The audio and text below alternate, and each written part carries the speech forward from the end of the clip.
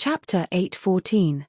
Perhaps because it was close to the Shangyin Academy, the tea houses and taverns in the city all had elegant names. It was said that on the walls of any old inn, there were fragments of poems written by Confucians of different dynasties. The Sharp Snow restaurant was located in a secluded area in the city. When it snowed, few people went out to suffer.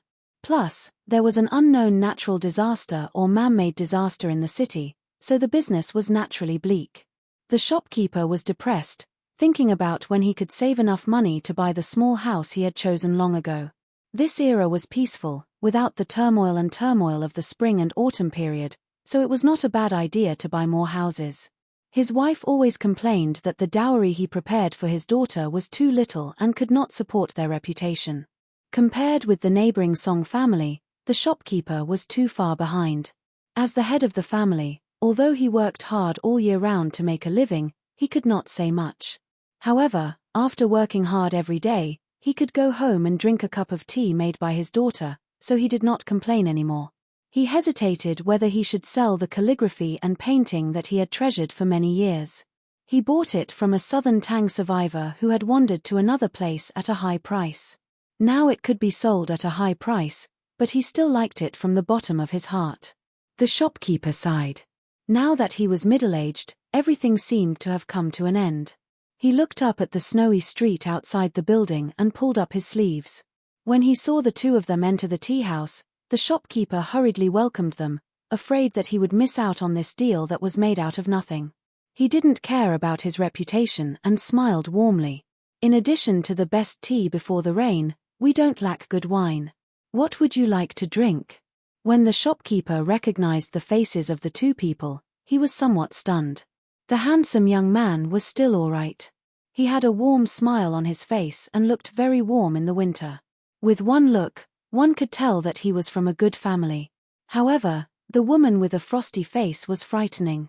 The shopkeeper subconsciously shrank his neck.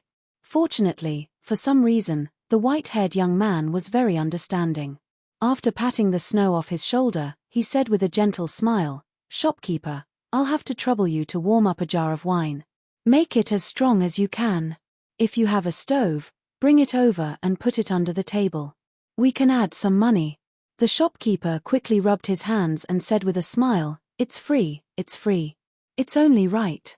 Hsu Fengnian and Luo Yang were sitting by the window. Liu Songtao had left the city inexplicably. It seemed that Luo Yang was about to deal with him. But when he and Yuan Zhuozong were about to fight to the death, she said she was going to drink. Hsu Fengnian didn't let Yuan Zhuozong follow them. Since she said to drink, Hsu Fengnian would drink generously. Drinking with a gentleman would most likely lead to death. However, drinking with Luo Yang would most likely lead to a better life. The wine was served on the table and the stove was set up. The two of them drank together. Xu Fengnian raised his cup and took a small sip. With a slurp, he leaned lazily against the back of the chair and asked softly, "Bodhisattva Tuoba has been waiting for 30 years for you to spoil the good thing? What's going on?" Luo Yang didn't raise her glass to drink. She remained silent. Hsu Fengnian asked again, "You went to Zhulu Mountain to become the hierarch? Did you send Lu Lingui and the others to let me become a marquis?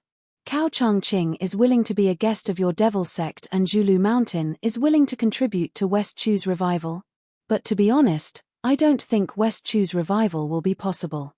When Xu Xiao destroyed West Chu, he didn't divide the north and the south because he saw the general trend. He didn't proclaim himself as the emperor because people were disheartened. But once he did, those experienced soldiers would die for the dragon throne under his butt. Xu Xiao had always been a calculator. He didn't do business at a loss. The current emperor of Liang dynasty's Zhao family is not an incapable ruler. He's diligent and self-disciplined to the point that it makes people's hair stand on end. Even if Cao Changqing becomes a saint, it won't affect the general situation. Perhaps Li Yang wanted West Chu to revive their country with great fanfare. Burning down an entire granary, compared to burning down a bunch of scattered weeds, it was much easier to do. If my guess is not wrong, West Chu's revival will be successful in the beginning, but in the end it will be difficult for them to escape the imperial court's net. This kind of wicked thing, Yuan Bengxi was able to come up with it. The emperor of Zhao family was also able to nod his head. Zhong Julu, who is already unrivaled in the struggle between factions, can devise a perfect strategy. Luo Yang was still resting with her eyes closed. She reached out a finger and lightly tapped the table. There was no rhythm to the tapping. A moment later, Hsu Fengnian suddenly felt suffocated. Blood gushed out of his throat. He quickly broke the connection with the spirit of the red robe and gradually regained his clarity. Hsu Fengnian smiled bitterly. It's very similar to the finger xian of Cat Man Han Shengxian. You're really good at everything. Luo Yang dipped her finger into the teacup filled with wine. Using Xiaozhuan, she wrote the name Luo Yang on the table. Hsu Fengnian smiled. I know. After the Qin dynasty unified the world, the capital was changed to Luoyang. Luoyang raised the corner of her mouth. Her face was full of undisguised sarcasm. She asked, "You really know?" Xu Fengnian was rendered speechless by this idiotic question. However, this demoness in front of him had fought with the new number 2 ranked Bodhisattva Tuoba and the number 3 ranked new sword god Deng Taya. She had even dragged down the number 4 ranked Hong Jingyan. Today, she had even fought with Liu Songtao head-on. In the future, she would most likely have to fight with that old bastard in Martial Emperor City. Could it be that she would only stop after she had beaten up all the top 10 martial artists? How domineering of a madwoman was she? Hsu Fengnian lamented in his heart. Why did he have to meet her in Beimang? Where did the pure and innocent Huang Baozhuang from the city wall go? Hsu Fengnian voiced the question that had been puzzling him the most recently. Zhulu Mountain appeared at the end of the Qin dynasty. As the old saying goes, when Qin lost its deer, the world chased after it.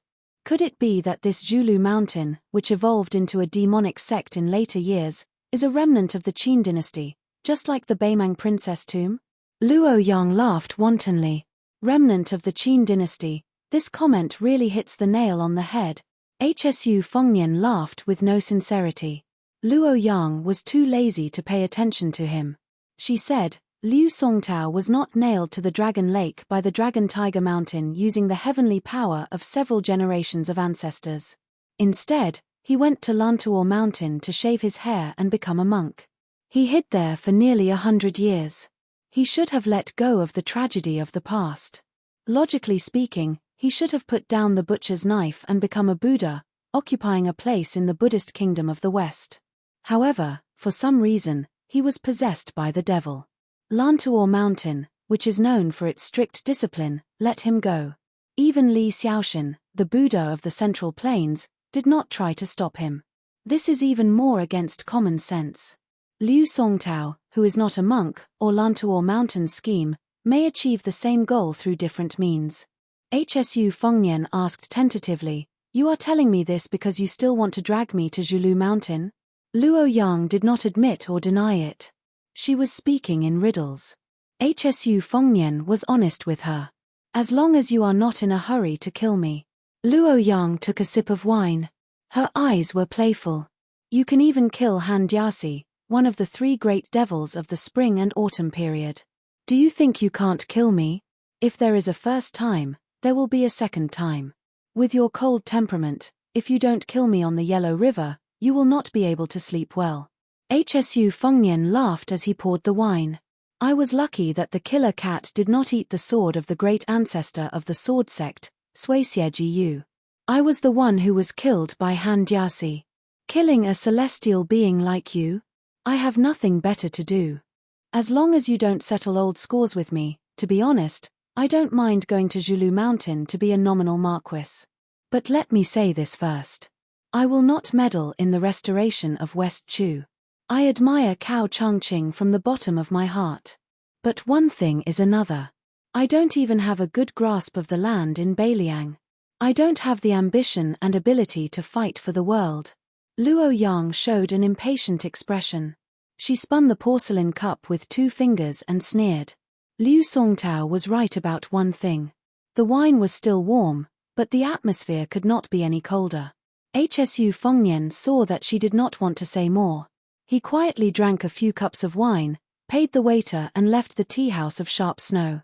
Luo Yang did not stop him. She dipped her hand in the wine and wrote 2 words on the table. Qin. Shu. Luo Yang said calmly, so it's all 3 of them. He doesn't know anything, and she knows everything. It was not like this originally. This devil did something that no one would have guessed. She put her chin on the table and closed her eyes. She looked like a tired ordinary woman who could not wait for the person she liked for a long time. Chapter 8:15. There is one more chapter. P.S. A new WeChat public platform has been opened. Go to Sina Weibo and scan the QR code or search Fenghua 1985. There are several book giveaways. It was a windy and snowy night. HSU Fengnian stood at the door. There were no pedestrians on the street paved with bluestones. He held his hands and breathed in the air. It was full of the smell of alcohol. Seeing HSU Fengnian come out of Jianshua Tea House safe and sound, Yuan Zhuozong, who was already the commander of Beiliang cavalry, was relieved. They looked at each other and smiled. HSU Fengnian and Yuan Zhuozong sat in the carriage. They had to leave the city before the gate was closed. This time, they hurried to watch the battle without any worries.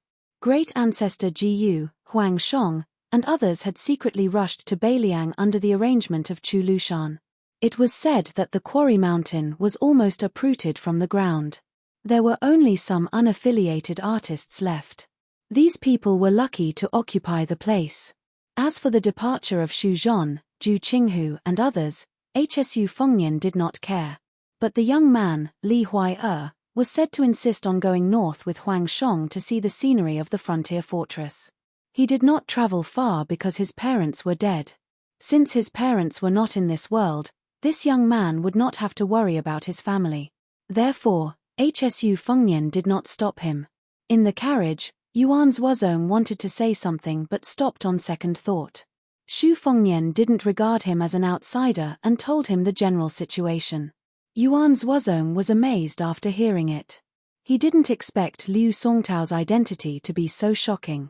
Not only was he the former hierarch of the devil cult, but he was also an eminent monk who should have reached the Buddha realm on Mount Lantuo. Liu Songtao vividly proved that the devil Buddha could be created and destroyed with a single thought. However, what surprised Yuan Zhuozong more was that White Luo Yang, the first devil of Beimang, came to Liangjiang Lake to be the 10th hierarch of Mount Shulu. The result was a battle of 90. It was really unpredictable. HSU Fengnian lifted the curtain and looked at the tea house in the distance in the wind and snow. He smiled bitterly and said, "Why do you get stabbed in the heart every day? If it were anyone else, how could they sit down and drink with others? They would have long hidden away to recuperate from the pain. Only you are worthy of the name Luo Yang." HSU Fengnian repeated the 2 words Luo Yang and murmured, when the Qin dynasty was at its peak, that man who was hailed as the greatest emperor of all time ignored all criticism and insisted on changing the name of the capital to Luo Yang. Later generations all said that this was against the natural order, and this was the foreshadowing of the destruction of the Qin dynasty for 3 generations. Afterwards, for a woman whose name was not recorded in the annals of history, he lit 1,800 fire beacons, causing him to be viewed as extremely muddle-headed. No one knew what kind of beauty could make Great Qin's emperor do such a thing. One woman accompanied him to conquer the world, and the other woman buried the world. If I were born 800 years ago, I would really like to ask that Emperor Qin face to face which one he loved more, his new lover and his old lover. Yuan Zhuozong laughed and did not answer. Yuan Baixiong, who was as famous as Lu Shengxiang in the spring and autumn period, had never had any woman whom he loved. It seemed that he had never been troubled by love. Outside the window, a falcon flew towards the curtain. HSU Fengnian lifted the curtain with a smile and untied the narrow bamboo joint from the falcon's claws, allowing the falcon to fly away. After reading the secret letter, he frowned and said worriedly, "I don't know what happened to Wang Xiaoping. She fought with Liu Songtao and exchanged swords with him. This Taoism's first talisman sword seemed to be badly injured. Fortunately, Liu Songtao did not kill her. Instead, he took Wang Xiaoping and went to the east together. I don't think this is mutual appreciation. Even if it is temporary, Liu Songtao is crazy. Now that Wudong Mountain finally has Wang Xiaoping after the bull rider, she may be killed by Liu Songtao. But how can I stop them?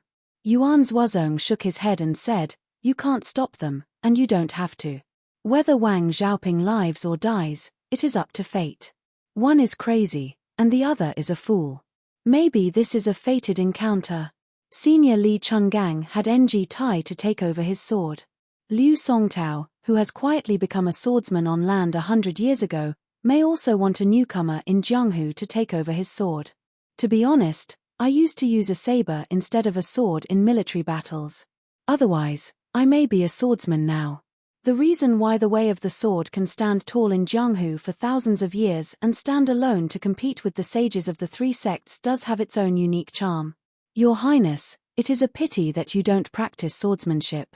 Hsu Fengnian said with self-mockery, you can't be distracted when practicing swordsmanship.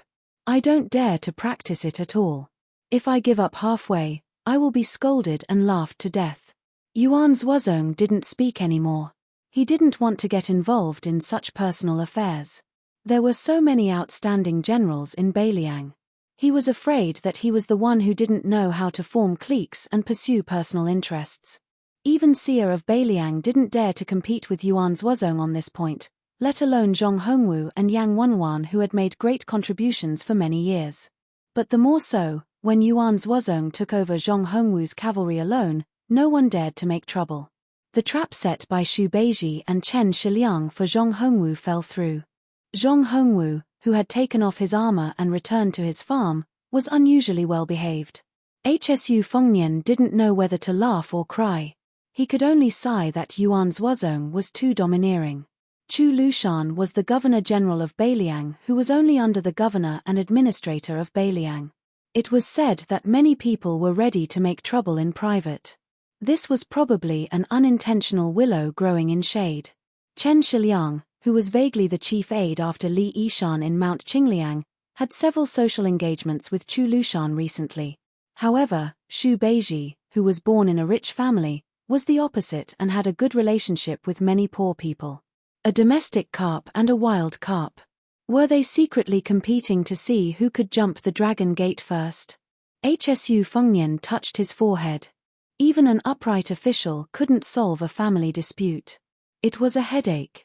When Yuan Zuozong raised his hand, he caught a glimpse of a few red ropes which were like vivid red snakes lingering around His Highness's arm. Yuan Zuozong smiled knowingly. The falling snow was like cotton.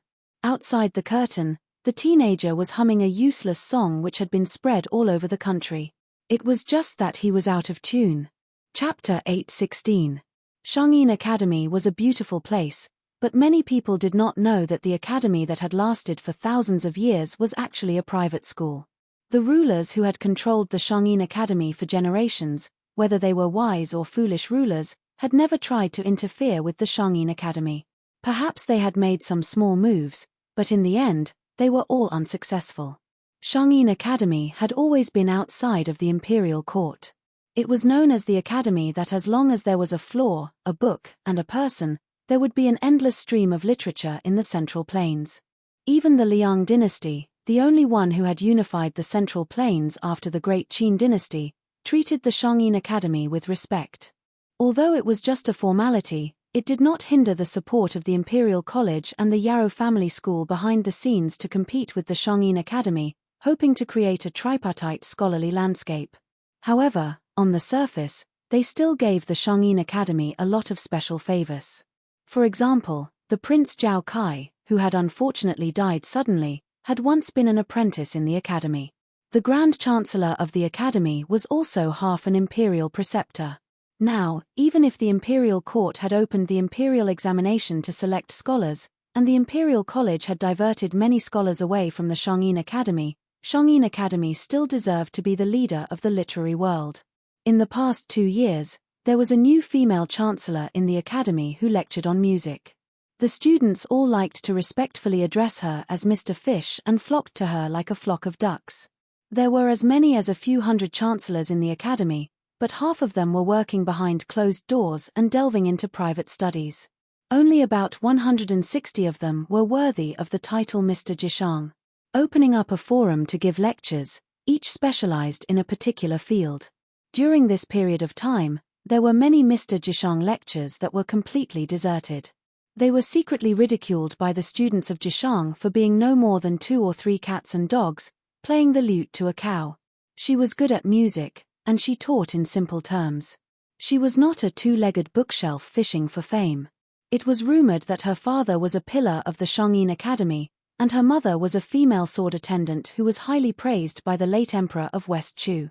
After the destruction of West Chu, it was reasonable for a woman with a desolate background to seek shelter in the academy. In addition, she was so beautiful and talented. Naturally, people admired her knowledge, adored her appearance, and pitied her family background. In the past 2 years, many students had been thinking about her day and night and were intoxicated with her. A gentle and graceful snowfall came unexpectedly. The snowflakes were not big, and they were timid and gentle. Compared to the majestic snow in early winter, it was much more pleasant. Today, Teacher Yu said that she wanted to admire the snow, so classes were suspended for the day.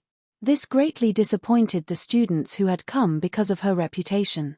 The academy was built along the mountain, and there were 3 independent lakes that were not connected to each other. The Lotus Lake adjacent to Teacher Shu Weixiong's small building had always been a forbidden area. After the building was empty, no one cared about it. Many small boats were tied to the shore of the fearless lake for the scholars to paddle across the lake. On the small boats, there was a stove for cooking wine and admiring the snow. It was a delightful thing, but with so many small boats, it was like the end of a chessboard.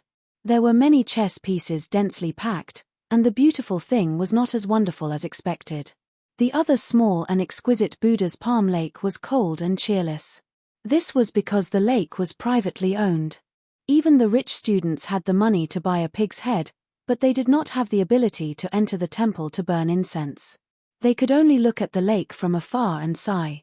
Within 100 feet of the shore of the Buddha's Palm Lake, unrelated people were not allowed to enter. At this moment, in the lakeside pavilion sat a beautiful woman holding a white cat. Her appearance was charming and enchanting, but her temperament was cold and distant, which made people want to conquer her even more. The woman was wrapped in a white fox fur coat that was worth thousands of gold pieces.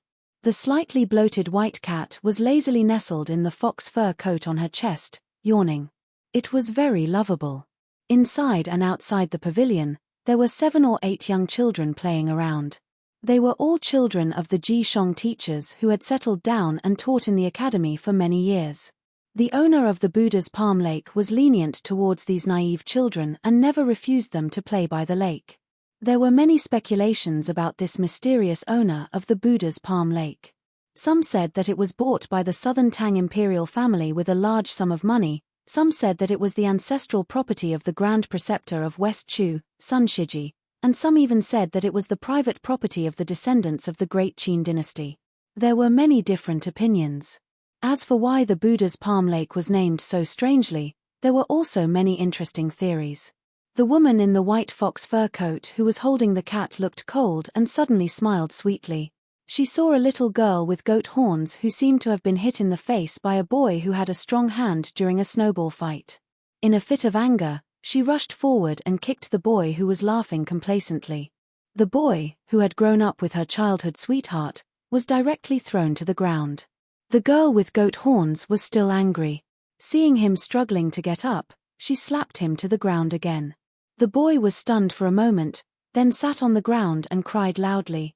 The girl stood with her hands on her hips and looked around aggressively. She had the aura of a heroine who was invincible and lonely. The woman in the pavilion looked blurred and smiled softly. So lonely.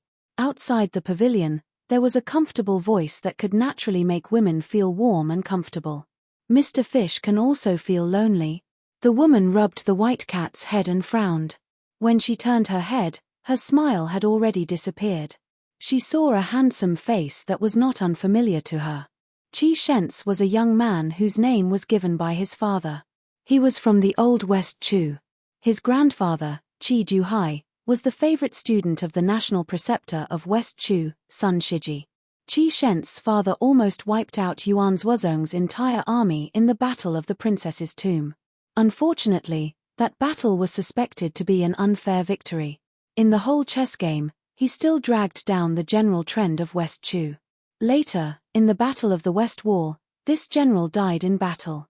When his horse died, he dismounted from his horse and fought with it. He was stabbed dozens of times by Beiliang.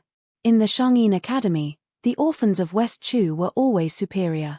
Qi Shent's had such a prominent and tragic family background, and he lived up to his family's teachings. When he was young, he was praised by Sun Shiji as a child prodigy. Everyone in the Shangyin Academy knew that he was determined to win Mr. Fish, who was also from West Chu.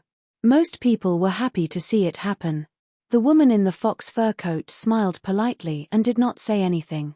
Qi Shent smiled and walked into the pavilion. He did not sit down but leaned against the pavilion pillar with a smile. He did not look at indecent things. He did not stop at the woman but looked up at the lake. In the eyes of ordinary girls, he was very unrestrained. There was an ancient tablet erected beside the Buddha's palm lake. It was the Xiaozhuan of the Great Qin dynasty. A white-haired young man who had sneaked into the Shangyin Academy squatted in front of the tablet. He reached out to wipe away the snow, revealing 10 mottled words. Buddha's palm, the 5 fingers are the 5 sacred mountains. Most of the children were lively. They could not stay still and immediately noticed this stranger. The heroine with the goat horn who had kicked and punched the boy ran over, followed by a few playmates who were waving flags and cheering for her. The white-haired young man in white just happened to stand up and stretch. They looked at each other and stared at each other. The little girl looked vigilant and asked fiercely, "Who are you? What right do you have to come to the Buddha's palm lake?" At the pavilion, Qi Shent's also saw this scene and shook his head helplessly. He felt that the slender stranger was really a rascal. He did not know what he said, but the little girl in front of him was so angry that she punched and kicked him. The man bent down and reached out to touch the head of the goat horn girl. Such a childish young man, even if his hair turned white, what could he do? In the end, the bastard's loud shouts made the cultured and elegant Qi Shent so angry that smoke almost came out of his 7 orifices. "Yu Yue, how did our child grow so big in the blink of an eye? This child asked me who I was and I said that I was her father. Then she hit me. How did you teach your child?" Chapter 8:17.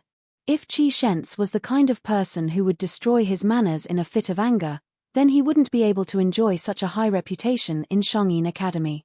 The descendants of the Qi family were generals in West Chu, charging into enemy lines without fear of death. As civil officials, they were able to do as they pleased, and in the blink of an eye, they had become good-natured gentlemen. This was probably the secret of how the Qi family was able to prosper in West Chu. Qi Shent's face was like jade, and there was a long sword hanging at his waist. It was normal for scholars to carry swords in the academy. There were even some comical students who carried large axes even though they clearly didn't have the strength to truss up a chicken. Shangyin Academy had always been lax about this. As long as they didn't use weapons to hurt people, they wouldn't stop them even if they carried all kinds of weapons in one go. But generally speaking, Jixia scholars still carried swords. Qi Shent's watched as the man slowly walked over. Along the way, the goat-horned girl held a grudge and kept throwing snowballs at him. This guy wasn't angry at all, and allowed the snowballs to shatter on his body. As he approached the pavilion, he reached out his hand to pat the snow off his body, shook his head, and scraped his boots against the edge of the steps, as if he was afraid that people wouldn't know that he was an ignorant and incompetent scoundrel. The goat-horned girl was still nagging. The snow outside the pavilion was getting thicker, and she used all her strength to roll out a large snowball that she could hold with both hands. She wanted to give this detestable scoundrel a fatal blow, but because she ran too fast, the snowball was too heavy, and the steps were slippery. She staggered and was about to fall on the steps. The white-haired young man, whose back was facing the girl, nimbly stretched out his leg and tiptoed on her forehead, stopping her from falling forward. The little girl felt embarrassed in front of her playmate, so she grabbed this guy's leg and bit down hard. He jumped and turned around, bent down, and twisted her ear. The two of them were in a deadlock, competing in endurance. The two of them were using their eyes to bargain whether he should let go first or she should let go first. After all, the goat-horned girl was a little girl who couldn't bear pain. Her eyes were filled with tears, and she surrendered first. However, She was still pinched by this scoundrel who was only old but not virtuous. The little girl was heartbroken. She cried as if her innocence had been sullied by a flower thief.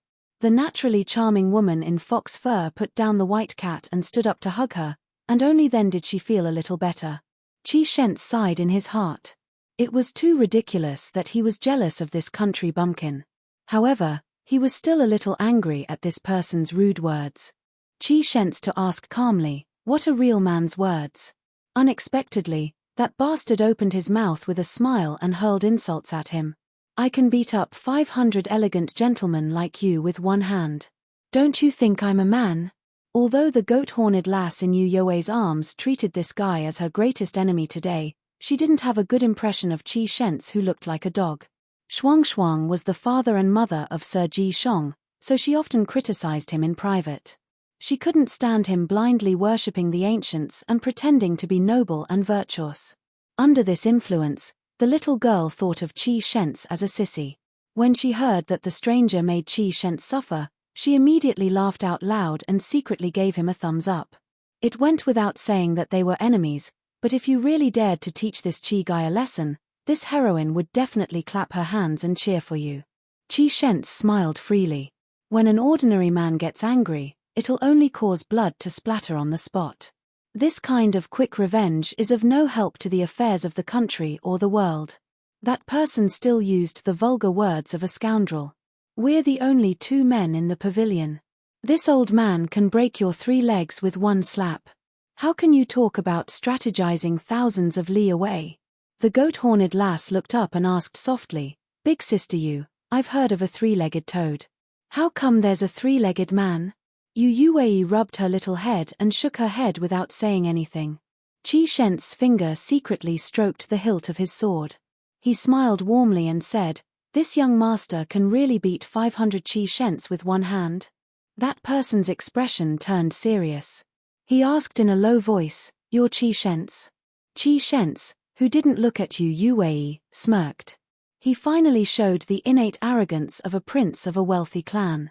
In front of outsiders, he had to maintain the demeanor of a gentleman taught by a saint. In front of this idiot, he might continue to provoke him if he only showed respect and humility. Qi Shentz had always been good at finding the right remedy for a problem. He knew that this kind of half-baked scion with shaky foundations would be arrogant just because they had a little money and power. They only knew how to bully the weak and fear the strong. They wouldn't remember if they didn't suffer the pain. Qi Shentz was able to be like a fish in water in Shangyin Academy and become friends with many Ji Shong teachers despite the difference in age. Other than his own talent and knowledge, the Qi family was still thriving even after the collapse of West Chu. The foundation of aristocratic clans was that they wouldn't fall in the face of the wind. Regardless of the rise and fall of the dynasty, they would still do their own research.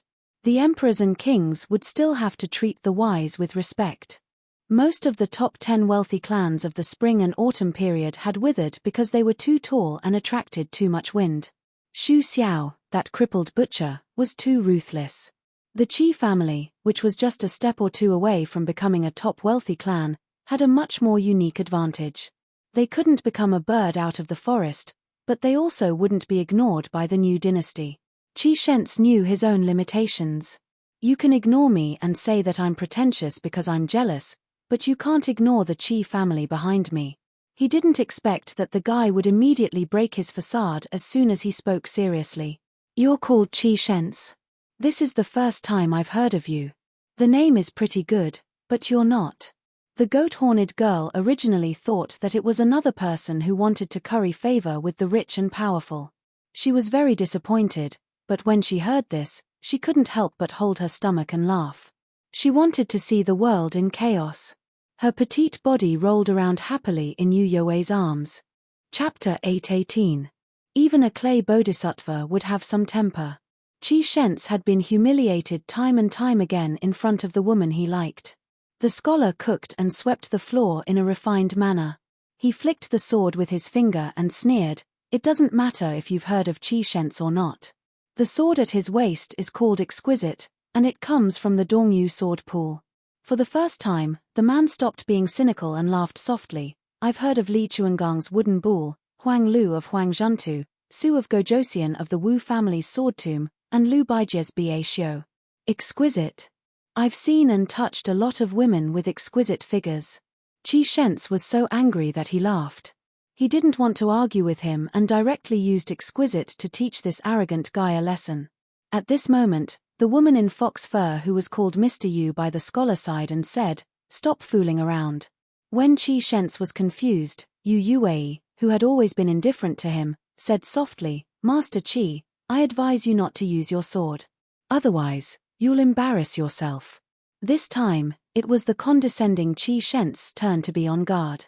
With his family background, observing people was just a beginner's skill. He had already practiced it to the point of perfection. Although Mr. Yu knew that Qi Shents' swordsmanship was undoubtedly the best among the younger generation of Shangyin Academy, she still used the words "embarrass yourself." It was like a hammer hitting a bell, making Qi Shents dizzy. Most of his competitive spirit dissipated. The most important thing now was to find a way out of the pavilion. A way out of the world was 100 times harder to find than a real pavilion. Fortunately, the white-haired young man smiled and said, "You and your sword are not good, but you have good taste. However, I advise you to stay away from Yu Yuei in the future. I won't argue with the Qi family." After saying this person brushed past them. With 2 fingers, he picked up the Wu Mainyang that was even more famous than the Linglong sword in Shangyin Academy and mischievously threw it out of the pavilion. The white cat rolled on the white snow. This scene stunned everyone who saw it. However, Yu Yuei, who was extremely fond of her beloved white cat, only glared resentfully and did not reprimand him.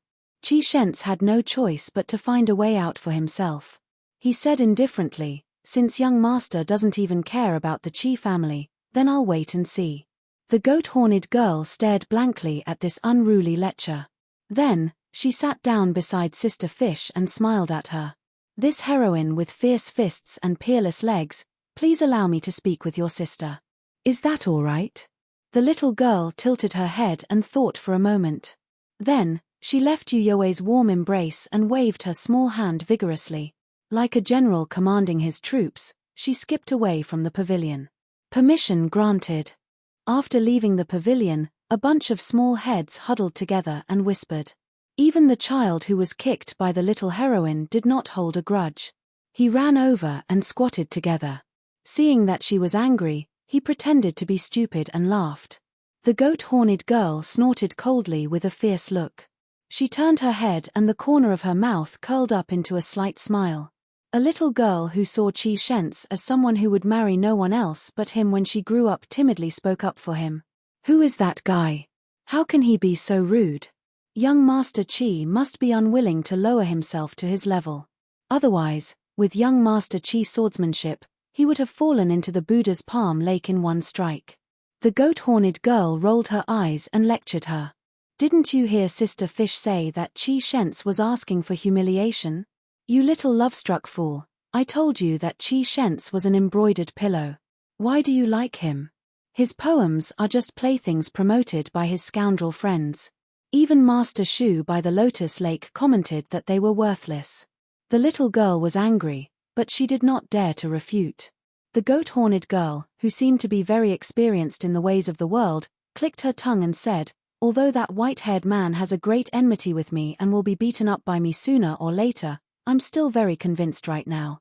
He said that he wouldn't be calculative with the Qi family, but not with Qi Shents. Listen, how manly."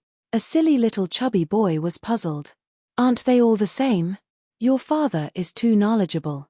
How did he give birth to such a greedy goose like you who only knows how to steal food all day long?" The old and experienced goat-horned girl punched him. The little chubby boy sat down in the snow. His eyes were moist. He wanted to cry but did not dare to. After a long while, the little chubby boy said in a sobbing voice, "I also wrote a poem this year. In the ancient Shangyin Academy, if these children of great scholars and writers could not write a few poems before the age of 10, they would be laughed at." The goat-horned girl curled her lips and said, "You don't know shit. How can that be called a poem?" The little chubby boy wiped his tears and ran home to complain to his parents. The goat-horned girl sneered. Look, he's the same as that Qi Shents. He can't win in a quarrel or a fight, so he likes to ask his elders for help. The other children looked at each other, speechless. In the pavilion, Yu Yue looked at him and did not say anything. They met again after parting at the Spring God Lake. Hsu Fengnian took out a piece of paper from his sleeve. His first sentence was extremely unpleasant. He handed it to Master Yu, who was a teacher at the Shangyin Academy. There's an old scholar called Liu Wenbao in the Shangyin Academy. He gave me some names. See if there are any familiar names. I don't really trust Liu Wenbao's comments. If there are any, tell me. If they are close to the truth, then I'll use peaceful means before resorting to force. Regardless of whether they are 1,000-mile horse or 100-mile donkey, I'll send them to Beiliang first. However, since Liu Wenbao has appointed them as generals, I reckon that they are all people with some knowledge. They would be happy to go to Beiliang and get an official position. As for the Grand Chancellor, go and tell him. If he can't bring himself to do it, it's okay. I'll go look for him myself later. Yu Yue asked calmly, are you done? Hsu Fengnian nodded. She turned her head and said coldly, then His Royal Highness can leave. Hsu Fengnian was silent for the time it took for a stick of incense to burn. He said okay and walked out of the pavilion gently. The snow on his shoulders was white, but his hair was white. Chapter 8:19. There was a forest of merits and virtues in Shangyin Academy. Only Mr. Ji Shong could enter. Hsu Fengnian had studied the geography of the academy and was familiar with it. He thought that he would be stopped along the way, but when he entered the forest of monuments, it was lonely and only snow remained. His footsteps left a series of small pits in the snow, which were then covered by continuous snowflakes. Previously, he went to the small building by Lotus Lake where second sister stayed to study. He sat for a while and no one came to criticize him. Hsu Fengnian walked into the forest of monuments that recorded the merits of the ancestors. The monuments were of different sizes and most of the inscriptions were epitaphs. However, the graves were often not behind the monuments. The forest of monuments was like a different kind of history, quietly erected page by page in the back mountain of Shangyin Academy. Xu Fengnian squatted down in front of an exceptionally small stone tablet and used his sleeve to wipe away the accumulated snow.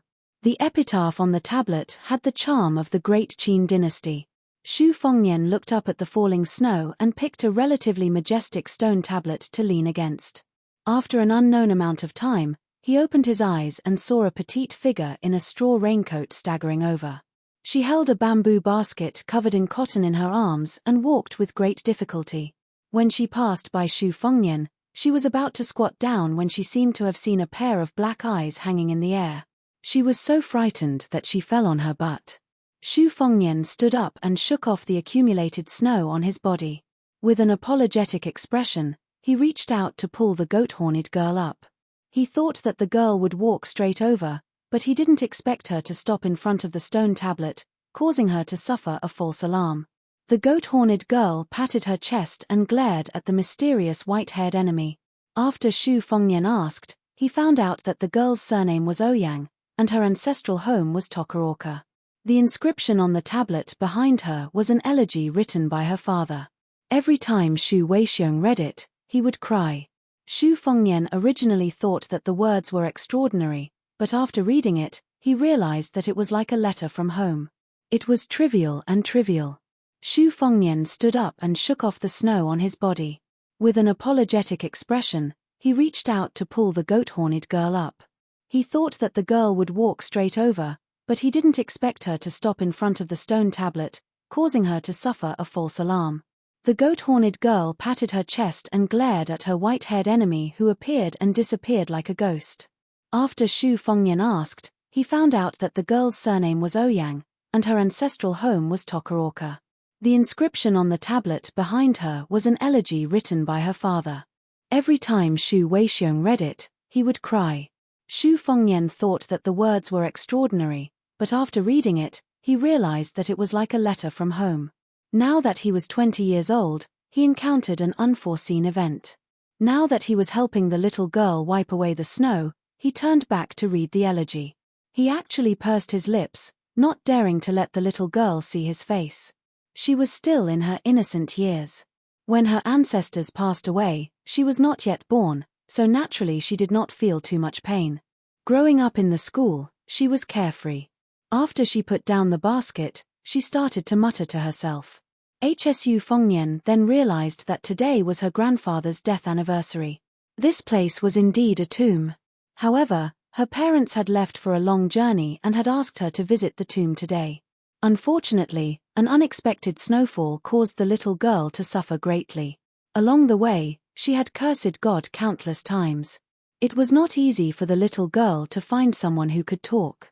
She spoke softly to the tombstone. Mr. Shu, whom I admire the most, once said that my father's elegy was written from the bottom of his heart. Not a single word was deliberately added to the tomb. It was the best elegy. I don't really understand these things. I only feel that my father's elegy was simple and tranquil, just like when he was teaching. He could not speak of great principles. After so many years in the school, he did not teach many good students. If it were not for Master Shu's good words for him, the family would not have been able to eat for a few years. The box that my mother used to store her dowry was getting emptier. When I was young, I could still secretly wear a lot of jade hairpins in my hair when my parents were not around. Now I can't. Hsu Fengnian laughed softly. You are still a child now. The goat-horned girl with the surname Ouyang rolled her eyes. Sometimes you have a poisonous mouth, as if you have eaten a green snake, centipede, or scorpion. You can make our first young master of the Qi family so angry, but you are also not good with words. How can you talk to a girl like that? I think you must have not gained anything from Sister Yu, right?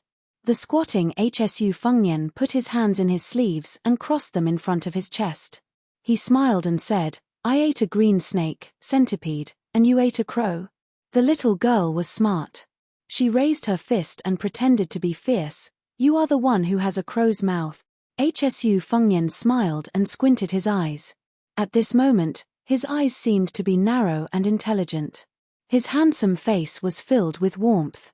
It was hard to imagine that this was the #1 playboy in Beiliang who was feminine and full of ruthlessness. The best way to train one's eyesight was to train one's Taoism skills. When other people were racking their brains to jump into the vat of officialdom, Hsu Fengnian had already seen all kinds of strange and variegated shows in the vat.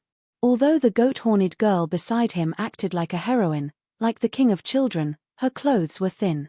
At this moment, the overly loose straw raincoat she was wearing was even more tattered. Her family background was obviously not as good as her peers by the Buddha's Palm Lake.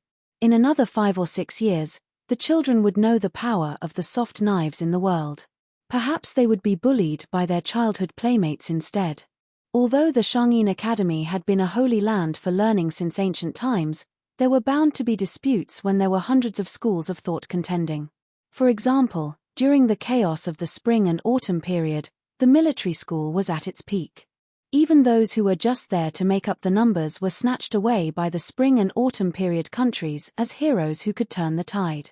However, at that time, there was a wave of blind looting, and the countries really did pick up the scraps a few times. Now that the world was settled, the scene of scholars saving the country was no longer as grand as it used to be. Most of the scholars of Jishang and Jixia were dormant.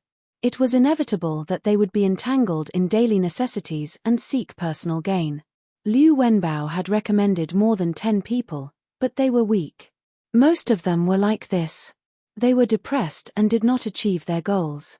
The goat-horned girl lifted the basket and asked, "Are you coming with me?" Hsu Fengnian shook his head. "I'm about to leave the academy." She frowned her delicate eyebrows that already had a pair of embryonic willow leaves. She lowered her head and looked at the bamboo basket. Poor children had to take care of the household early. The food in the basket should not be wasted. However, she had a small appetite. Although it was not easy to get sick in winter, after all, the food was warm and would spoil the taste. Of course, the main reason was that she felt that it was really boring to walk back 1 or 2 miles by herself. It was better to have someone to talk to on the way back than to be alone in the cold.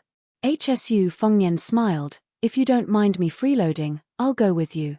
The goat-horned girl gracefully snapped her fingers and said the same witty catchphrase, "Approved." Chapter 820. Returning home in the wind and snow, the goat-horned girl was wearing a pair of fine brocade boots. However, as she had not changed them for many years, the satin fabric was so worn that it could not withstand the wind and rain. Walking from her home to the Daode forest, she was nearly soaked in them. The young lady was vexed that she had been in a hurry to cook and had forgotten to change her shoes when she left the house. She was both distressed and remorseful. However, thinking that the new year was approaching and that her mother had promised to buy her a new pair of shoes in the first month of the lunar year, she was somewhat expectant. Shu Fengnian took the bamboo basket and had her walk behind him. Having unexpectedly found a living person in the forest of Steles, the little girl was in high spirits. She didn't have the taboo of speaking too much with a shallow acquaintance. Apart from introducing herself, she also talked about some old stories. She said that her grandfather was a great literary hero of the old northern Han who was untainted by the wind and had written splendid essays. However, on the eve of the country's destruction, he spoke a few words of fairness to a great general surnamed Shu in the imperial court. As a result, he was removed from his position and almost had his head chopped off. When he arrived at the education palace, he lectured on the righteousness and benefit of the state and was also ostracized. The young lady was not afraid of exposing her shortcomings. Hsu Fengnian followed her to the small courtyard that she shared with several scholars of the Jishong dynasty. Most of the other chancellors of the academy also had a festive atmosphere in their windows. Only her house had a rack of grapes in front of it. After entering winter, there was no greenery, only vines, making it appear even more dismal. The young lady, on the other hand, was content and cheerful. Perhaps she had taken after her parents' temperament. As she walked past the rack of grapes, she raised her head and said with a smile, "You came at the wrong time. Summer is the best. Pick 2 or 3 bunches and place them in the Buddha's palm lake for 2 hours. They are so delicious that even the immortal peaches in heaven cannot compare to them. It's just that they attract mosquitoes at night." The goat-horned girl changed into a pair of boots and set up a stove. Placing the soaked boots beside the stove, she then went to uncover the pot to warm the food, allowing Hsu Fengnian to do as he pleased. He picked up a small stool and sat by the door. Out of the corner of his eye, he could see the corner of the young lady's boudoir. It was a small table and cabinet, simple and clean. The sky gradually darkened, but the reflection of the snow made it brighter than usual. The doors of the other houses in the courtyard were tightly shut to block out the wind and snow. Just as Hsu Fengnian was sizing her up, the door across from him opened with a squeak. The young child who had been thrown to the ground by the goat-horned girl earlier ran out. His lips were red and his teeth white. When he grew up, he would most likely be an elegant and charming scholar. But when the child saw the stranger who had angered Master Qi in the pavilion, he was a little timid.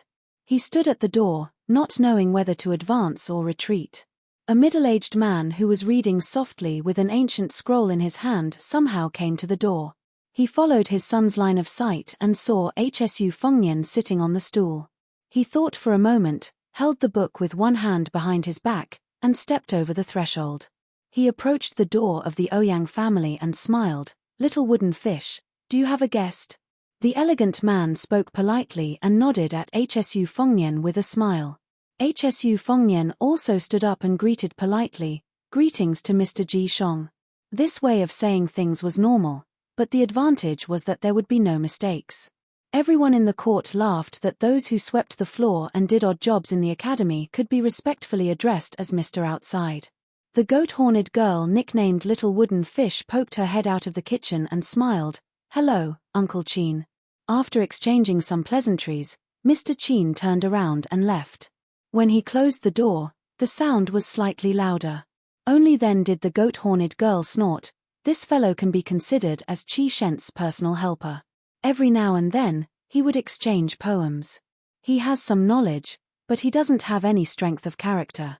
These years, he has earned quite a bit of money. Every now and then, he would come to my house and say that he wants to move away. He says that it's better to be close to a neighbor, but every time he talks, he would say that he lives in a private residence not far from Grand Chancellor Wang. He's just showing off his family's wealth to my parents." Hsu Fengnian took the bowl of rice and chewed slowly. He raised his head and smiled at his little daughter who was eating while standing. You have to see others doing well. The little girl rolled her eyes. You're the only one with a lot of principles. HSU Fengnian suddenly changed the topic and said with a naughty smile, but when it comes to poems, other than giving them to friends, the people who do most of it are scholars and famous prostitutes in brothels.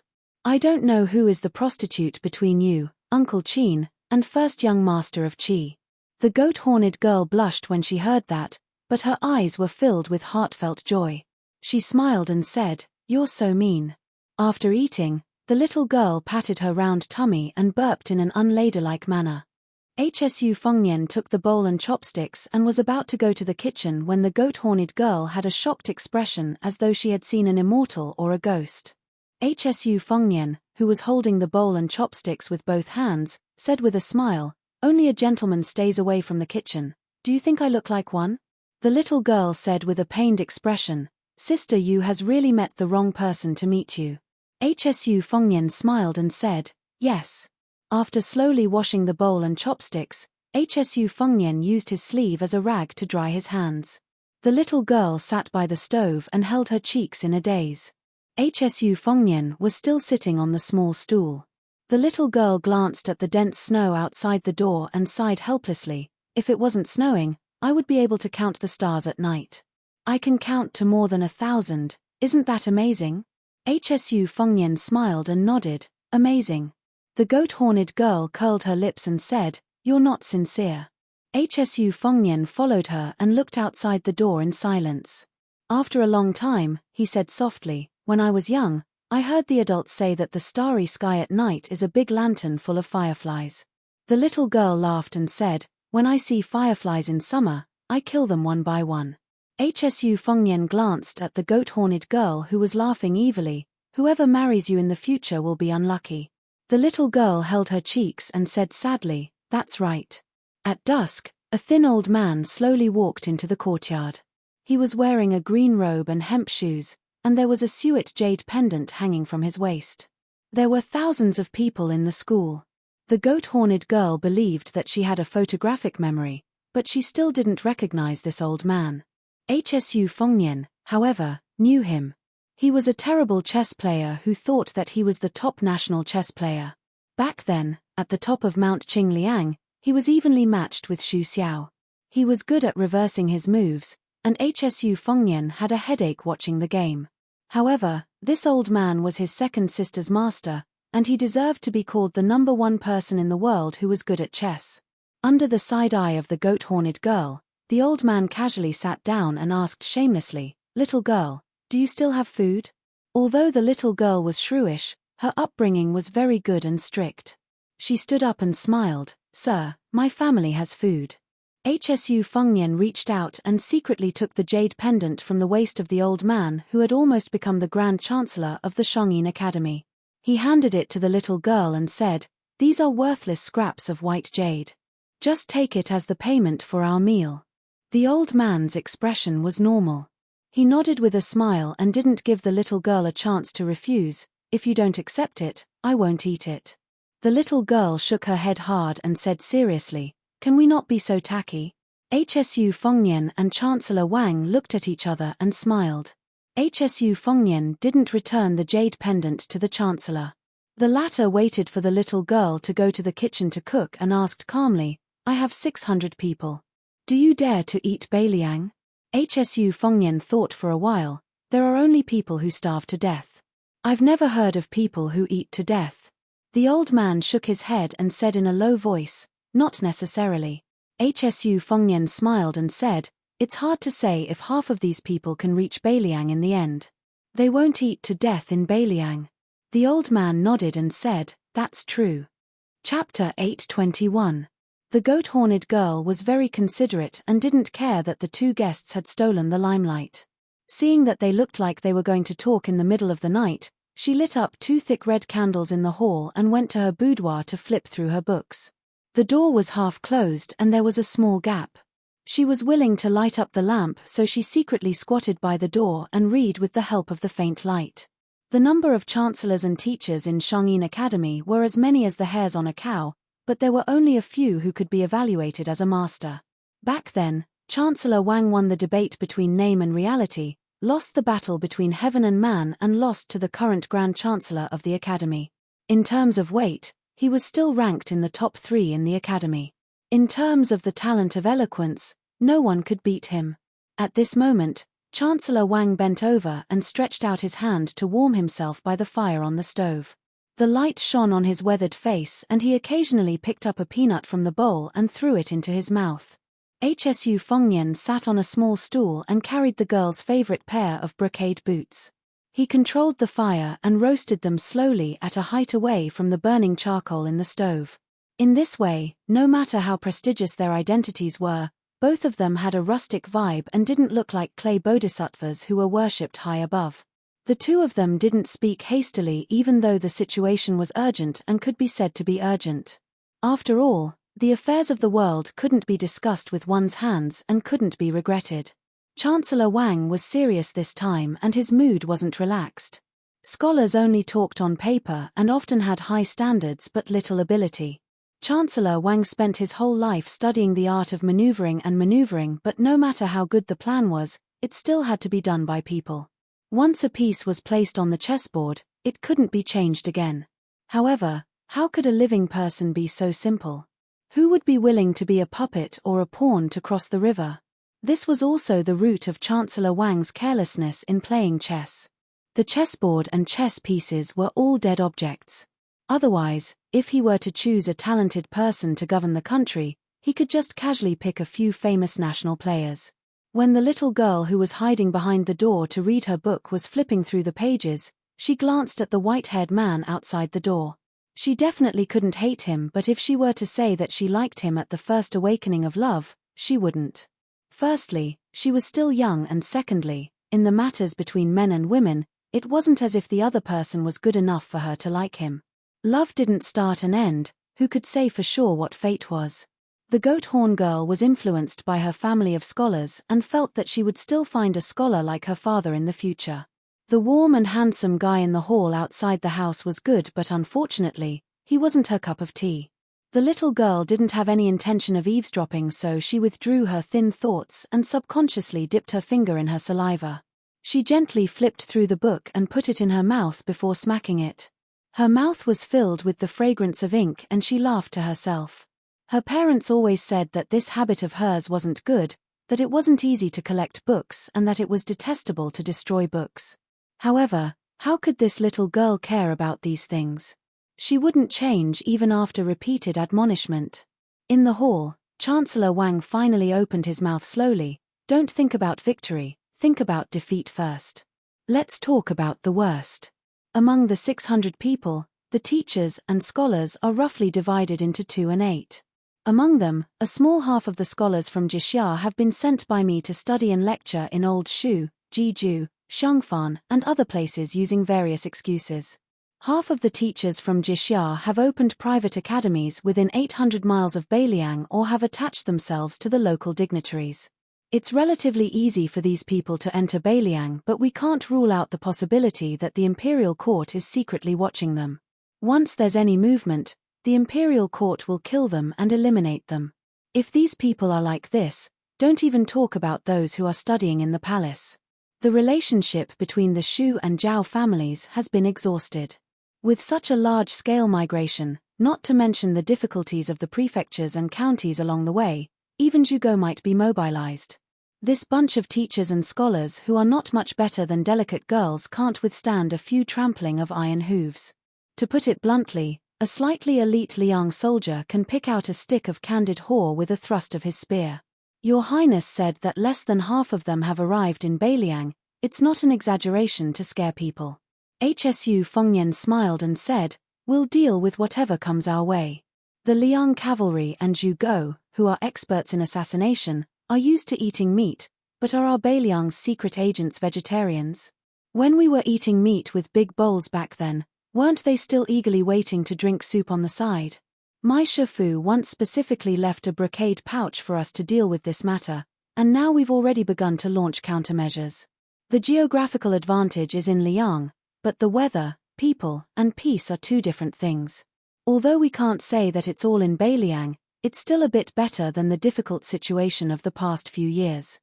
First of all, when Beiliang dispatched troops to raid several towns on the border of Beimang, Second Sister even led troops to kill all the way to the capital of the southern dynasties, making Beimang exhausted from dealing with them. Then there was the devil Luo Yang, who spent a year brazenly going south last year, luring and killing countless iron cavalry and elite troops.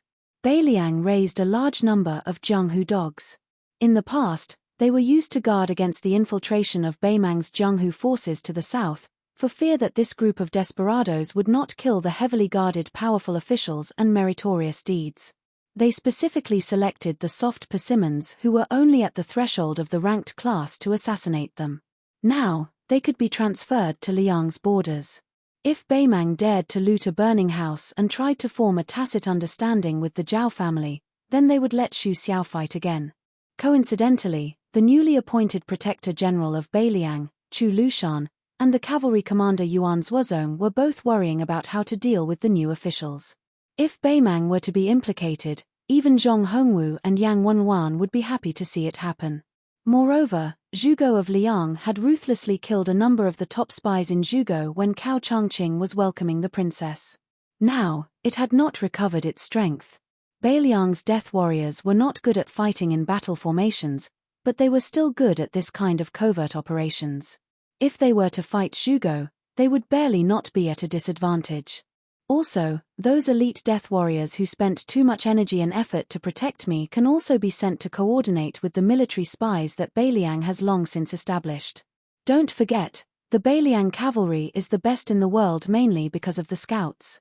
If the Zhao family and the imperial court fall out with each other and do not hesitate to send more than 1,000 soldiers, then they can't blame them for kicking an iron plate. The old man sighed. When the time comes, this chessboard will be a scene of intersecting fangs. The old man withdrew his hands that were burned by the stove fire and rubbed his thin cheeks.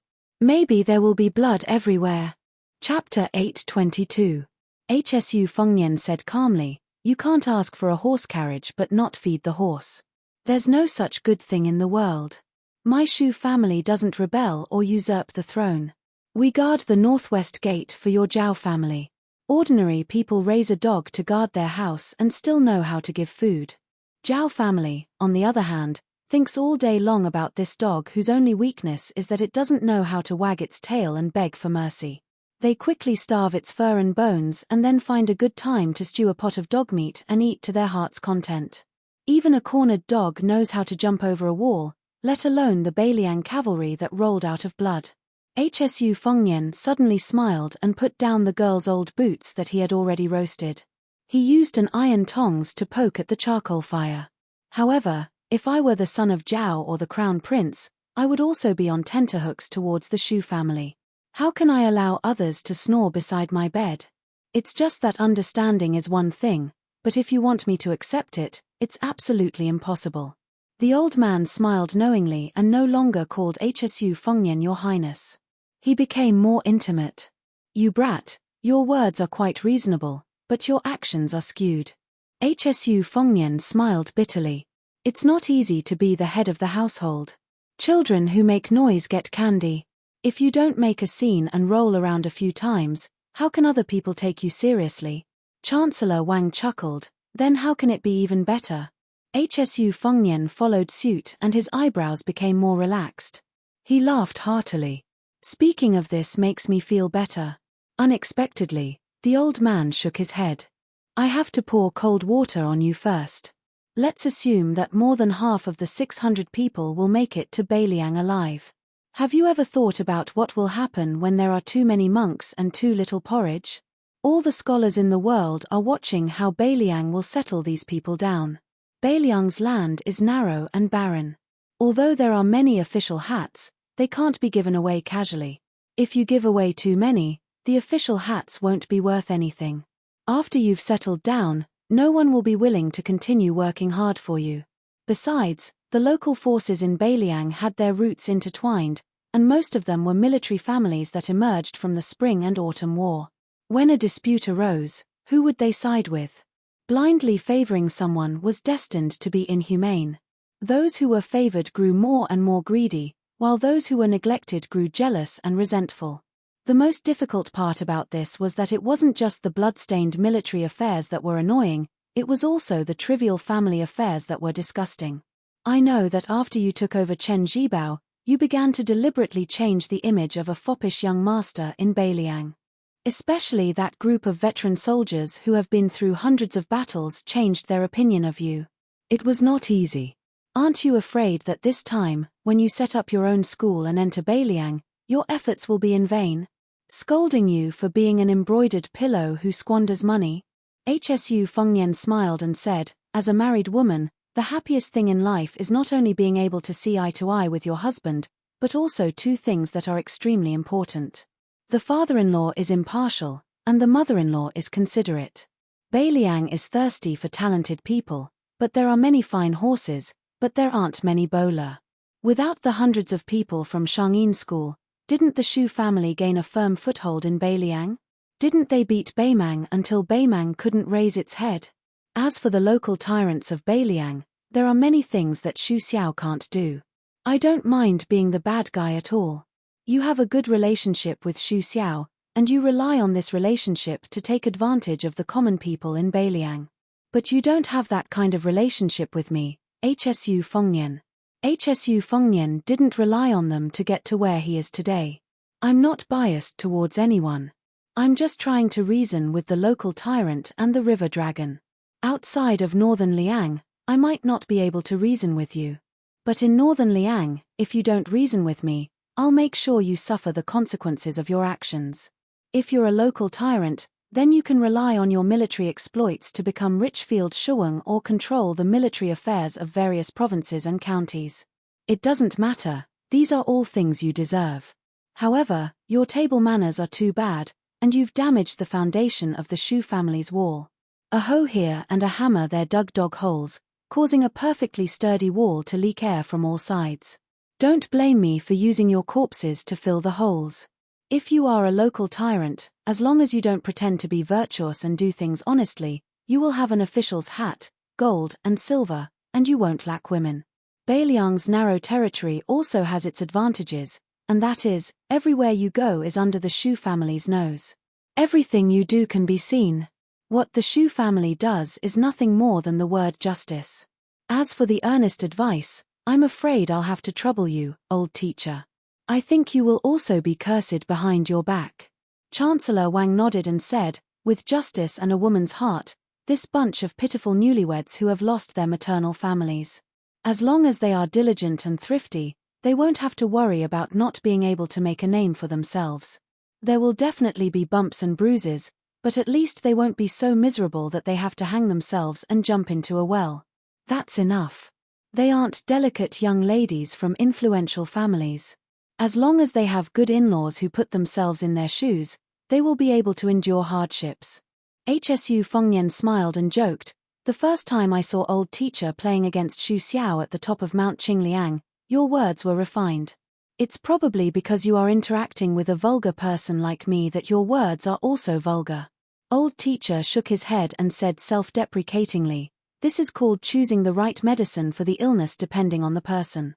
Interacting with the king of Beiliang, the number one boorish man in Liyang, if I deliberately try to worm my way into being friends with him, I will have to deliberately put my arm around his shoulder and drink a lot of wine and eat a lot of meat. Wouldn't that make things difficult for this old man? Besides, the reason why the art of vertical and horizontal is also called the art of long and short is nothing more than using one's strong points against the enemy's weak points.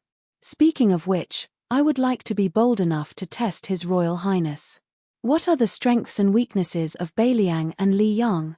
Hsu Fengnian said helplessly, old teacher, you will have to ask Xu Beiji or Chen Shiliang about this. I am not willing to expose my own weak points. Does this count as grasping the surface of the art of long and short? Chancellor Wang gave a soft hum. Hsu Fengnian asked softly, this young lady's surname is Ouyang. Her grandfather's surname is Ouyang. He is from Tokoroka. Has old teacher heard of him? Chancellor Wang said calmly, the young lady's father is half a student of mine. He doesn't think highly of Beiliang, so he won't follow her to Beiliang. Hsu Fengnian nodded. That was good too. Shangyin Academy had suffered such a big change. In order to calm the people down, the academy and the imperial court would definitely have a better life in the future with the knowledge of the goat-horned girl's father. Hsu Fengnian stood up. Then let's go? Chancellor Wang stood up and smiled. Aren't you going to say goodbye? Hsu Fengnian smiled. That girl hates tacky people. The two of them walked out of the house quietly. After Hsu Fengnian closed the door, he hung the jade pendant that he had stolen on the way on the grape rack. On the second day, the wind and snow stopped. A huge snowman that was as tall as a few people stood beside the Buddha's palm lake in Shangyin Academy.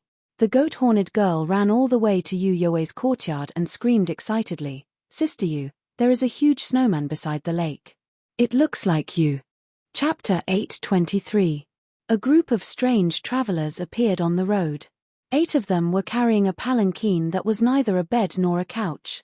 It was similar to the palanquin used by the royal family of the old southern Tang Empire. A wide gauze canopy was added to the top of the palanquin. Vaguely, one could see the graceful figure of a woman behind the palanquin. She was an extremely seductive beauty. In front of the palanquin was a beautiful ceremonial official dressed in green. She was holding an ivory palanquin. Tied around her waist was a bag of golden silk fish made in the old southern Tang Empire. She seemed to be walking slowly, but in fact, she was gliding rather quickly. The 8 servants were unusually burly and walked as if they were flying. Even in the winter, they were bare-chested. Compared with the young and delicate ceremonial official, they were even more eye-catching. Beside the palanquin was a middle-aged machete man with a black veil on his head. His beard was so long that it was almost impossible for him to be so arrogant. On the official road, most of the people who dared to be so ostentatious were high-ranking officials and dignitaries. If they were Wulin people, then they would be extraordinary. Today's Jianghu was divided by the so-called heroes. Compared to the martial artists of the spring and autumn period, they could not be mentioned in the same breath. Even the top sect of Jianghu, Dragon Tiger Mountain, which had the same surname as the emperor, was in the wilderness and Prime Minister Qingzi was in the court. The north and south were in harmony with each other, but they did not dare to be arrogant.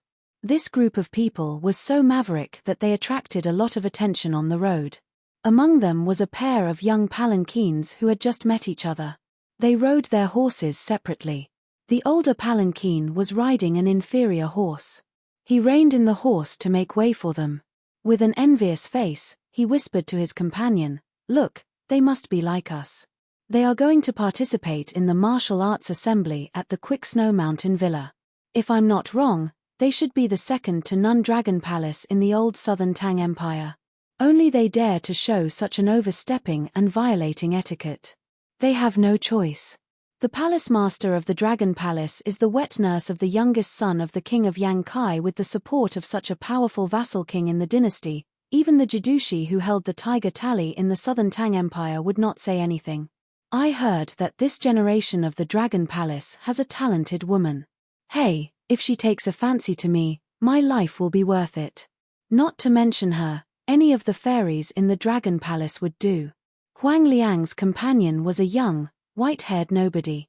Huang Liang was poor, and he was not a generous man. He did not manage to earn any money this year, so he was living a poor life. Earlier, he met this young man drinking alone in a small town. He shamelessly asked Huang Liang to bring him along, and when he heard that a martial arts assembly was going to be held at Snowfast Mountain Villa, he asked Huang Liang to bring him along. Huang Liang did not have to worry about food and drink along the way, and was lucky enough to stay in a first-class room in a few luxurious inns. Therefore, he began to see Shu Qi in a new light. To be precise, he was impressed by Shu Qi's wealth, and in his heart, he still regarded this generous man as a fool. Huang Liang was happy to consider himself an experienced Jianghu veteran, and showed him some of the Jianghu stories he had heard. At this time, when he saw Shu Qi's confused face after hearing about the Dragon Palace and the King of Yang, it confirmed his view of this kid as a newborn calf. He took off the wine bag that Shu Qi bought with money from his waist, raised his head and took a big gulp. Then, he wiped it with his sleeve and said with a smile, "If you haven't heard about the Dragon Palace, then I'll have to explain it to you.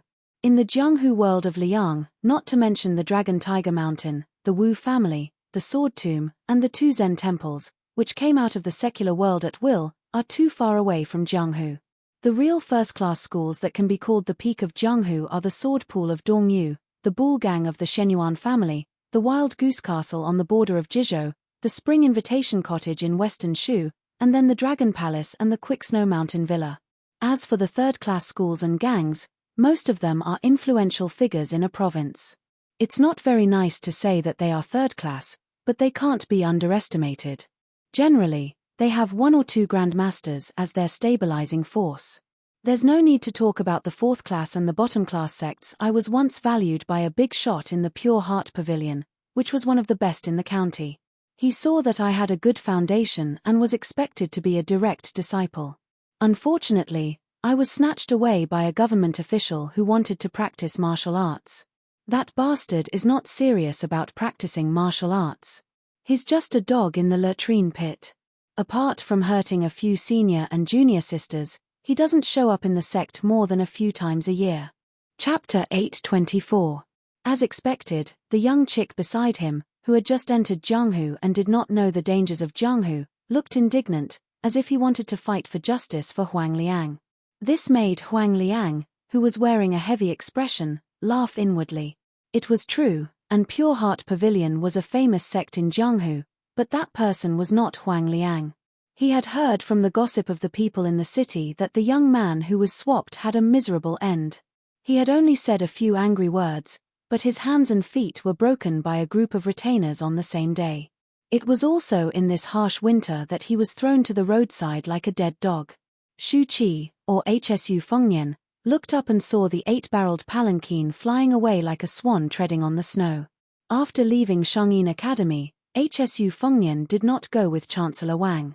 However, with Yuan Zuozong in the light and Chu Lushan in the dark, there should not be any mistakes.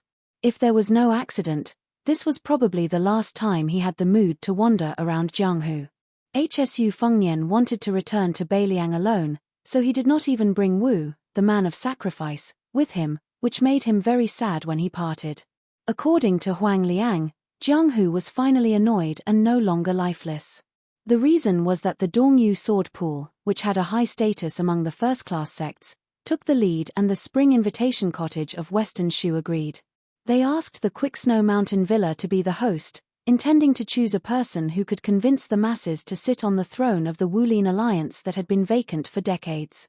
The reappearance of the devil cult, the emergence of their disciples and grand disciples, and Mad Monk's journey to the east, had gradually caused the entire Jianghu to show signs of magnificence. Hsu Fengnian did not look at the ripples on the water, wondering if the Dongyu Sword Pool and the Spring Invitation Cottage had been instructed by the imperial court to imitate Beiliang and start to reorganize the forces in Jianghu. Dongyu Sword Pool had been the imperial court's dog-beating stick for years, beating anyone who was not convinced. After Chen Zhibao entered Shu, the Spring Invitation Cottage had been flirting with each other openly. Now that Chen Zhibao was the Minister of War and would be crowned king in 2 years, it was reasonable for them to be restless. While Hsu Fengnian was lost in thought, the ceremonial officer of Dragon Palace who was holding the tablet turned around and walked toward him. Her footsteps were light and agile, leaving no trace on the ground. In the eyes of ordinary Jianghu people, it would be feared. In Jianghu, old monks, old Taoists, and old nuns would not provoke them if they could. Moreover, the beautiful woman in green in front of him was outstanding.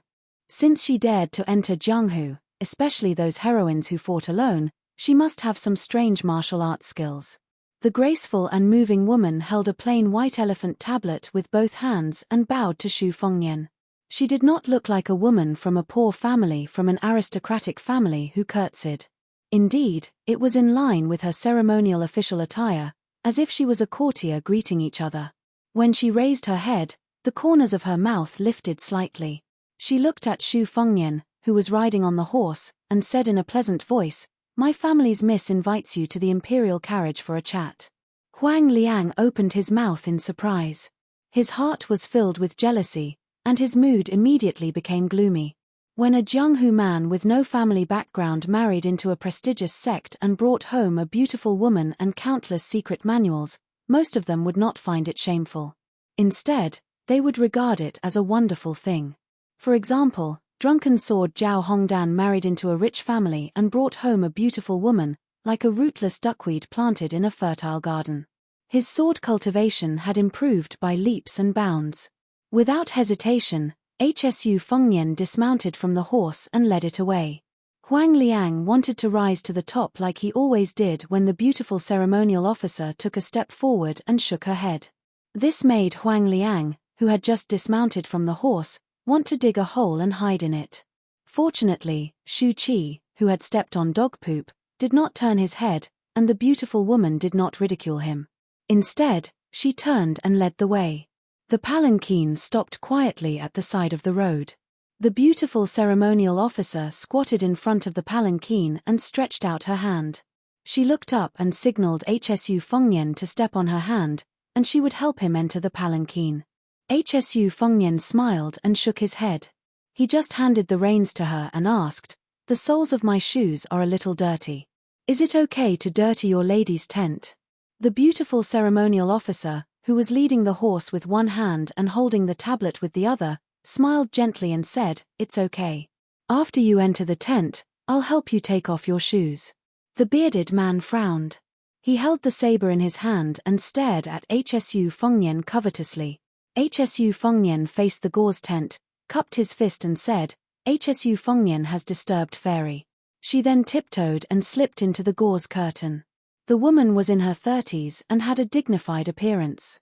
However, even though she was kneeling on the ground, one could still vaguely see that her legs were long and slender. The side of her round buttocks that were squeezed out from her kneeling posture were even more alluring. Only an old flower expert would know the uniqueness of a woman's figure. Seeing Hsu Fengnian enter the tent, the woman smiled politely and gracefully. She quietly added a piece of spice into a thick, glazed green porcelain stove beside her. Hsu Fengnian did not bother the ceremonial officer to take off his shoes. Instead, he took them off himself. The ceremonial officer had already put away the tablet and handed Hsu Fengnian's horse to the bearded man. She took the strange man's boots with both hands. There was no difference on her pretty face. The incense burner was slightly tipsy, which was originally used for lavender to avoid filth. Shu Fengnian took off the hook and let down the gauze curtain. He sat cross-legged with the fairy of the Dragon Palace. She did not speak. Shu Fengnian glanced at the incense burner out of the corner of his eye. The incense burner was painted with pictures of swords.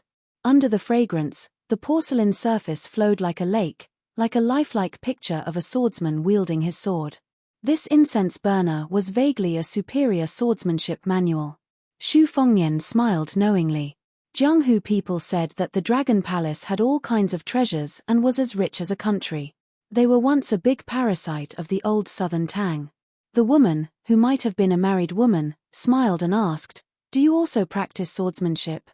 Hsu Fengnian nodded and said, "Yes, I have. May I know why Fairy asked me to take the carriage?" The woman stared at Hsu Fengnian and said calmly, "Do you know a prophecy left by the first-generation founder of the Dragon Palace?" Hsu Fengnian smiled and said, "My knowledge is shallow. I don't know." The woman did not mind and said, "It's hard to paint the skin but not the bones. You may know the face but not the heart. Our Dragon Palace has always been famous for drawing tigers and dragons. We are also good at observing people's bones." Shu Fengnian spouted nonsense. "When I was young, the fortune-teller said that I would either become a hero or be hacked to death by a hero in the future. He estimated that my bone structure was not bad. Fairy, how could you tell from so far away? Then Fairy of the Dragon Palace, you really have the ability of an immortal." The woman was obviously otherworldly. She was not used to such vulgar words and did not know how to respond.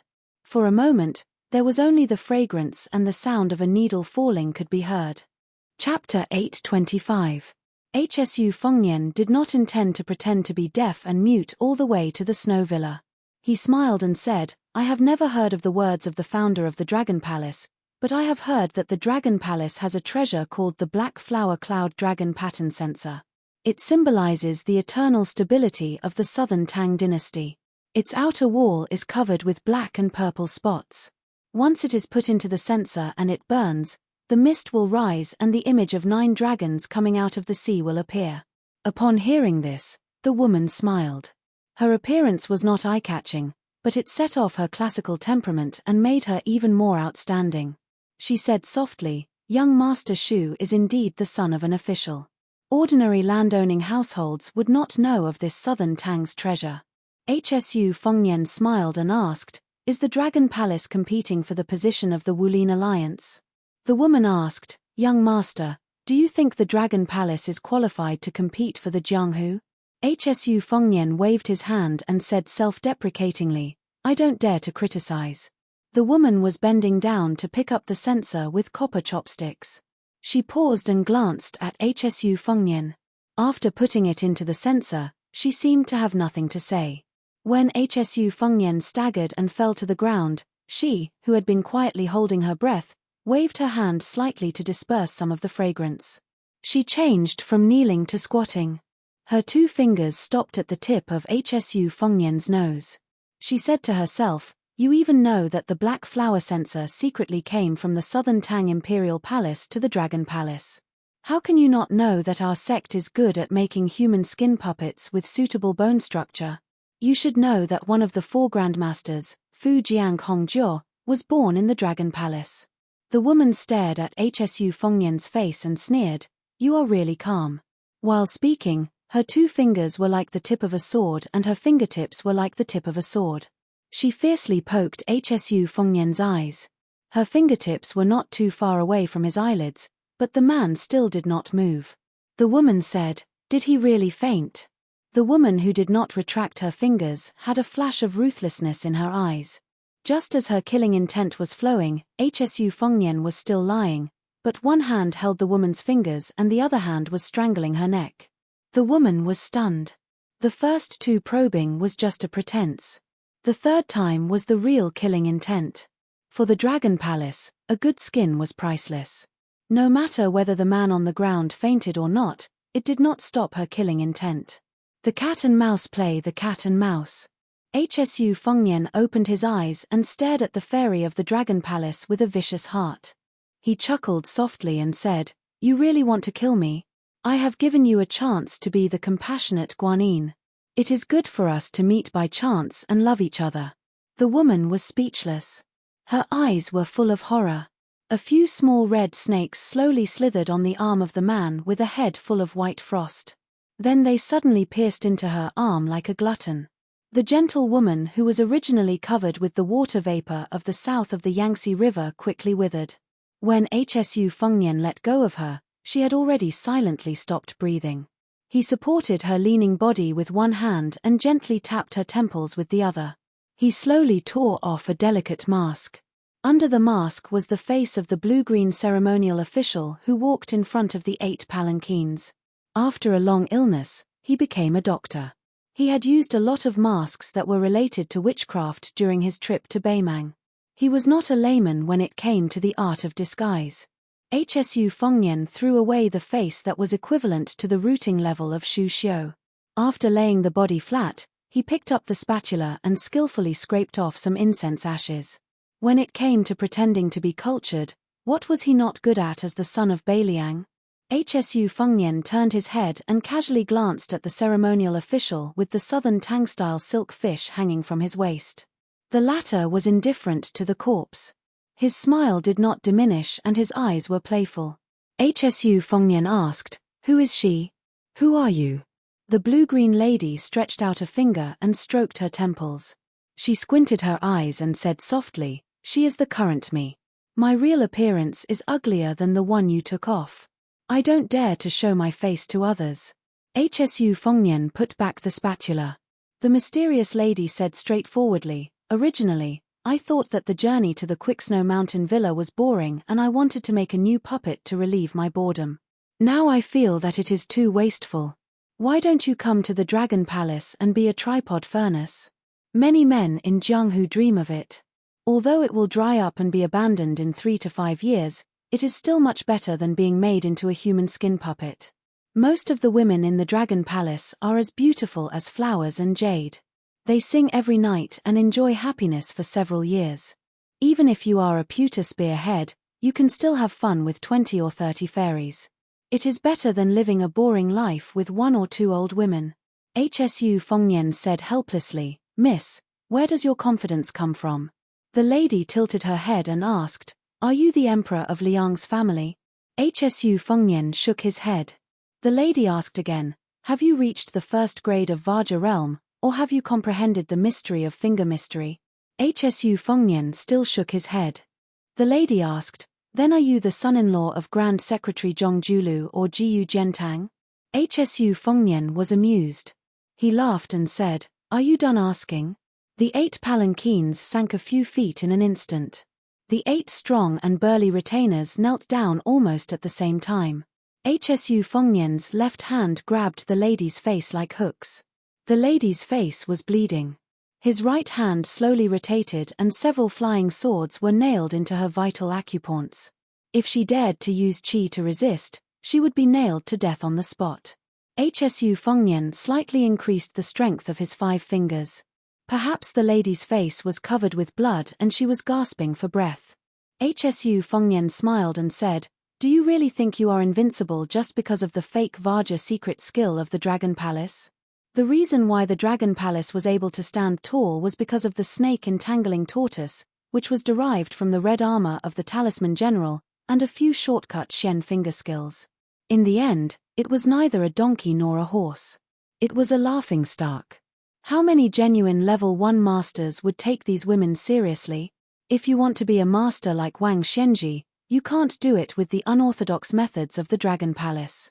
In the past, your palace master tried to give herself to Wang Shenji to take Yang to nourish Yin. As a result, she was slapped into a pulp by old monster Wang before she could take off her clothes. In my opinion, if a lady is too ugly, she shouldn't be in Jianghu. The lady gnashed her teeth and said, Who are you? Why do you know so much about the secrets of the Dragon Palace? HSU Fengnian loosened his 5 fingers and smiled without saying a word. The lady, who was decisive, shouted outside the gauze tent, Keep going. The lady, who was waiting for an opportunity to reward the white-haired young man with a mystery of finger skills, spat out a mouthful of blood without warning. It turned out that a flying sword had penetrated her body. The green flying sword circled back to its master's fingers. HSU Fengnian sneered, still not giving up. The lady stuck out her tongue to lick away the blood and swallowed it along with her saliva. Her eyes were cold and she said in a charming tone, What a good sword manipulation art of the Wu family's sword tomb. HSU Fengnian pointed at his white hair and said with a smile, Based on this and the turmoil in Great Peace City, you actually guessed my identity but didn't dare to say it. Afraid that I would kill you? The lady was silent. HSU Fengnian asked directly, This time, the Dragon Palace went to the Quick Snow Mountain Villa to join in the fun. Did the king of Yang Kai, Zhao Bing, and Naylan Yusi ask you to do anything? The lady was expressionless. She seemed to have accepted her fate and was waiting for death. The two of them were only a few feet apart. Xu Fengnian changed his attitude faster than flipping the pages of a book. He slapped his palm on her forehead. The woman's body was strangely still. Only her head shook for a long time. Blood flowed out of her 7 orifices. The concealed qi that she had gathered with great difficulty suddenly burst out. She covered her mouth. Scarlet blood seeped out from between her fingers and dripped onto the carpet. HSU Fengnian slapped the lady's face with his right hand. Her head swayed to the left. She tried to move to the right because she could clearly feel a flying sword with undisguised cold sword energy hovering near her right ear. She did not want to have her head pierced by a sword for no reason. But HSU Fengnian hit her when she was down. After the slap, he pressed his hand against her swollen cheek and pushed it towards the tip of the flying sword. This caused the resilient lady's heart to die in that instant. Her life was hanging by a thread. It was not a good feeling to be so close. The lady closed her eyes. The man's palm was warm, but the flying sword near her ear was cold and piercing. The tip of the sword happened to touch her temple. A drop of blood slowly flowed down her pretty cheek. After opening her eyes, she sneered, Why? Are you worried that the secret skill of the Dragon Palace will die with me once I crush the pearl? HSU Fengnian flicked his finger on her cheek. The flying sword returned to his sleeve. He said casually, The ladies of the Dragon Palace are like clams. Their cultivation varies. The pearls they cultivate are also different in size. The small pearls are as small as a grain of rice. They follow the flow of qi. The big pearls are as big as the Lingnan dragon eye. They turn into Taoist gang qi and occupy the dantian. The lady spat out a mouthful of blood. Hsu Fengnian stretched out his palm and easily blocked it. He glanced at the black-purple blood in his palm. It seeped into his skin and disappeared in a flash. He frowned. The lady laughed crazily. Chapter 8:26. Hsu Fengnian laughed. It's not good for some skills to be too famous.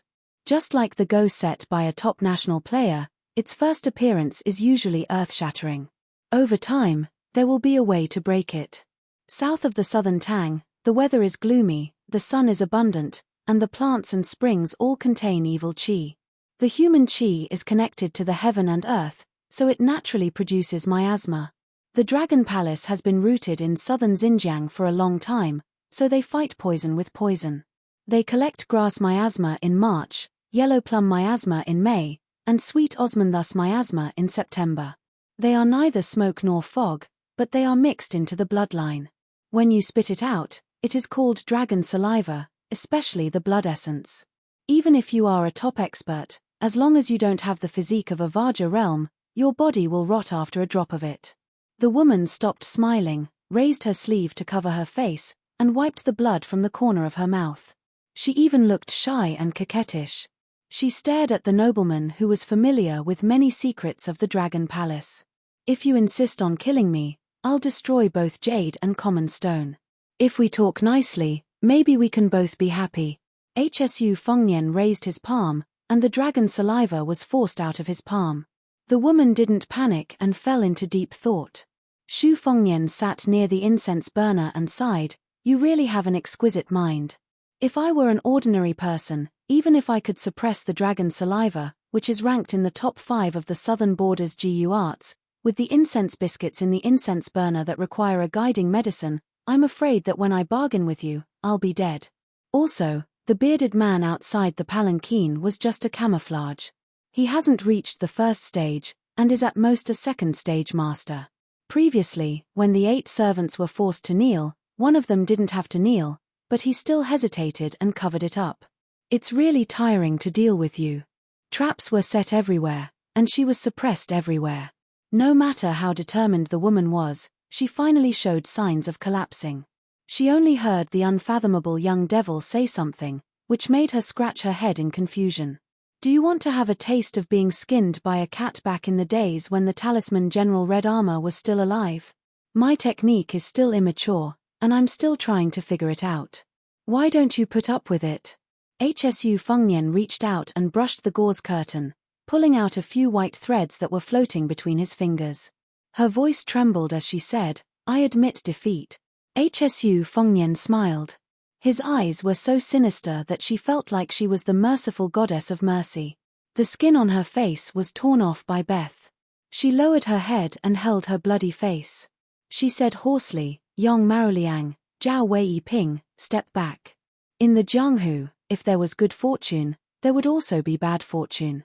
He might obtain a secret manual for no reason, or he might be taken in as a disciple by an otherworldly expert. It was also possible that he would be half-crippled by an eccentric hermit expert without doing any evil deeds, or he would fail miserably in an easy task, and his reputation would be destroyed overnight. This was the allure of Jianghu. You would never know what kind of changes and opportunities you would encounter tomorrow. Generally speaking, the higher one's cultivation level, the smaller the variables. However, as long as one encountered one, it would be more difficult to resolve. Not to mention finding a needle in a haystack, there were only a handful of level 2 Master Realm Masters in each province. They rarely met each other and minded their own business. However, once a death grudge was formed, one side would usually end up in a miserable state. Hsu Fengnian stretched out a white thread and looked down. He didn't look at the woman who didn't have any arrogance at all. He said calmly, I hope you can tell me everything you know. As they approached the Snow Mountain Villa, the 8 palanquins turned into the private road of the villa from the official road. The road became wider, and the snow was mostly cleared. One could see that the road stretched on. Close to 100 boys and girls with delicate features held brooms with silk handles. There were also managers of the villa welcoming them at the entrance. Every time a reputable person in Jeonghu sent an invitation, there would be loud cheers from the villa. The 8-barreled palanquin and an ox cart entered at the same time. The driver had an arrogant expression on his face. He was obviously a child who had just entered the school to learn how to read and write, but he carried a long sword with a dense sword aura on his back. Behind him sat an old Confucian scholar in plain clothes. He had the air of an immortal, and in his hand was an elegant and refined item that famous scholars would carry when they talked about it. Ordinary people would look at him with respect, and he really had an otherworldly temperament.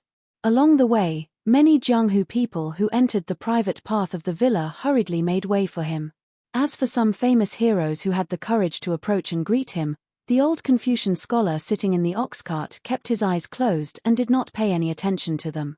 The Jeonghu heroes who had hot faces but cold butts did not have the slightest dissatisfaction with this, and only felt that it was natural. The Snow Mountain Villa took the initiative to take on a heavy responsibility this time and spent money to organize this Jeonghu event. In the end, they still had to look at the faces of the other two families. One was the Dongyu sword pool, which was strong enough to compete with the sword tomb of the Wu family for the title of the World Sword Forest. The other was the remote Shishu Spring Invitation Cottage. The former had sent Li Yibai, who was expected to be the next leader of the sword pool, and 18 sword servants. There were only 2 of them, but they were undoubtedly more important. The old Confucian scholar holding the tail of the bamboo stick was the current master of the Spring Invitation Cottage, Xielingzhen. His cultivation was unfathomable, and he had never fought with anyone in his life. However, it was said that the Confucian scholar who could exchange swordsmanship with the sword emperor of Shishu was only capable of condemning people in speech and writing. There was an uproar on the road. The 8 palanquins of the Dragon Palace and the ox cart of the cottage came into view. Then, another group of eye-catching people came into view. 18 female swordsmen in the same style of fox fur rode on white horses. Their sleeves were as white as snow, and they looked like fairies. Even their scabbards were as white as snow. It was an eye-opener. 4 generations, the Dongyu sword pool would choose young girls with spiritual chi sword embryos and carefully nurture them into sword servants. These girls had to remain virgins for life. They were swords and also chastity for the sword pool. However, the Snow Mountain Villa didn't see the Dongyu sword pool's self-proclaimed genius of swordsmanship, Li Yibai. There were 3 riders riding side by side. In the middle of them was a young man who looked spirited and bright, full of vitality. The rider on the left was dressed in black and had a horizontal blade at his waist. He had a cold expression and was tall and strong. His hair was slightly curled, and he looked heroic.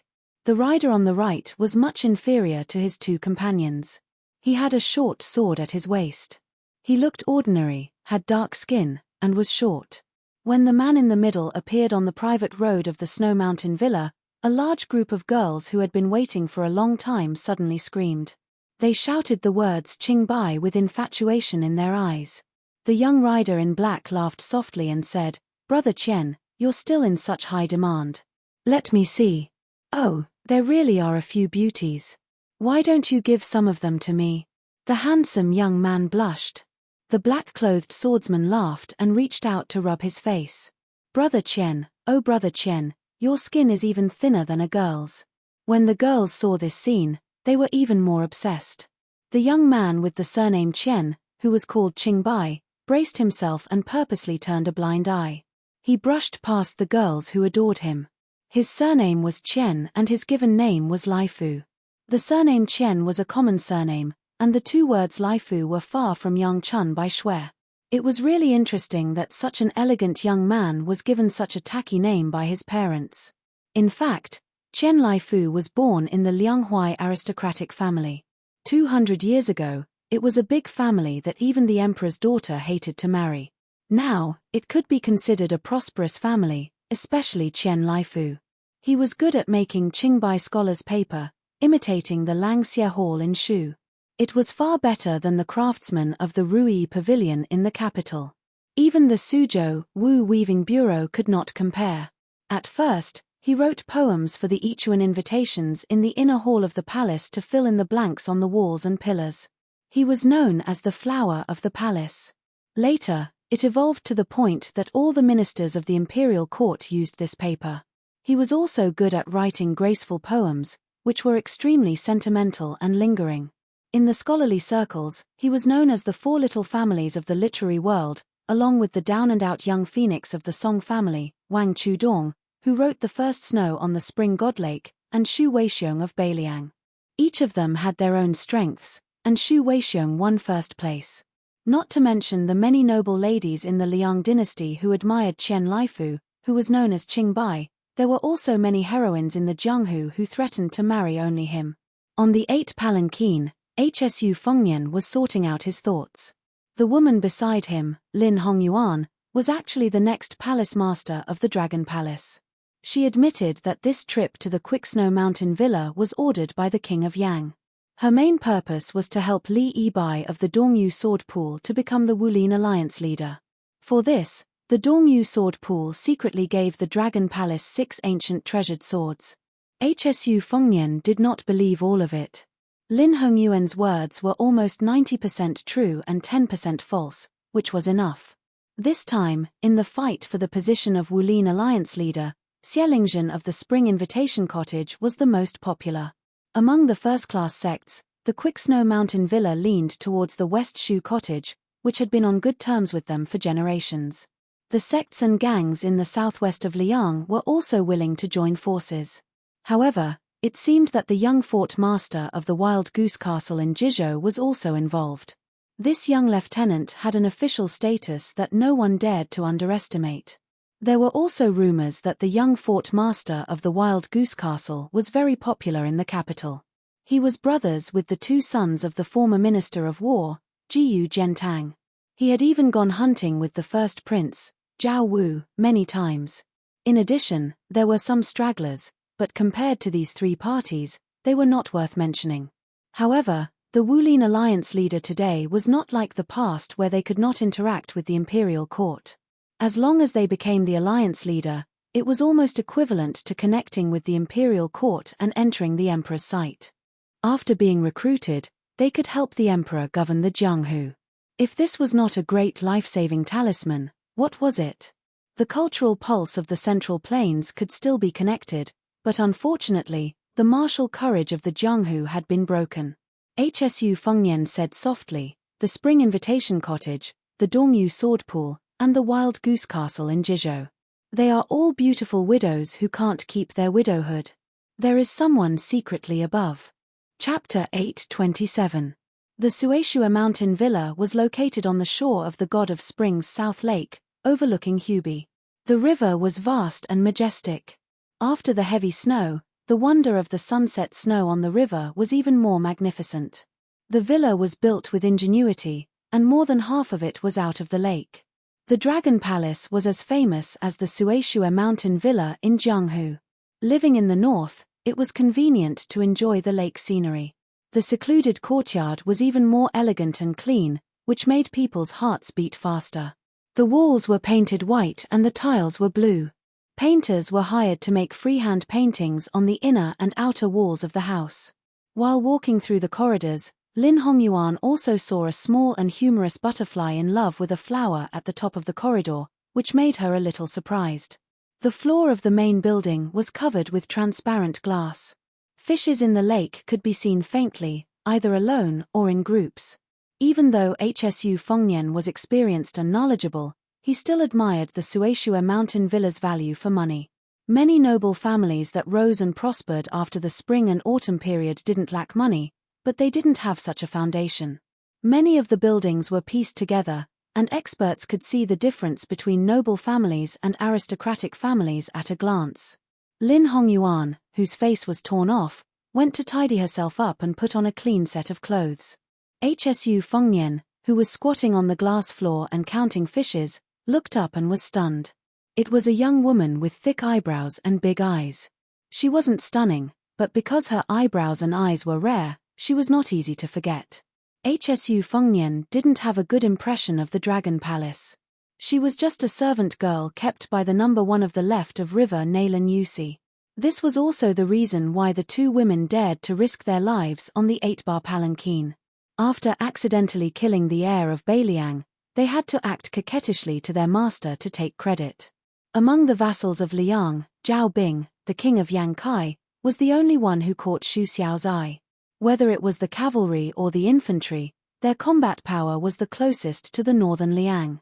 Since ancient times, in Nanjiang, the land of barbarians, the number of academies was actually the first in the dynasty. Zhao Bing's reputation was much better than that of Zhao Yi, the king of Guangling. Even if the sky was high and the emperor was far away, there was no news of any overstepping of authority.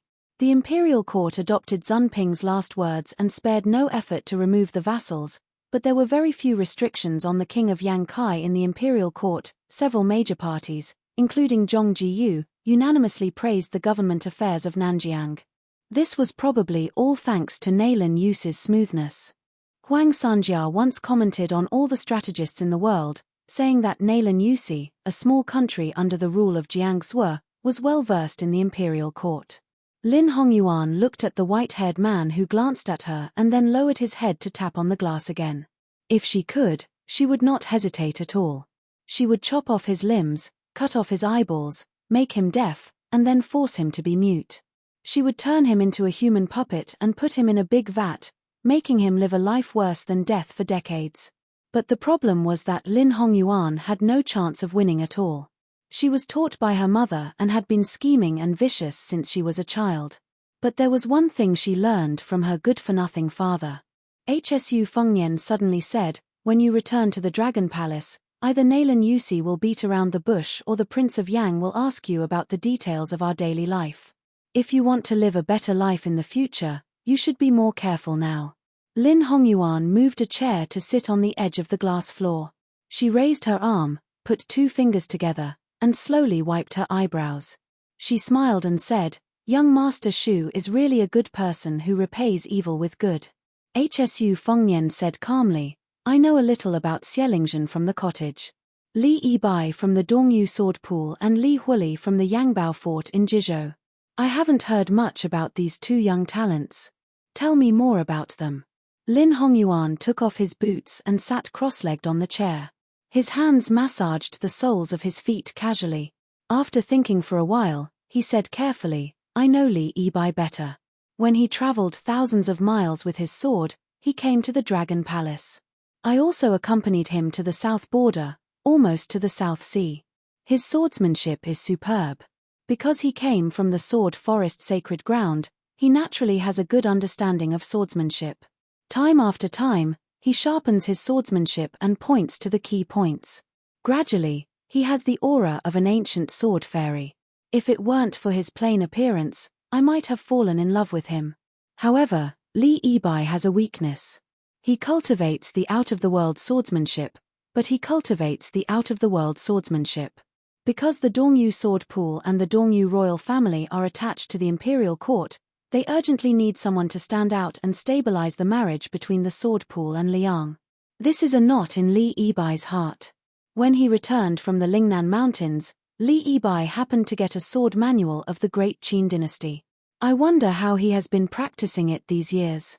Young Master Shu, you should know that the martial artists in Jianghu are not only afraid of the people of the three sects monopolizing the time, but also afraid of the new swordsman stepping on the shoulders of the seniors in swordsmanship.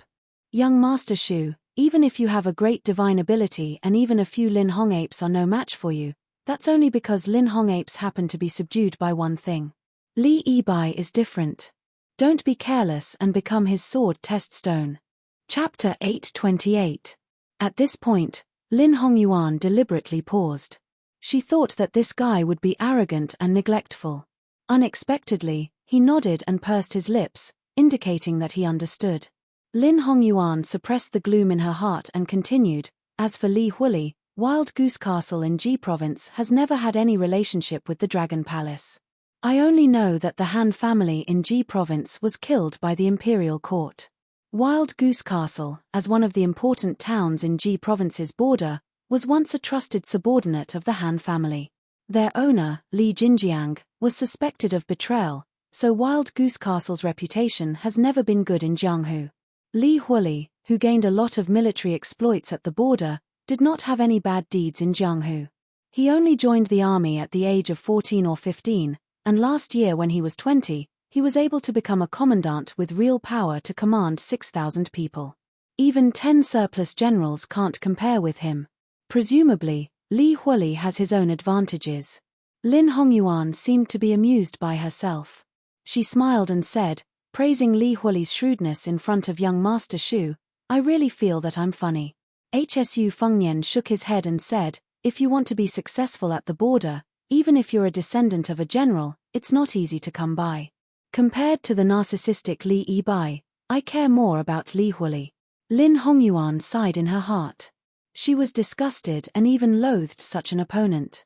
The more Shu Fengnian acted contrary to the rumors of a hedonistic son of rich parents, the more fearful she was. Lin Hongyuan's mystical secret arts were endless, and she was adept at scheming. Even if her opponent was a first-grade Vajra realm expert, she would still dare to fight him head-on. There were 4 first-grade Vajra realm, and the threshold was as high as the Dragon Gate. Apart from the people of the 3 religions, the Vajra realm was the limit. Most people could only dream of reaching the Shen Finger realm. If a martial artist stepped into the celestial phenomenon realm step by step, he would dare to challenge the saints of the 3 religions. In layman's terms, he would be willing to sacrifice himself to drag the emperor down from his horse. Hsu Fengnian stood up and asked, "The Snow Villa will elect the Wulin Alliance chief the day after tomorrow. According to your estimation, how many people will come to join in the fun?"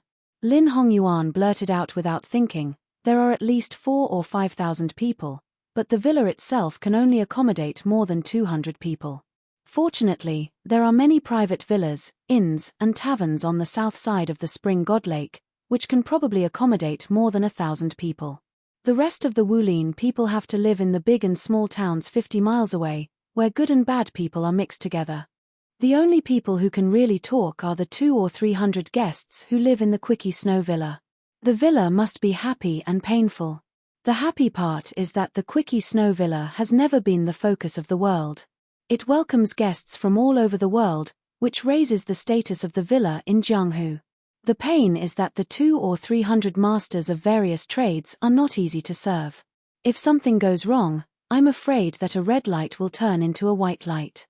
Whoever lives in a good yard, who lives in a bad yard, whose maids in the yard are more beautiful, will be personally received by the villa master. These people all have small calculations in their minds. It's easy to talk about the Dragon Palace, who pays attention to them, but some of the gang leaders who are neither good nor bad, who don't have any big skills, but they pay attention to small schemes, which can be said to be endless. It's a test of the Quickie Snow Villa's ability to receive people. Hsu Fengnian glanced at Lin Hongyuan, who was at her fingertips, and invisibly compared her with Zi of Mount Huishan. They were really different. He smiled warmly and said, "I didn't know that you know the ways of the world. Have you been managing the affairs of the Dragon Palace all these years?" Lin Hongyuan laughed at herself and said, "If it weren't for this delay and smiling apologetically every day, I would have been a real level 1 master." The door of the hall was opened. The bearded man Zhao Weiping stood at the door and knocked symbolically. Lin Hongyuan said indifferently, "Say it." The saberman who had worked for the Dragon Palace for many years said in a deep voice, "It is said that a little celestial master came to Dragon Tiger Mountain, who first went to stop the crazy monk of the western regions, Zhao Ningxuan. The only son of the Prince of Qingcheng, Wu Shizhen, also visited the Snow Villa with Qiu Mian. Hsu Fengnian was no stranger to Zhao Ningxuan, who once blocked Ng Tai's sword on the mountain. Wu Shizhen was even more so. When he went to Qingyang Palace on horseback, he had dealt with the father and son. Wu Shizhen was beaten to a pulp. Wu Lingsu was nominally a prince of Liang with a different surname. The prince of Qingcheng, who only used some unorthodox methods to charm the emperors and ministers, was not worth mentioning compared to Xu Xiao, the vassal king.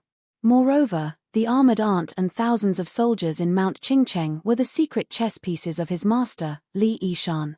On the contrary, Hsu Fengnian had never heard of Qiu Mian. Lin Hongyuan waved her hand to signal Zhao Weiping to leave. She wiped the soles of her white socks and took the initiative to say, Chiu Mion is a famous heroine in Jianghu in recent years. There are countless people under her skirt. She is beautiful. The clothes and jewelry she wears will quickly become popular in the north and south of the Yangtze River. Chiu Mion's reputation can be imagined.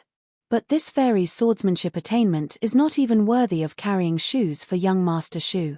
Xu Fengnian laughed and said, "Whether or not her swordsmanship is worthy of carrying my shoes is another matter. Maybe I'm willing to bow down to her and line up with those Jianghu heroes to prostrate myself." Fairy Chiu wouldn't even be willing to look at me. Lin Hongyuan covered her mouth and smiled. Hsu Fengnian teased, "You just pinched the soles of your feet. Don't you think it is dirty?" After Lin Hongyuan smiled, her eyes curved into a pair of crescent moons. She stretched out her hand. "Smell it?" Seeing that Hsu Fengnian was not amused, she stuck her finger into her mouth and licked it. Her gaze was provocative. Hsu Fengnian, who was still indifferent, smiled and said, "You want to compare your disgust with someone who often talks to a head full of lime? You are asking to be humiliated." Lin Hongyuan's eyes suddenly lit up. She straightened her waist, which was so thin that it could be grasped with one hand.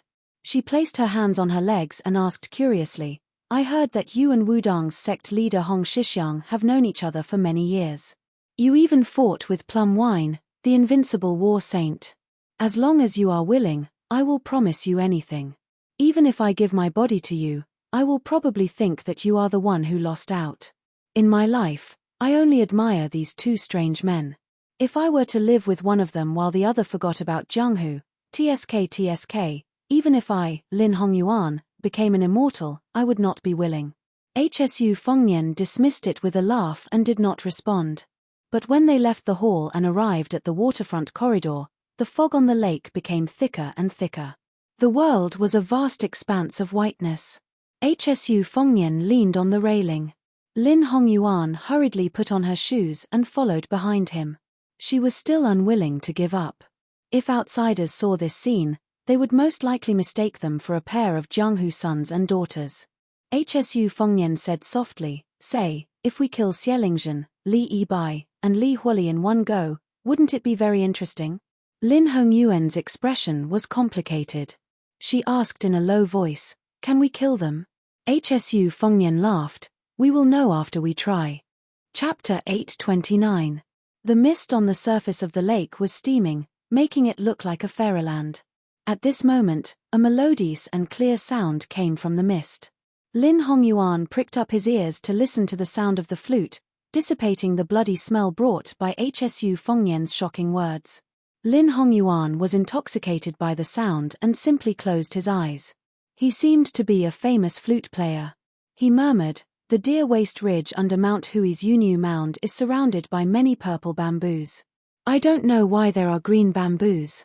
There are moss clinging to the bamboo legs. The bamboo shoots are extremely bitter and can't be eaten. They are also called bitter bamboo, but they are most suitable to be used as flutes. I have never heard of this little song before. Listening to it, my ears are full of bitterness. I don't know how bitter the flute player's heart must be. Bitter green, bitter green, bitter green, it's talking about this person and this flute."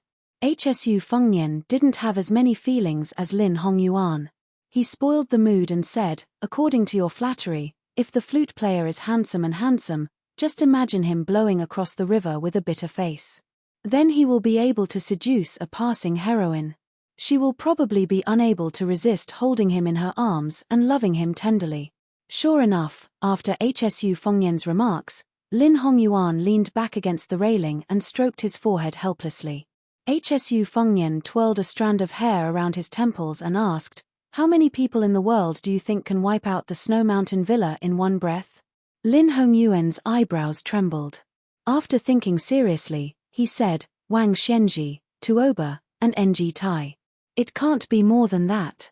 Mr. Nayland said that in the past 500 years, other than Wang Xianji who can compete with ancestor Lu, no one else can achieve this feat. Beimang's god of war was close behind in the martial arts evaluation, but he surpassed the other 8 people by a large margin. Of course, to be precise, he was behind the Peach Blossom Sword deity by 7 people. Even if other people became saints from the 3 sects, such as Cao Changqing and the white-robed monk Li Xiaoshan, they would not be able to do it. This was because it went against their conscience. Once they entered sainthood, the heavenly phenomenon was too important.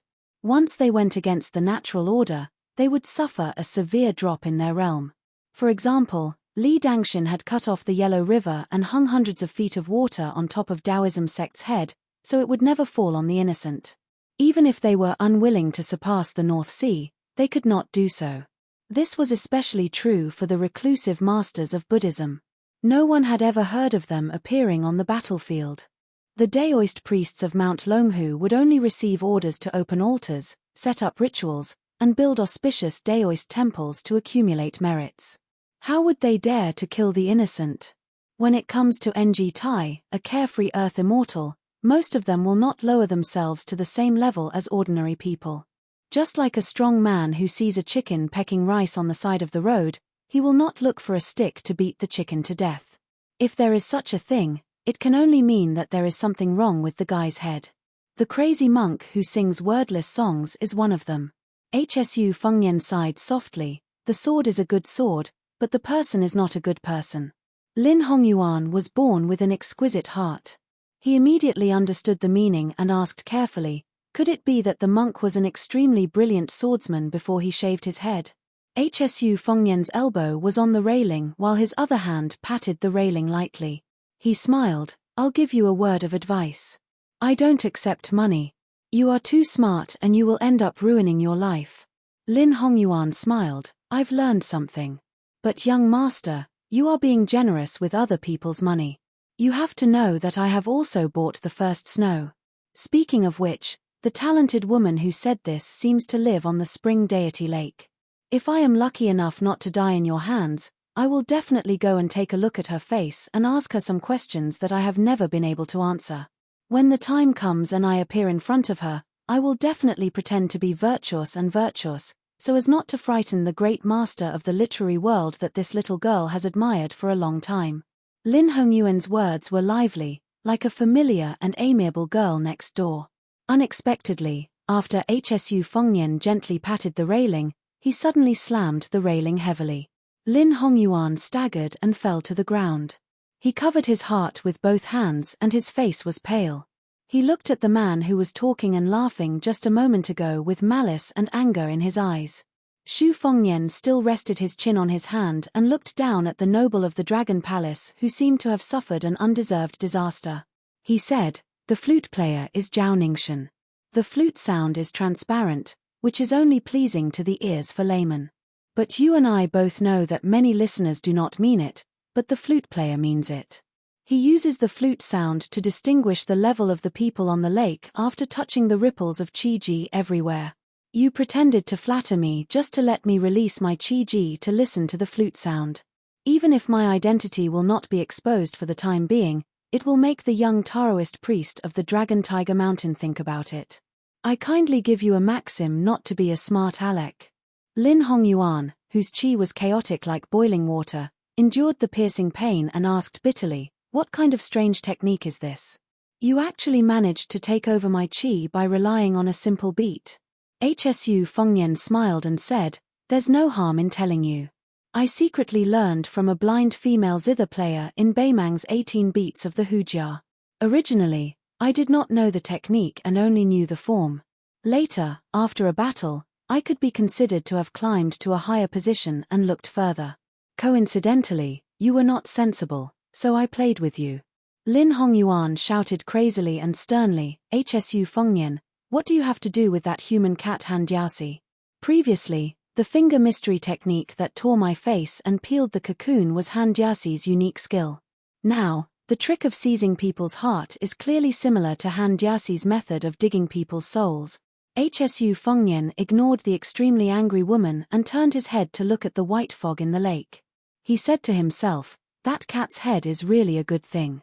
It's much better than the head of the fifth raccoon. A wisp of vermilion jumped up and down in the mist. It was silent, joyful, and wanton. Hsu Fengyan, who had been holding his cheeks, had a warm look in his eyes. Lin Hongyuan looked up at this time and happened to stare at his pair of red phoenix eyes. She was in a daze. How could one have both the handsome horse and the autumn wind in the north and the apricot flowers and misty rain in the south? How could this devil, who made her afraid, have such a warm side? Lin Hongyuan did not know what he saw or what he thought. At that moment, she only felt that if she could make him into a human puppet in this life, she must keep his eyes. Xu Fengnian stood up and stretched his neck lazily. He bent down and looked into Lin Hongyuan's eyes. There are several kinds of pseudo-xian finger skills in the Dragon Palace. I taught you one, so you have to teach me one. Lin Hongyuan felt anxious and miserable. She thought, then why don't you stand still and let me torment you until your ocean of qi is boiling? Let me beat you until you are half dead. She could only purse her lips tightly. Hsu Fengnian touched Lin Hongyuan's eyebrows with his fingertips. He did not have the posture of bargaining at all. He smiled and said, I have seen a lot of finger mystery techniques, but the more this thing, the better. You, Lin Hongyuan, will be the woman of the master of the Dragon Palace in the future. You have a bright future. If you die in the Snow Mountain Villa for no reason, what else can you do except as a secret joke?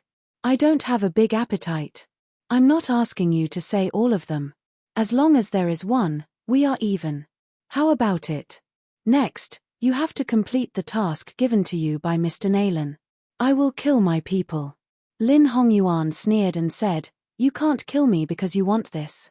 Xu Fengnian did not have the time to be gentle with her. With a light tap of his finger, Lin Hongyuan, who had been heavily hit between the eyebrows, crashed through the railing and fell into the lake. Then, she seemed to be kicked back to the outer corridor by a water ghost, becoming a drowned rat in the middle of winter. Hsu Fengnian squatted beside her and crossed his arms.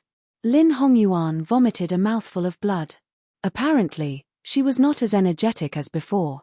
She said dejectedly, if you go back on your words and know what you want to know, you will still kill me in the end. So what? Hsu Fengnian's eyes were clear.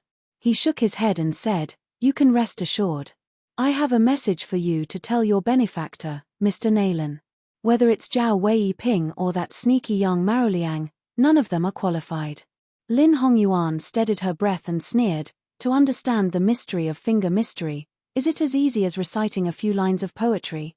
Young Master Shu, could it be that you're a rare genius like Wang Xianji? Hsu Fengnian held his belly and laughed. Lin Hongyuan was confused. Hsu Fengnian pointed at Lin Hongyuan and said shamelessly, I thought I was already a jinx. I didn't expect you to be better than me. You are right. Lin Hongyuan lamented. He really wanted to break this bastard's 3 legs with one punch. Xu Fengnian restrained his smile and said, seriously, you should first talk about the meaning of the mysterious finger skill hidden in the Dragon Palace. If it's not useful to just talk about it, I don't mind being your practice body. You can wait for a chance to take revenge openly. Lin Hongyuan hesitated for a moment, and it was obvious that he was struggling with himself. Xu Fengnian mocked, Lin Hongyuan, do you know that it's because you know too much about mechanism algebra that it's easy for you to be blinded by a single leaf? Women don't have courage and only know how to play petty tricks. They can't achieve great things. Extreme wisdom is bound to be hurt. This wisdom is small wisdom and not the wisdom of the root. Truly smart people will pretend to be stupid and be willing to suffer losses. If it was that woman from Mount Hui, she would have already done business with me based on her intuition. She is the one with the root of wisdom. You're too petty. I always think that a woman's intuition is very similar to the foresight of the root of finger mystery. Lin Hongyuan didn't disappoint Hsu Fengnian. She went straight to the point and asked indifferently, have you ever personally copied the tablet? Hsu Fengnian shook his head. Lin Hongyuan frowned. After her eyebrows relaxed, she said, the Dragon Palace saved a Taoist great spiritual master 300 years ago and passed on a unique mystery finger mystery to that generation's patriarch. It was similar to a copy. Hsu Fengnian was originally concentrating. Suddenly, he smiled and said, change your clothes first. Lin Hongyuan didn't refuse. She stood up and changed her clothes. A woman's love for beauty had nothing to do with martial strength. The Dragon Palace amassed countless wealth. If she wanted jewelry, Lin Hongyuan could wear it so that people would only see the jewelry and not her. The Dragon Palace also hid a few sets of the phoenix coronet and robe that the Empress of Southern Tang didn't have time to take from the weaving bureau. Lin Hongyuan had just changed into a relatively simple and elegant dress when the curly-bearded swordsman Zhao Wei Ping respectfully reported at the door, "Master Yuqi is here." Chapter 830. Lin Hongyuan did not go out immediately. Instead, she went to inform Hsu Fengnian. He asked Lin Hongyuan to do her business first while he leaned on the railing of the corridor outside the inner hall. Yuqi Liangfu, the owner of the Quicksnow Mountain Villa, was as busy as a bamboo dragonfly. The sudden arrival of Zhao Ningxian from the Taoist master residence of Dragon Tiger Mountain brought light to the villa. Even Wu Shizhen from the Qingyang Palace and Qiu Mian from the Butterfly Sword Sect became the icing on the cake. It did not mean that Zhao Ningxian, who was famous in the Liang Palace, was more important than Xielingzhen from the cottage. It was just that the latter was expected, so it was not as surprising as the former. Yuqi Liangfu had personally met more than 30 martial arts giants in the past 2 days. Most of them were in their prime, and there were also many old people. Among the younger generation, Li Yibai from the Dongyu sword pool was like a blunt sword that had not been sharpened yet. He was very easy to get along with. Li Huoli from the Yangbao castle was so arrogant that he did not even take the owner of the villa seriously. Only the young Taoist master Zhao Ningxian, who was wearing a Taoist robe from Dragon Tiger Mountain, hemp shoes, and a bamboo flute around his waist, always stared at the eyes of others when he talked with them. He was so focused that others felt that he was chatting with them. It was not a boring greeting at all, but more like a reunion after a long separation. This young Taoist with warm and sincere eyes made people respect him. Yuqi Liangfu's self-esteem had been hurt a bit by that young man Li Huoli, and it happened to be compensated by Zhao Ningxian. Comparing the goods to the goods, the manor lord, who was in the prime of his life, had a better impression of Zhao Ningxian. After he personally brought Zhao Ningxian to his residence, they talked so happily that he almost did not want to leave the house. If it was not for the chief steward who kept winking and reminding him that the great Bodhisattva from the Dragon Palace was still standing in the small courtyard by the lake, Yuqi Liangfu really wanted to have a long talk with Zhao Ningxian. When it came to cultivation, Zhao Ningxian's every word was like a gem. Yuqi Liangfu decided to take this opportunity to be on good terms with Dragon Tiger Mountain. There were a few precious Taoist scriptures in the library of the villa that were beneficial to him. Because the person who came from the Dragon Palace to visit the Quicksnow Villa was only an imperial censor, who was not a top-notch figure in the strict hierarchy of the Dragon Palace, Yuqi Liangfu was not willing to open the Yi Gate to welcome him. However, he could deliberately neglect the imperial censor, but he could not really ignore the Dragon Palace. The matter of face was mutual. The imperial censor did not make an excessive request to open the Yi Gate, which was giving face to the Quicksnow Villa. Yuqi Liangfu hurriedly came in person, which was giving face to the Dragon Palace. Yuqi Liangfu waited for a moment in the courtyard and saw a young woman with average looks cross the threshold. She greeted him with a smile. Lin Hongyuan from the Dragon Palace greets Master Yuqi. Yuqi Liangfu, who heard that the imperial censor came to the villa, was stunned for a moment. He quickly came back to his senses and stepped forward. His smile was even wider. He cupped his fists and said, "I did not expect young Palace Mistress Lin to come in person. The Quicksnow Villa is guilty of not welcoming you." Lin Hongyuan walked down the steps and stepped on the steps with Yuqi Liangfu. She said softly, "Niece knows that Uncle Yuqi must be very busy today, so I acted on my own initiative and did not tell the truth, so as to avoid Uncle Yuqi making unnecessary moves for niece's sake." Yuqi Liangfu's heart was very warm when he heard his niece's words. Not to mention that when the two crossed the threshold, young Palace Mistress Lin intentionally or unintentionally lagged behind by half a step. The host and guest were clearly distinguished. Yuqi Liangfu, who was dressed simply, laughed heartily and said, "If everyone was like you, Uncle would be relaxed. Unlike now, I wish I could break into 2 halves and use them. Take the Kwadun Mountain, which claims to be the #1 sect in the southern wilderness, for example, a young man with the surname you came. Uncle has never heard of him. Not only does he want the villa to open the Yi Gate for him, but he also has to vacate the villa's Spring God restaurant for him. How ridiculous. To let such an ignorant child participate in this once-in-a-century grand event on behalf of the sect, Kwadun Mountain has really entrusted the wrong person. Lin Hongyuan smiled but did not speak. Kwadun Mountain was indeed a well-deserved sect in Lingnan. Moreover, it had been fighting openly and secretly with the Dragon Palace for a full 200 years. Kwadun Mountain occupied an ancient temple on the border of the Southern Tang Empire's Lin Hai. When the Southern Tang Emperor ascended the throne to pray for rain, stop plague, and even ask for heirs and other important matters of state, he would send important ministers or local dignitaries to worship the sea god in the temple. Every time, he would set up a monument to record the event. So far, there were 29 Tang monuments. After Liang unified the spring and autumn period, because Beiliang dominated the northwest gateway, there were only two options for demoted officials. The officials were either sent to Liao and Lingnan, with the latter being the majority. The imperial court obviously trusted the Prince of Yang, Zhao Bing, more than the Prince of Jiaodong, Zhao Sui. Most of these demoted officials were from the local area. Kwadun Mountain's literary atmosphere was quite strong. The two often sang poems together, adding a lot of luster to Kwadun Mountain. If the Dragon Palace was Nailan Yuce's concubine maid, then Kwadun Mountain was Nailan Yuce's fisherman. The two were just jealous of each other these years. Yuqi Liangfu's posture was nothing more than a common technique of suppressing and raising one's hand. However, he was adept in the ways of the world. In the end, he still needed to let others know that it was not too straightforward. Otherwise, if he blindly kept it hidden, others would not know whether he was good or bad. What would that be? Lin Hongyuan did not agree. She deliberately stepped on Kwadun Mountain a few times. This would only make Yuqi Liangfu, the old fox, look down on the Dragon Palace behind her. The two sat on the yellow rosewood armchair. Yuqi Liangfu put his hands on the smooth armrest, while Lin Hongyuan sat upright and still. Her back did not touch the back of the chair at all, showing the etiquette of a junior.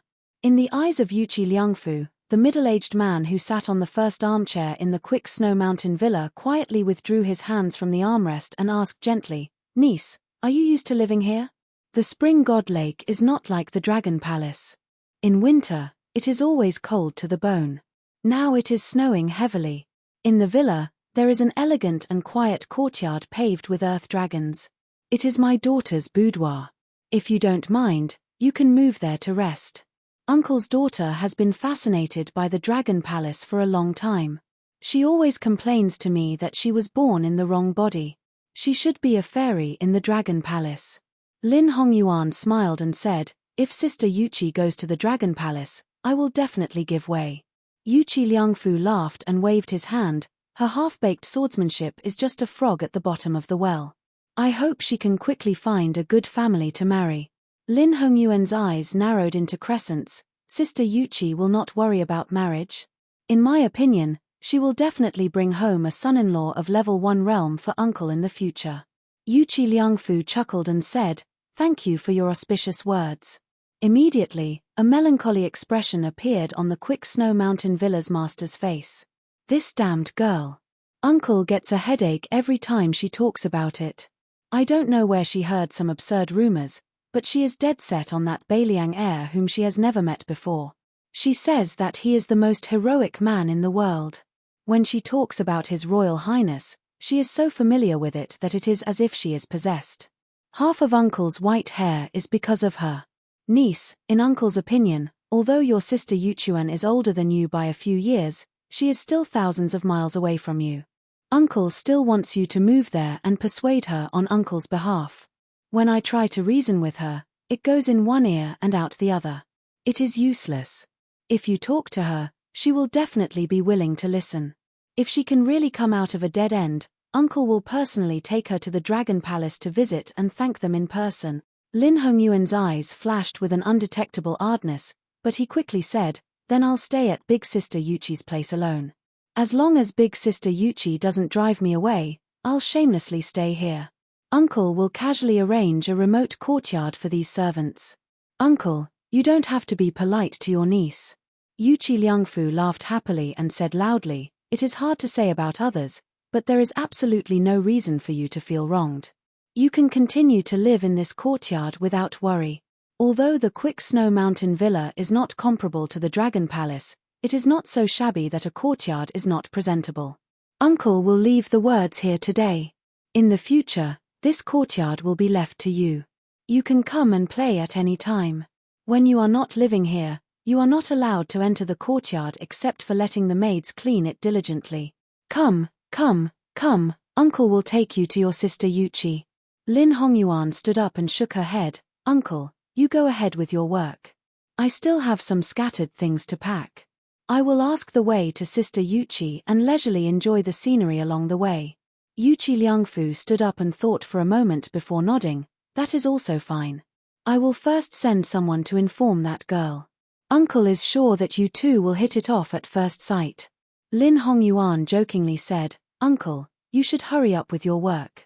Your niece still has to worry about how to give Sister Yuchi a meeting gift that will not be degrading. Yuchi Liangfu politely said a few words, his face full of undisguised pleasure. He quickly walked out of the courtyard with the chief steward who had been silent all this time.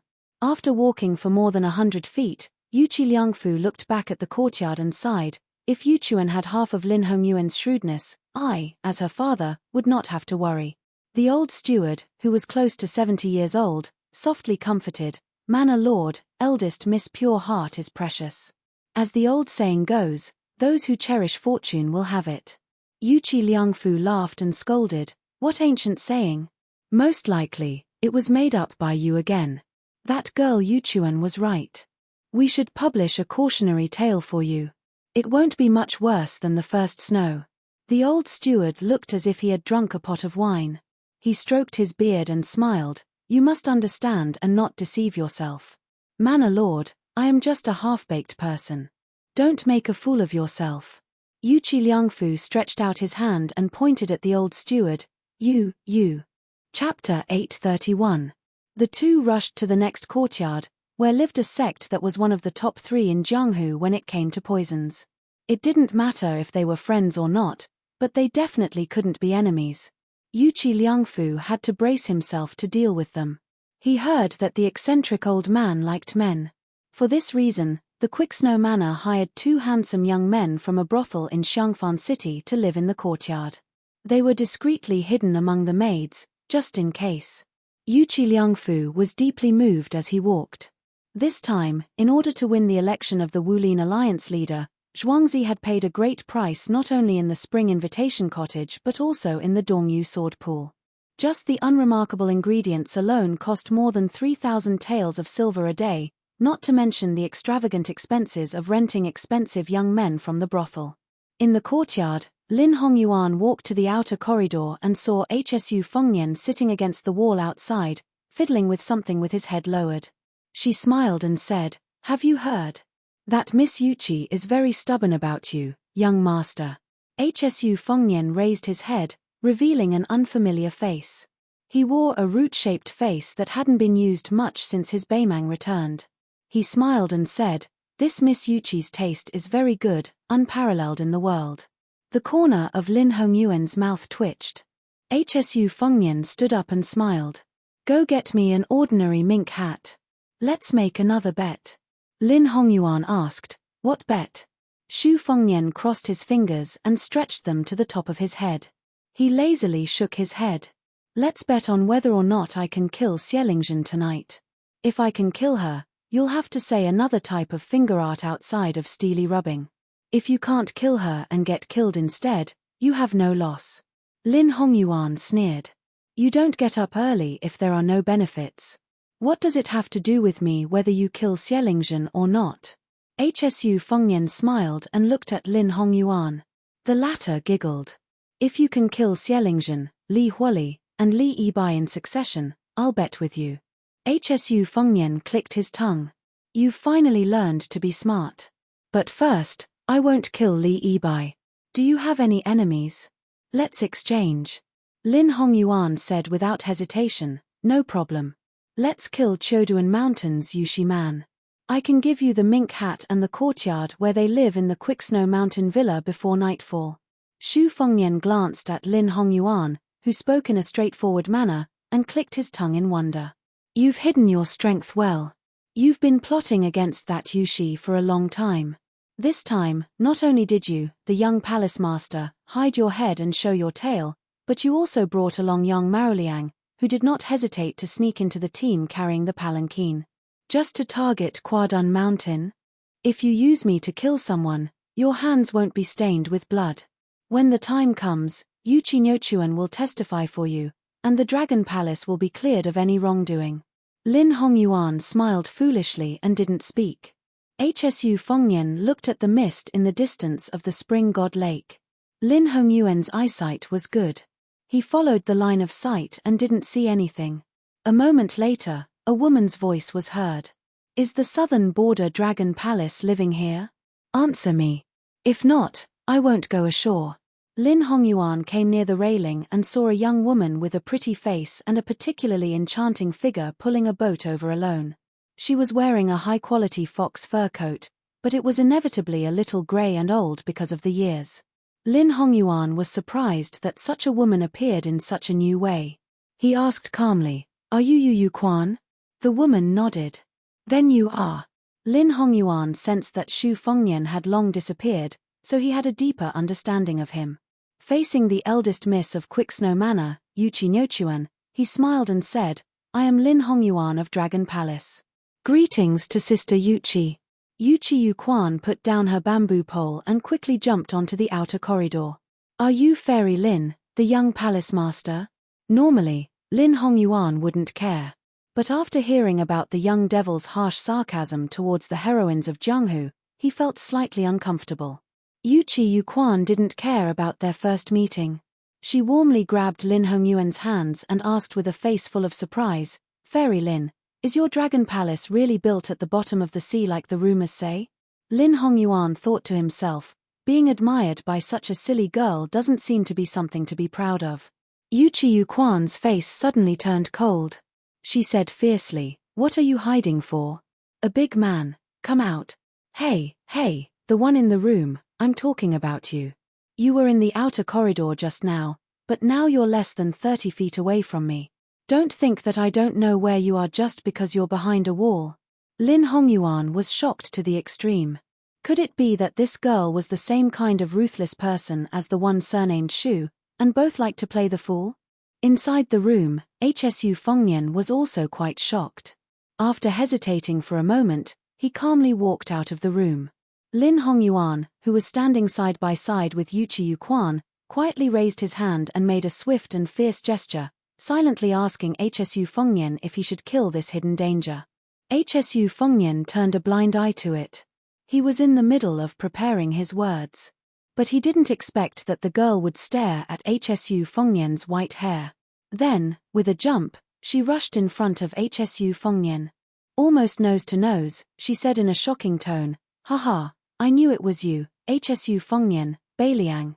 Hsu Fengnian didn't wait for her to say the words His Royal Highness. He directly knocked out this girl with a karate chop. He thought that there would be more twists and turns, but he didn't expect that this karate chop, which was more probing than murderous, would go so smoothly. She rolled her eyes without any resistance, and then her delicate body fell limply into his arms. That's it. Lin Hongyuan really couldn't stand this kind of boring turn of events. He originally thought that this Yuchi sister and the one surnamed Shu would have a good show of a snipe and a clam fighting for several hundred rounds until the sky turned dark. It would be good if they fought from the outer corridor to the surface of the lake. Lin Hongyuan was glanced at by Hsu Fengnian and felt somewhat guilty. He asked in a small voice, "Then should I still go to Yuchi Yu Quan's house? If I can't find her at the Snow Mountain Villa, it won't be easy to wrap things up." Hsu Fengnian said without hesitation, "Drink. Go find a jug. First, fill your mouth with the smell of alcohol, pretend to be drunk, and then pour a few mouthfuls into her mouth. If anyone asks on the way, just say that you regret not having met earlier, and help her back to the house. The two matters of the mink hat and the three people's residence, do as instructed. One night is enough." Lin Hongyuan was silent. Hsu Fengnian, who was still holding Yuchi Yu Quan, frowned and said, "Are you deaf?" Lin Hongyuan sighed, "No wonder Mr. Naylan praised you so much in private. Hsu Fengnian carried Yuchi Yuquan on his shoulder, turned around and walked back into the house. He sneered, "Do you think that was a compliment? A truly intelligent person won't be valued by the opponent before they exchange blows." Lin Hongyuan followed behind him, laughing to himself. If there was still a chance to make him into a puppet, he wouldn't have given him a mute drug. After all, listening to him speak, whether it was reasonable or not, was quite interesting and could relieve boredom. Hsu Fengnian casually threw the fainted Yuchi Yuquan on the armchair and began to close his eyes to concentrate. In less than an hour, dusk was approaching. Zhao Weiping walked into the house and handed Lin Hongyuan a mink hat and a handkerchief. Lin Hongyuan spread it out and carefully looked at it, then hid it in his sleeve. He walked to the corner of the hall and took out a winter sweet that needed to be changed every day from a vase. It was waxy yellow in color and had been broken off not long ago. It was still tender and beautiful, with some moisture. Lin Hongyuan carried the winter sweet branch and squatted at Hsu Fengnian's feet. While describing the terrain of the Quicksnow Mountain Villa, he divided the ground vertically and horizontally. Spring Invitation Cottage Xielingzhen and Yenbao's Li Huoli's courtyard were not too far apart because of their status. The key point was that their backing was on the same level, so they were relatively close to each other.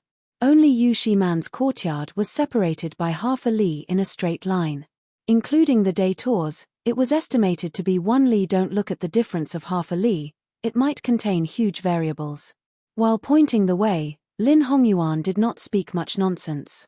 He knew that this demon was not stupid enough to fly over the eaves of the Quicksnow Mountain Villa.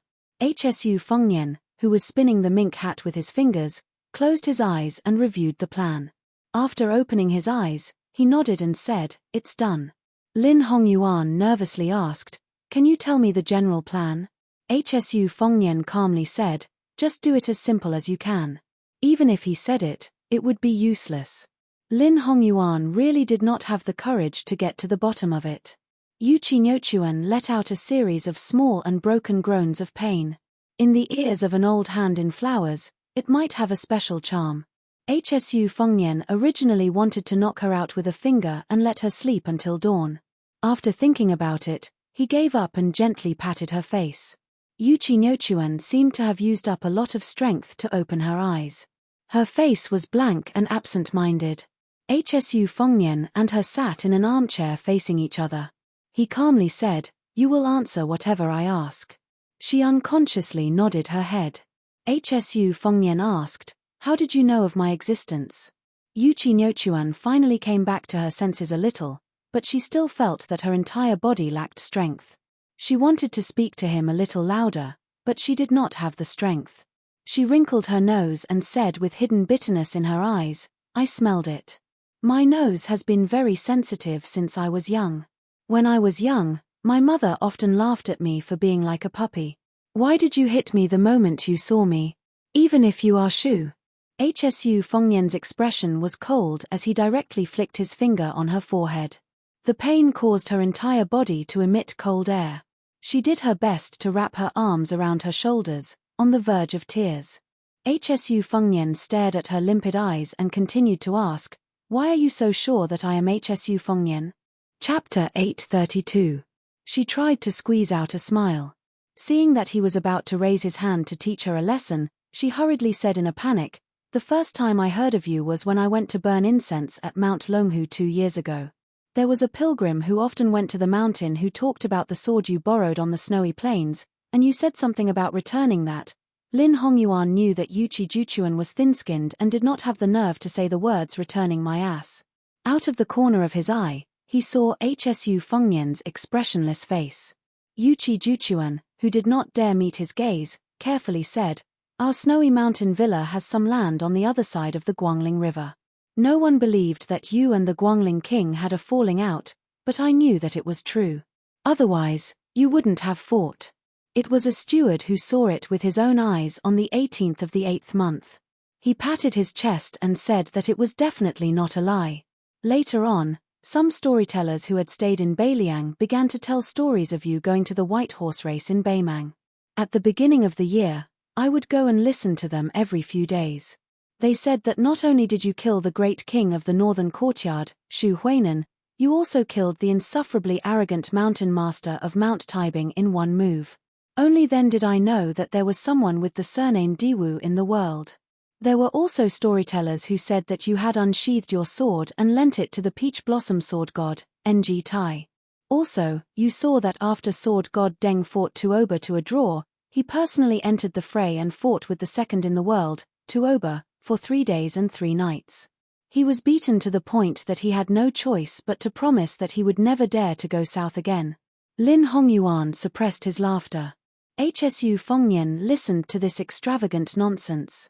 His skin was so thick that he did not retort. He only smiled with narrowed eyes and nodded. The more Yuchi Juchuan spoke, the more spirited he became. His eyes were shining, and his hands were clasped in front of his chest as he stared in a daze at the hero with the surname Heaven in his heart. Later on, I heard that the vassal king entered the capital.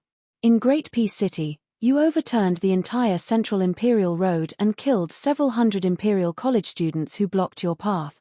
Also, on the day of the ceremony, if you hadn't stopped Cao Changqing alone, he would have killed His Majesty the Emperor and all the civil and military officials. Great General Ji Yu, Assistant Minister of the Ministry of War, Lu Shengxiang, they wouldn't have been of any use. Even Hsu Fengnian, whose face was as thick as a city wall, couldn't take it anymore. Lin Hongyuan had already turned his head away. He really couldn't bear to look, pretending to fiddle with the pitiful winter suite. Hsu Fengnian had to interrupt the woman and asked curiously, "You believe it?" Yuchi Reader's eyes widened as he asked in return, "Could it not be?" Hsu Fengnian's face was heavy. He nodded slowly and reluctantly admitted, "It's true." Crouching to the side, Lin Hongyuan laughed out loud. As a result, Hsu Fengnian kicked him in the butt, causing him to fall flat on his face. Hsu Fengnian ignored Lin Hongyuan's angry glare. He smiled slightly at this girl who was most likely really stupid. "The matter of me being Hsu Fengnian, you can't even tell your father." Yuchi Reader nodded vigorously. "I know. You definitely have something important to do. Otherwise, you wouldn't wear this face." She suddenly fell silent. So this girl wasn't so stupid that she couldn't be saved. Hsu Fengnian explained with a smile, "I have no enmity with your quick snow manner. I won't do anything to your father." Yuchi Reader, who had finally had a flash of inspiration, reverted to her old ways and began to act stupid again. "Really?" Hsu Fengnian nodded.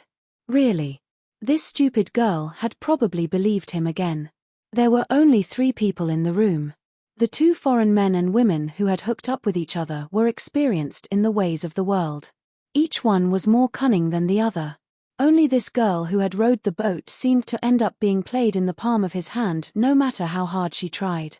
But for some reason, Lin Hongyuan, who had struggled in a vat of dye since childhood, looked at this girl who had a pure smile on her face with some envy. Hsu Fengnian did not speak. Yuchi Reader felt particularly ill at ease. Her fingers fiercely pinched the corner of her sleeves under her old fur coat. This made her somewhat regret not changing into a new fur coat today. Hsu Fengnian finally asked, "Do you know exactly when to light the lanterns at night?" Yuchi Reader's mind had wandered thousands of miles. Upon hearing this, she jumped in fright and hurriedly sat up straight. Biting her lips, she said, "When the sky is clear, it's probably when the afterglow has dispersed. When it's snowing, I didn't pay attention in the past, so I can't say." Hsu Fengnian grunted and said with a smile, "Go to the courtyard and find a jug of wine." Relieved, she went to find the wine. Lin Hongyuan seemed to suddenly remember something and said in a low voice, "Zhao Ningxian later entered the Quicksnow Mountain Villa." Yuchi Liangfu probably didn't expect that, so the courtyard arranged for her was a little far from Xielingzhen, Li Huili, and the others. Hsu Fengnian said with a ruminating smile, "You finally remember? I thought you wouldn't remember until I was discharged from the hospital. After I came back, no young palace master of the Dragon Palace came to the Quicksnow Mountain Villa, and no Lin Hongyuan left the Quicksnow Mountain Villa." Lin Hongyuan looked as if he had been struck by lightning, his face pale. Yuchi Reader was naturally familiar with her own home, so she quickly brought over a jug of wine. Hsu Fengnian didn't accompany her to drink.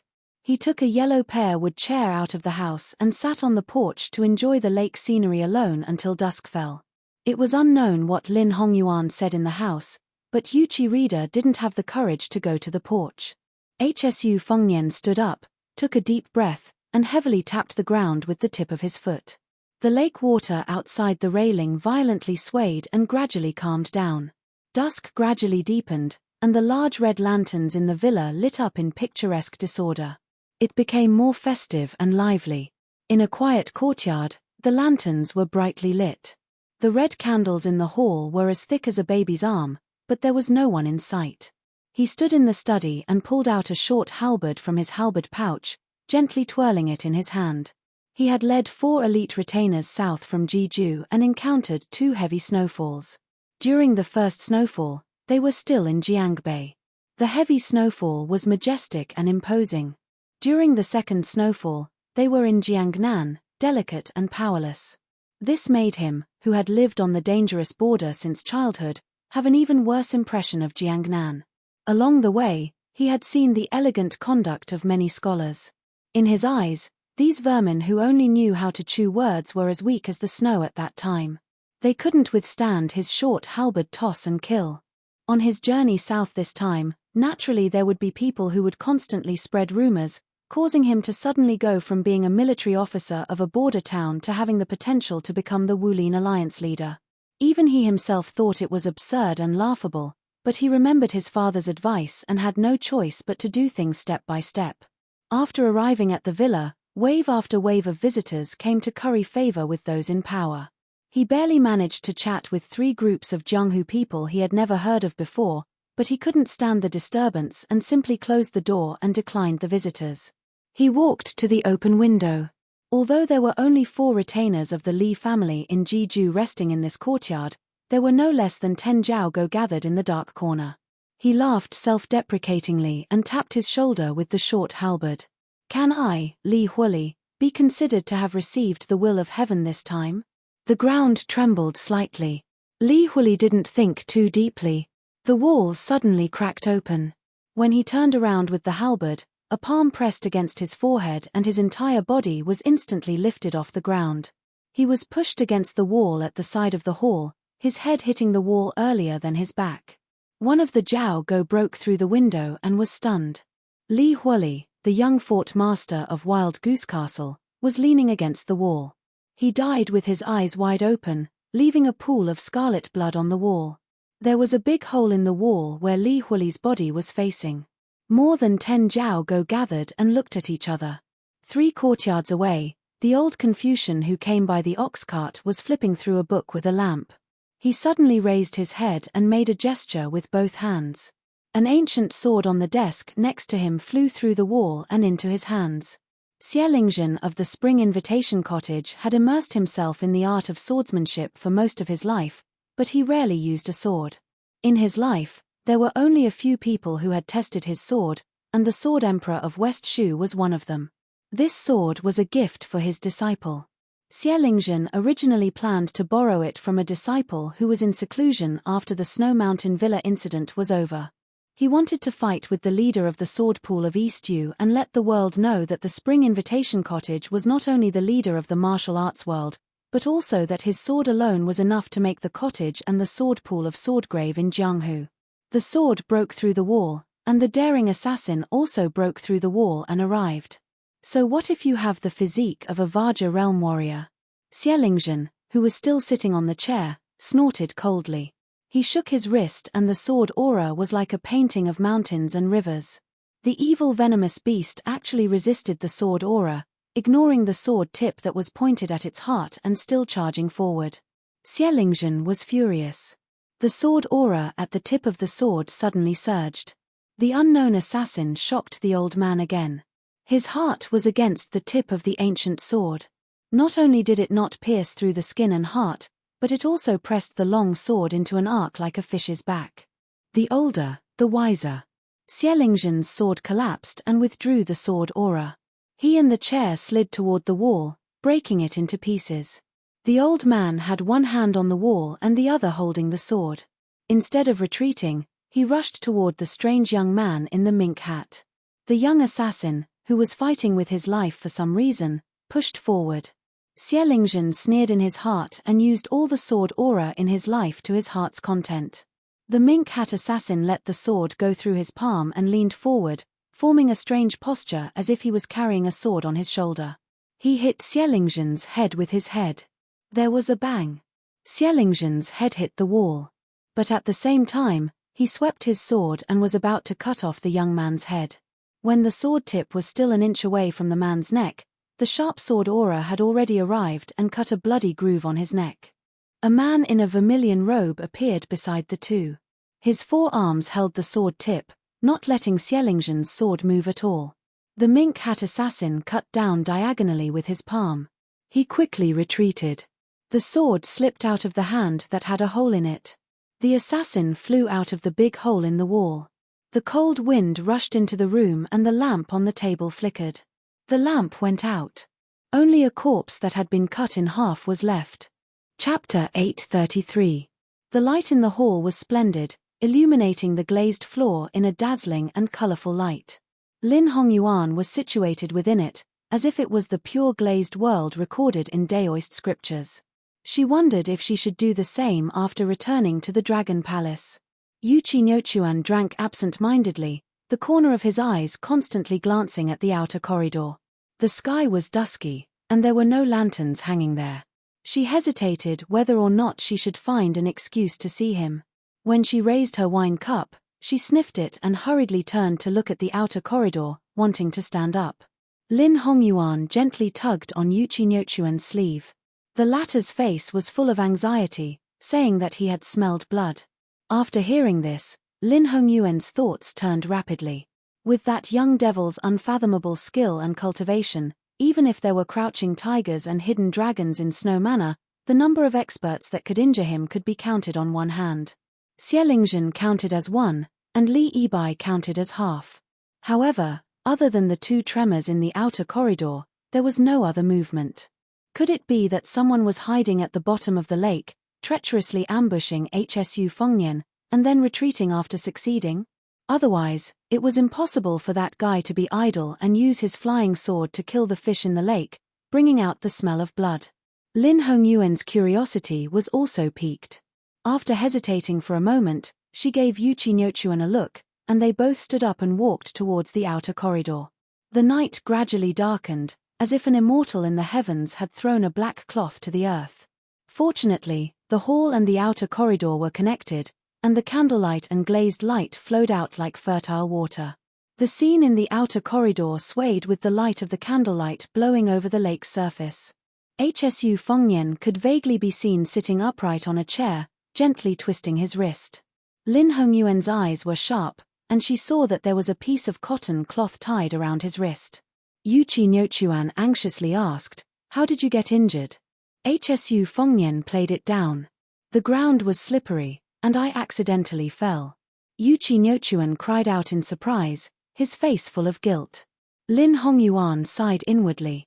If this elder sister was thrown into the Jianghu, she would be eaten by those wolves, tigers, and leopards in human skin. Hsu Fengnian stood up and said with a smile, "Let me send you off.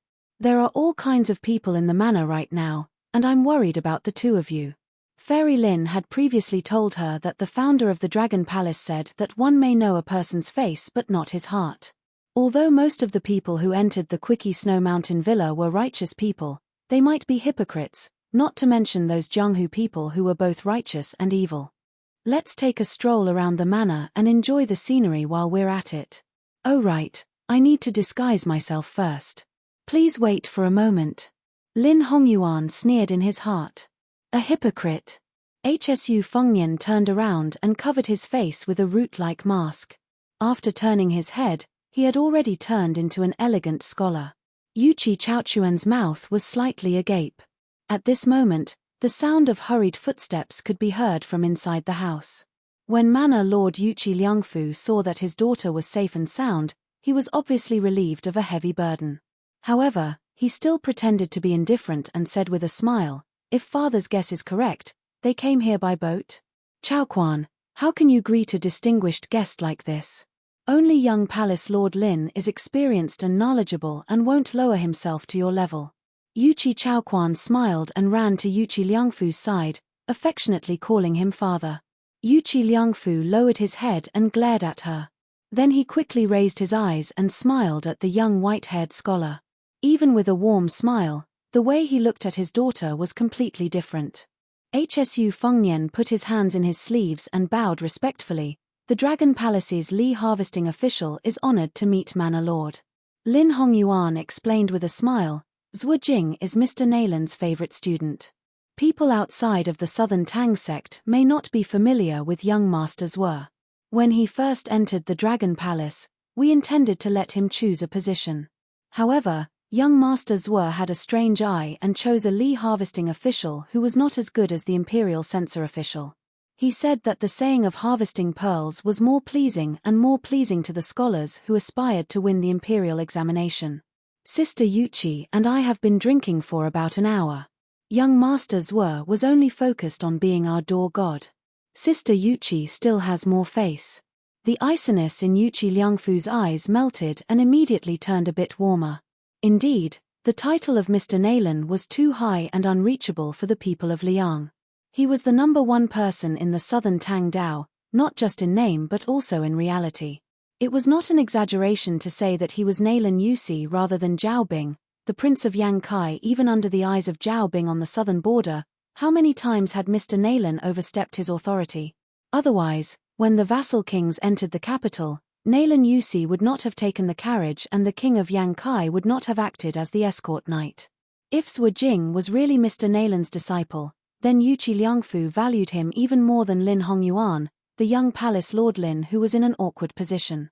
Yuqi Liangfu cupped his fists and said softly, there was an accident in the manor, but since young Master Zhuo is by my daughter's side, Liangfu can rest easy. After dealing with the matters at hand, Liangfu will apologize to young Master Zhuo and have a good drink. Hsu Fengnian nodded and said, I don't dare to disobey. Yuqi Liangfu left the courtyard and shook his head to the old steward who was waiting at the door and said, Yuchuan is fine. We met a young man named Zhuo Jing. Lin Hongyuan said that he was Nalan Yusi's disciple. But even if the Dragon Palace made a move this time, it was only directed at Qiaodong Mountain. Moreover, the Dragon Palace absolutely did not have the strength to kill Li Huili and Xielingzhen. How could the Dragon Palace, which is located in a corner of Nanjiang, shake the power behind these two people? If it was really Mr. Nalan's shocking plan, even if it was really the Dragon Palace's doing, it was not something that the Quicksnow Manor could intervene in. We, the people of Jianghu who have no one to rely on in the imperial court, could easily be destroyed. Chapter 834. The old steward was deeply worried. I really can't think of anyone with such skill and courage. Although Xielingzhen did not appear in the martial arts competition, she is still a top-notch master. The Spring Invitation Cottage is also connected to the new Minister of War. Li Huili's skills are probably average, but with the imperial court as a life-saving talisman, who would dare to make a move? I'm afraid that if the manor does not handle this properly, it will be hard to avoid the wrath of various powers. There will be many who will take advantage of the situation to fish in troubled waters and add insult to injury. Manor Lord must think of a way out. The King of Jing and has always wanted Quicksnow Mountain Villa to rely on the Wang family. Manor Lord, do you agree? Yuqi Liangfu's expression was complicated, and he was unable to decide what to do. He stopped and looked at a large red lantern hanging on a tree branch. There was no joy in it at all. He heavily exhaled and helplessly said, it's like doing business. I originally wanted to use this time's Wulin Alliance leader election to bring prestige to the manor. When the time comes, we can find a buyer ourselves. The highest bidder gets it. The King of Jing and urgently wants to buy it, and we don't have to worry about the next buyer. We can follow our own temperament and not sell it. Now that we are in trouble, and we turn to the Jing'an Palace, I'm afraid Quicksnow Mountain Villa will have to be sold at a low price. If we buy and sell it to everyone's satisfaction, then it's fine. But now I'm afraid that even if we sell it to the Jing'an Palace, that young vassal king will remember that Quicksnow Mountain Villa was not tactful in the past and make things difficult for the manor. I know that this vassal king has a master behind the scenes, and his governance is clear, and he is well known. He is not inferior to the old vassal king in any way. Judging from his words and actions, he doesn't seem to have a big heart. A person without foresight will have immediate worries. As the head of the manor, I'm afraid that when I pay respects to my ancestors in the future, I won't have the face to face them. The old steward softly comforted him. Yang Bao has already sent people to the king of Jing and to mobilize troops. I hope it will be settled in one fell swoop. Once the thousands of iron cavalry from Xiong and Fan arrive, as long as the assassin leaves a trace, it will be difficult for him to escape. I'm afraid that he will kill in 10 steps, and by now he has already escaped. A trusted steward of the manor hurriedly delivered a message. Manor Lord, we've only traveled less than 10 li from Yangbao when we were intercepted by Prince Jing'an scouts. It turns out that Prince Jing'an had already used the military tally to mobilize the Qingju Navy. The warships were lined up on the lake 20 li away. It was only because of the thick fog on the lake that no one noticed them. Furthermore, there were more than 4,000 light cavalry stationed at every intersection, along with dozens of scouts scattered all over the place. As soon as there's any movement, we can reel in the net. After Yuqi Liangfu recovered from his pleasant surprise, he bitterly smiled and said, "This Prince Jing'an truly has divine foresight." So it turns out that Saw Snow Manor has become a fish pond. As long as the big fish takes the bait, it will be dragged to the shore. Think, look, maybe Xie Lingzhen and Li Yibai are the Crown Prince's students. They are only there to deceive the public and make it look better for the imperial court to meddle in the martial arts world. Manor Lord, there is one thing I have to say. Fortune and misfortune go hand in hand. If Quicksnow Mountain Villa wants to turn from bad to good, distant water cannot quench the immediate thirst. We can only choose the Jing'an Palace as our neighbor. After all, he is the first king to inherit the throne after the spring and autumn period. He is quite favored in the capital. Yuqi Liangfu waved his hand to dismiss the steward. He hesitantly said, "Let me think about it." The old steward anxiously said, "Manor Lord, time waits for no one." Anger appeared on Yuqi Liangfu's face. He spoke without thinking. "Do you really want Nyochuan to be the concubine of that young king who has always been in love with his mother? Yuqi Liangfu can't sell his daughter for glory and wealth." The old steward kept quiet out of fear. He sighed and said, "It was a bad plan. Although the villa was saved, it was indeed hard on the young miss." Yuqi Liangfu patted the old man's shoulder and said apologetically, "Old Liu, I know you are loyal and devoted to the manor, but I, Nyochuan, only have one daughter. She has the same stubborn temperament as her mother who died young. As her father, I have to make her happy. Marrying a poor boy who truly likes her is better than marrying into a family of generals and ministers where everything is out of her control. How many women can live happily as duckweed?" The old steward nodded. Yuqi Liangfu fiercely rubbed his cheeks and said in a low voice, "Wait a little longer." At the outer corridor, compared to Yuqi Liangfu and the old steward who were stuck in a quagmire, it was much more relaxed on the surface. Yuqi Nyochuan volunteered herself, saying that she could reach her residence by rowing a boat. However, when she approached the railing and knocked, she was immediately dumbfounded. At that time, she was in a hurry to get ashore and forgot to fasten the small boat with a black canopy. Probably because of the lake breeze, there was no trace of the small boat. This made Yuqi Nyochuan's face turn red. She didn't dare to look at Hsu Fengnian and Lin Hongyuan. At this moment, a black figure slowly passed through the fog and appeared in everyone's field of vision. A young and handsome Daoist stood at the bow of the boat with an exquisite bamboo flute tied to his waist. He had a somewhat ethereal and otherworldly charm. The orthodoxy of the world revered the ancestral court, Mount Longhu. The Taoists of the world naturally regarded the Mount Longhu's heavenly master as the most important. Although the young Daoist in front of them didn't dress like a noble from the heavenly master's residence, his bearing could make people forget him at a glance. Lin Hongyuan slightly narrowed her eyes in order to hide her schadenfreude. The main character had arrived. Moreover, this young Daoist who had a meteoric rise in the imperial court and a great reputation in the Jianghu didn't disappoint Lin Hongyuan. On the contrary, his words broke the heavenly mystery. This humble Daoist of Mount Longhu's Jiao Ningxian greets young palace head Lin and young Miss Yuqi. Also, this young master, your left hand has been pierced by a sword in your sleeve. Would you allow this humble daoist to make an unnecessary move and shamelessly gift you a bottle of the mountain's secret golden sore medicine? Hsu Fengnian didn't move at all. He stood by the railing with his hands in his sleeves. Zhao Ningxin smiled warmly. Other than returning the boat to young Miss Yuchi, this humble daoist also has a gift in return. I remember that at that time on the Great Snowfield, there was someone who spoke malicious words and didn't return a sword ode. Hsu Fengnian's reply simply swayed Yuchi Nyochuan's mind. Of course, she didn't care about some Mount Longhu daoist owing a sword on the Great Snowfield.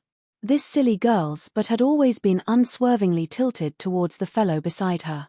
She only heard him ask, "Are you courting death?"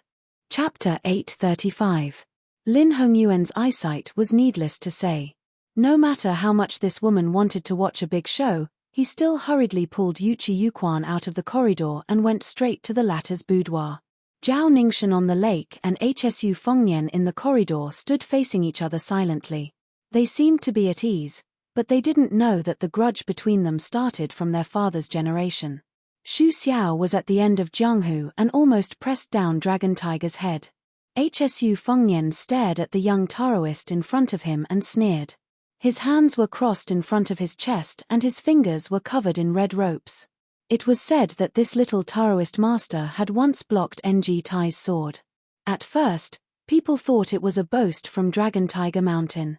Later, Zhao Ningxin blocked the Mad Monk of the West and stopped for several miles.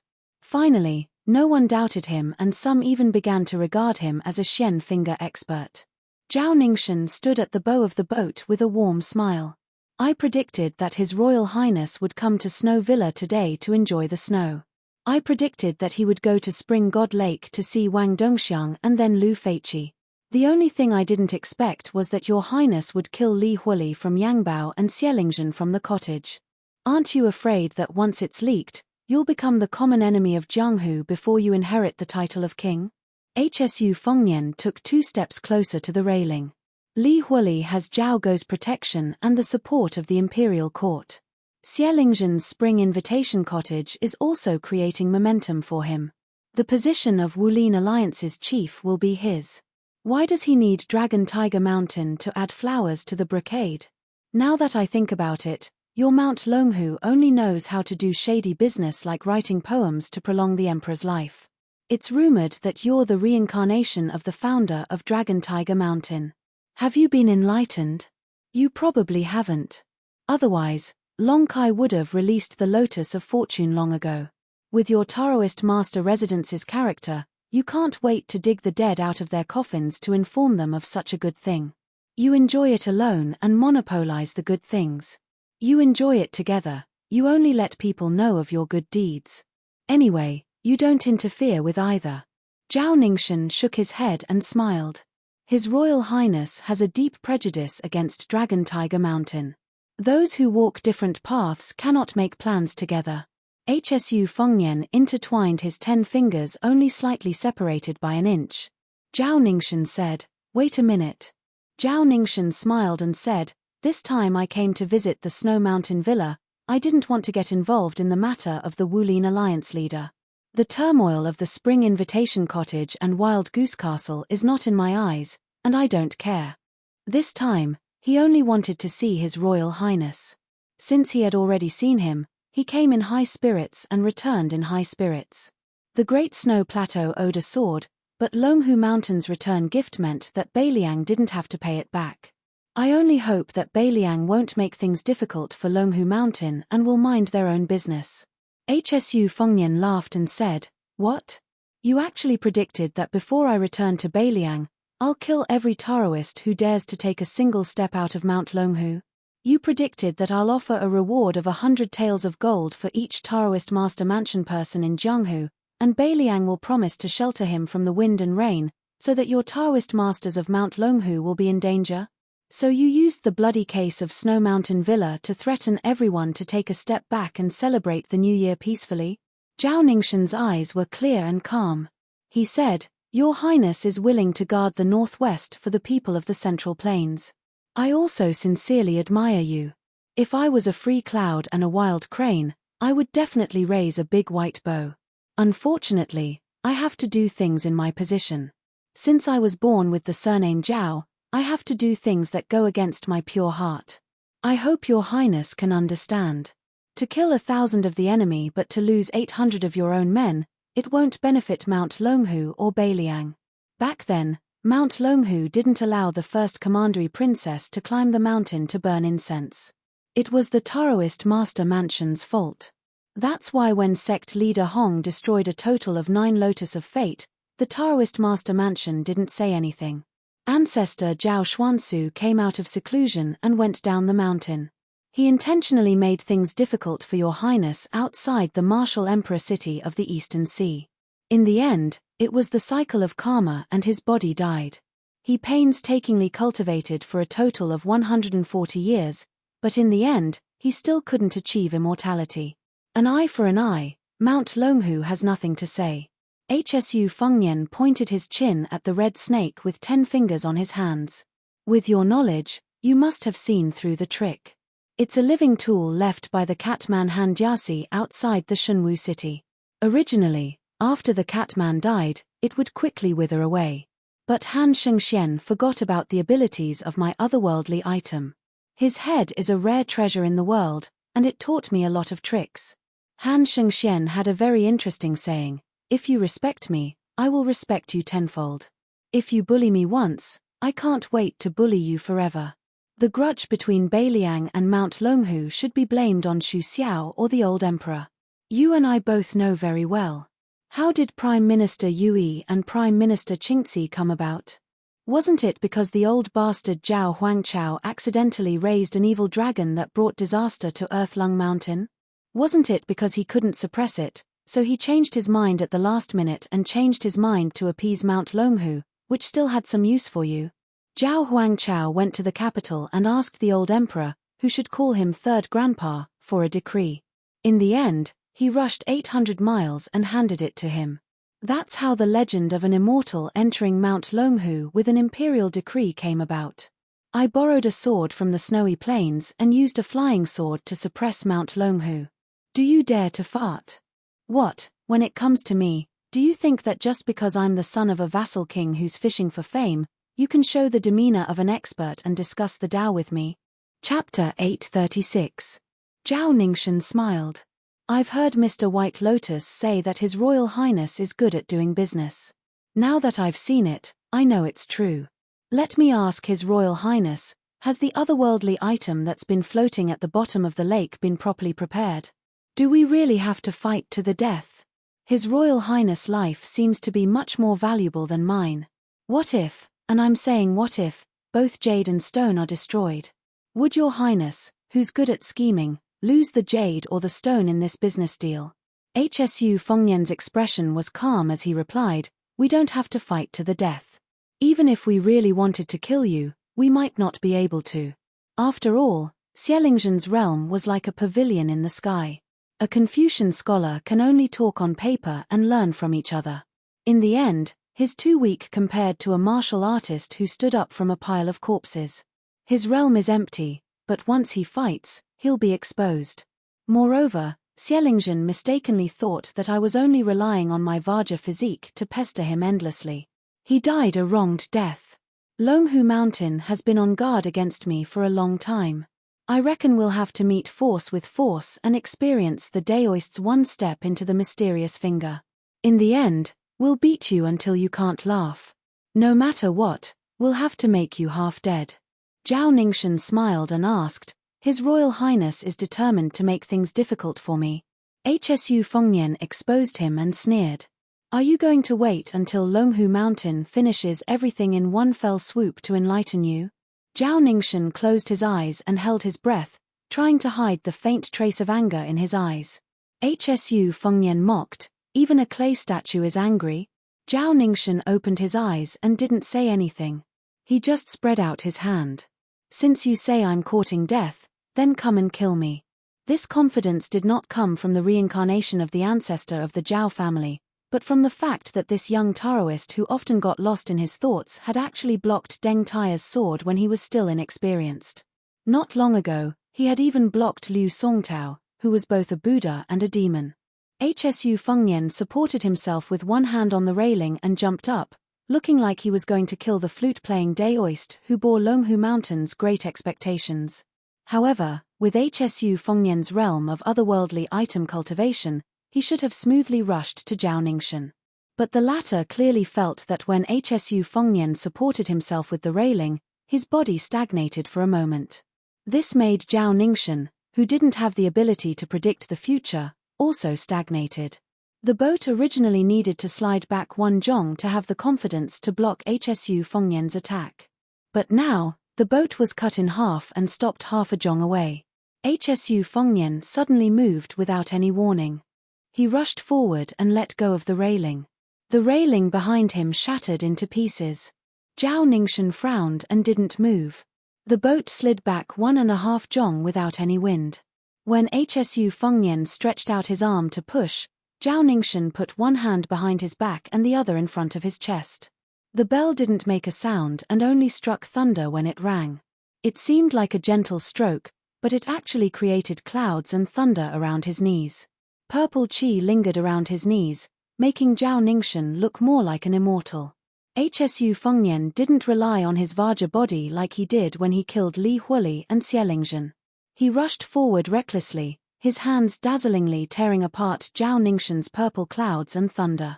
Zhao Ningxin gently lifted his foot and kicked Hsu Fengnian's abdomen.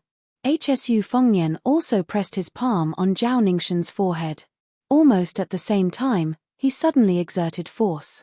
The boat retreated into the fog like an arrow.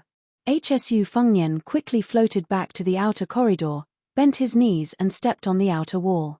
He rushed forward like thunder again and the wall collapsed. Zhao Ningxin, who was in the fog, picked up the dark green bamboo flute and twirled his 2 fingers.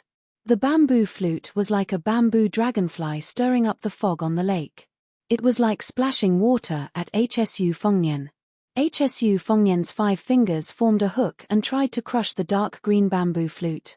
He still underestimated the flute's majestic qi. He let go as soon as he touched it. His body was bounced to the side of the lake. His feet splashed a lot of water before he could land on the lake. Zhao Ningxin lightly shouted, "Rise!" The boat rose several feet from the water and barely dodged a sneak attack under the water from a vermilion robe. The latter flashed and disappeared. When the boat fell, Hsu Fengnian tiptoed and chopped at Zhao Ningxin. The dark green bamboo flute behind him was like a trapped beast. It was strangled by the flying sword Thunder Pool Sword array.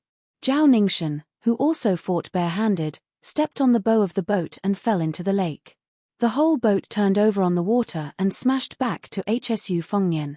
Hsu Fengnian's hand chopped like an immortal touching the top of the head. He smashed the boat into pieces on the spot. His palm pressed down on the top of the head without slowing down. Half of his body was still in the lake. Zhao Ningxin didn't dodge and let Hsu Fengnian's palm hit on the top of his head. The lake water shook violently, setting off huge waves and hitting the corridor. Thousands of pounds of lake water poured into the courtyard behind the 2 people. Xu Fengnian slowly floats down on a wooden plank on the lake surface after the small boat is broken. That palm actually doesn't touch Zhao Ningxin's head at all. This young Taoist's qi is at its peak, which is unexpected. Zhao Ningxin floated to the surface and finally saw the real face of the otherworldly item behind Hsu Fengnian. It was in a red robe with 5 arms and a sad face. Zhao Ningxin said in a deep voice, "Since ancient times, evil things have been chaotic. I can tolerate your domineering highness, but I can't tolerate the otherworldly item. Today, even if I have to sacrifice my cultivation, I will enforce justice for heaven." This time, it was Hsu Fengnian's turn to stretch out a palm with a gloomy face. His eyes were full of hatred, indicating Zhao Ningxin to enforce justice for heaven. What a good enforce justice for heaven. On the top of Quanglu Mountain, there were celestial beings who went out of body. There were celestial beings who were angry and spitting out purple gas. They said that they would enforce justice for heaven.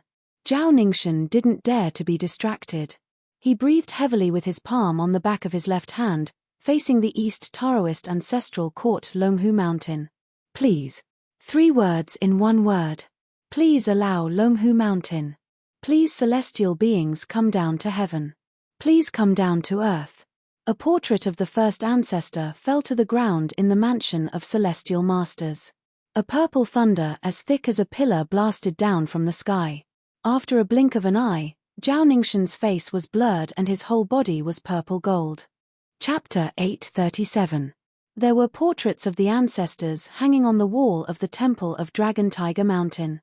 The portrait of the first ancestor fell without any wind. A dozing Taoist boy guarding the hall was so scared that he did not dare to pick up the scroll. He hurriedly reported the situation to the residence of the Taoist master. Zhao Danxia, who was in charge of all Taoist affairs, quickly walked into the temple of Dragon Tiger Mountain. She was pleasantly surprised, but there was still a trace of worry in her heart. She knelt down in front of the temple of Dragon Tiger Mountain and carefully picked up the scroll. Bai Yu, an outsider of the residence of the Taoist master, slowly stepped over the threshold. Mr. White Lotus, who thought he was a bookworm, had hurt his eyes from reading, so he walked slower than others. He squatted beside Zhao Danxia and was lost in thought. Zhao Danxia, the head of the Liang Taoist, asked softly, "It's inevitable that fortune and misfortune depend on each other. But in Mr. White Lotus's opinion, how much fortune and misfortune are there?" Bai Yu shook his head and said, "The divinations are a mess." But since Attentive Mind was able to invite the first ancestor of Dragon Tiger Mountain, compared to inviting the 3 modern ancestors 100 years ago to kill Liu Songtao of the devil cult with the 10,000-mile Sky Thunder Nail, Attentive Mind can rest assured. Since he is enforcing justice on behalf of heaven, he will most likely use great fortune to eliminate misfortune. Bai Yu really can't think of anyone in the world who can suppress the first ancestor. Wang Xianji is only a few people who can fight, but on the Spring God Lake, Attentive Mind will undoubtedly win. After this battle, it will be a great thing for Dragon Tiger Mountain. Zhao Danxia respectfully hung the portraits of the ancestors in the middle of the wall. After hanging them up, she knelt down and kowtowed. Then she stood up and took a few steps back, looking at the wall that was filled with the portraits of immortals from different dynasties. Even a Zhenren like her felt a little high-spirited. Most of these ancestors who had ascended were the biggest protective talismans of Longhu Mountain. They had stood tall for nearly 1,000 years, while the Liang dynasty had only been around for 200 years. If it wasn't for the fact that the number 1 blessed land of Taoism, the Earthlung Mountain, produced an evil dragon that was related to the Dragon Tiger Mountain and affected the Dragon Pool Golden Aura Lotus, this place would have almost become a pillar of luck that was on par with the heavenly gates. Then, it would be guaranteed that the next 500 years of great fortune would be unimaginable.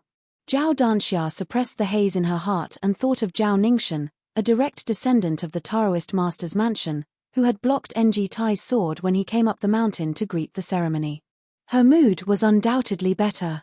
She smiled while twirling her beard. With such a good seedling like Ningxin, we can invite the ancestor so quickly. It's 20 to 30 years earlier than we expected, so we don't have to worry about the lack of manpower. With Mr. White Lotus's wholehearted support, Mount Longhu will have no worries. Bai Yu suddenly rubbed his eyes hard and stared at the dozens of portraits on the wall with a horrified expression. Mr. White Lotus's vision was weak, but his mind was sharp. He vaguely sensed that there was a strange phenomenon. Zhao Danxia's cultivation was profound, so she was only a step slower than Bai Yu. She noticed the abnormality of the portraits on the wall, which had never been seen before. Almost all the portraits of the ancestors showed signs of collapsing. Only the portrait that looked like Qi Xianxia was able to escape. None of the others were lucky enough to escape. Bai Yu muttered absent-mindedly, "Impossible, impossible." The feather minister was uneasy. He knelt down heavily with his right hand covering the back of his left hand and sobbed. This unfilial descendant, Zhao Danxia, kneels down and begs the ancestors to show mercy.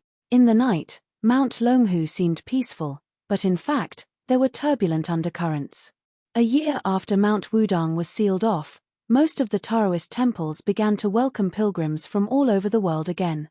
However, the temple with a statue of Zhenwu the Great was still closed to visitors.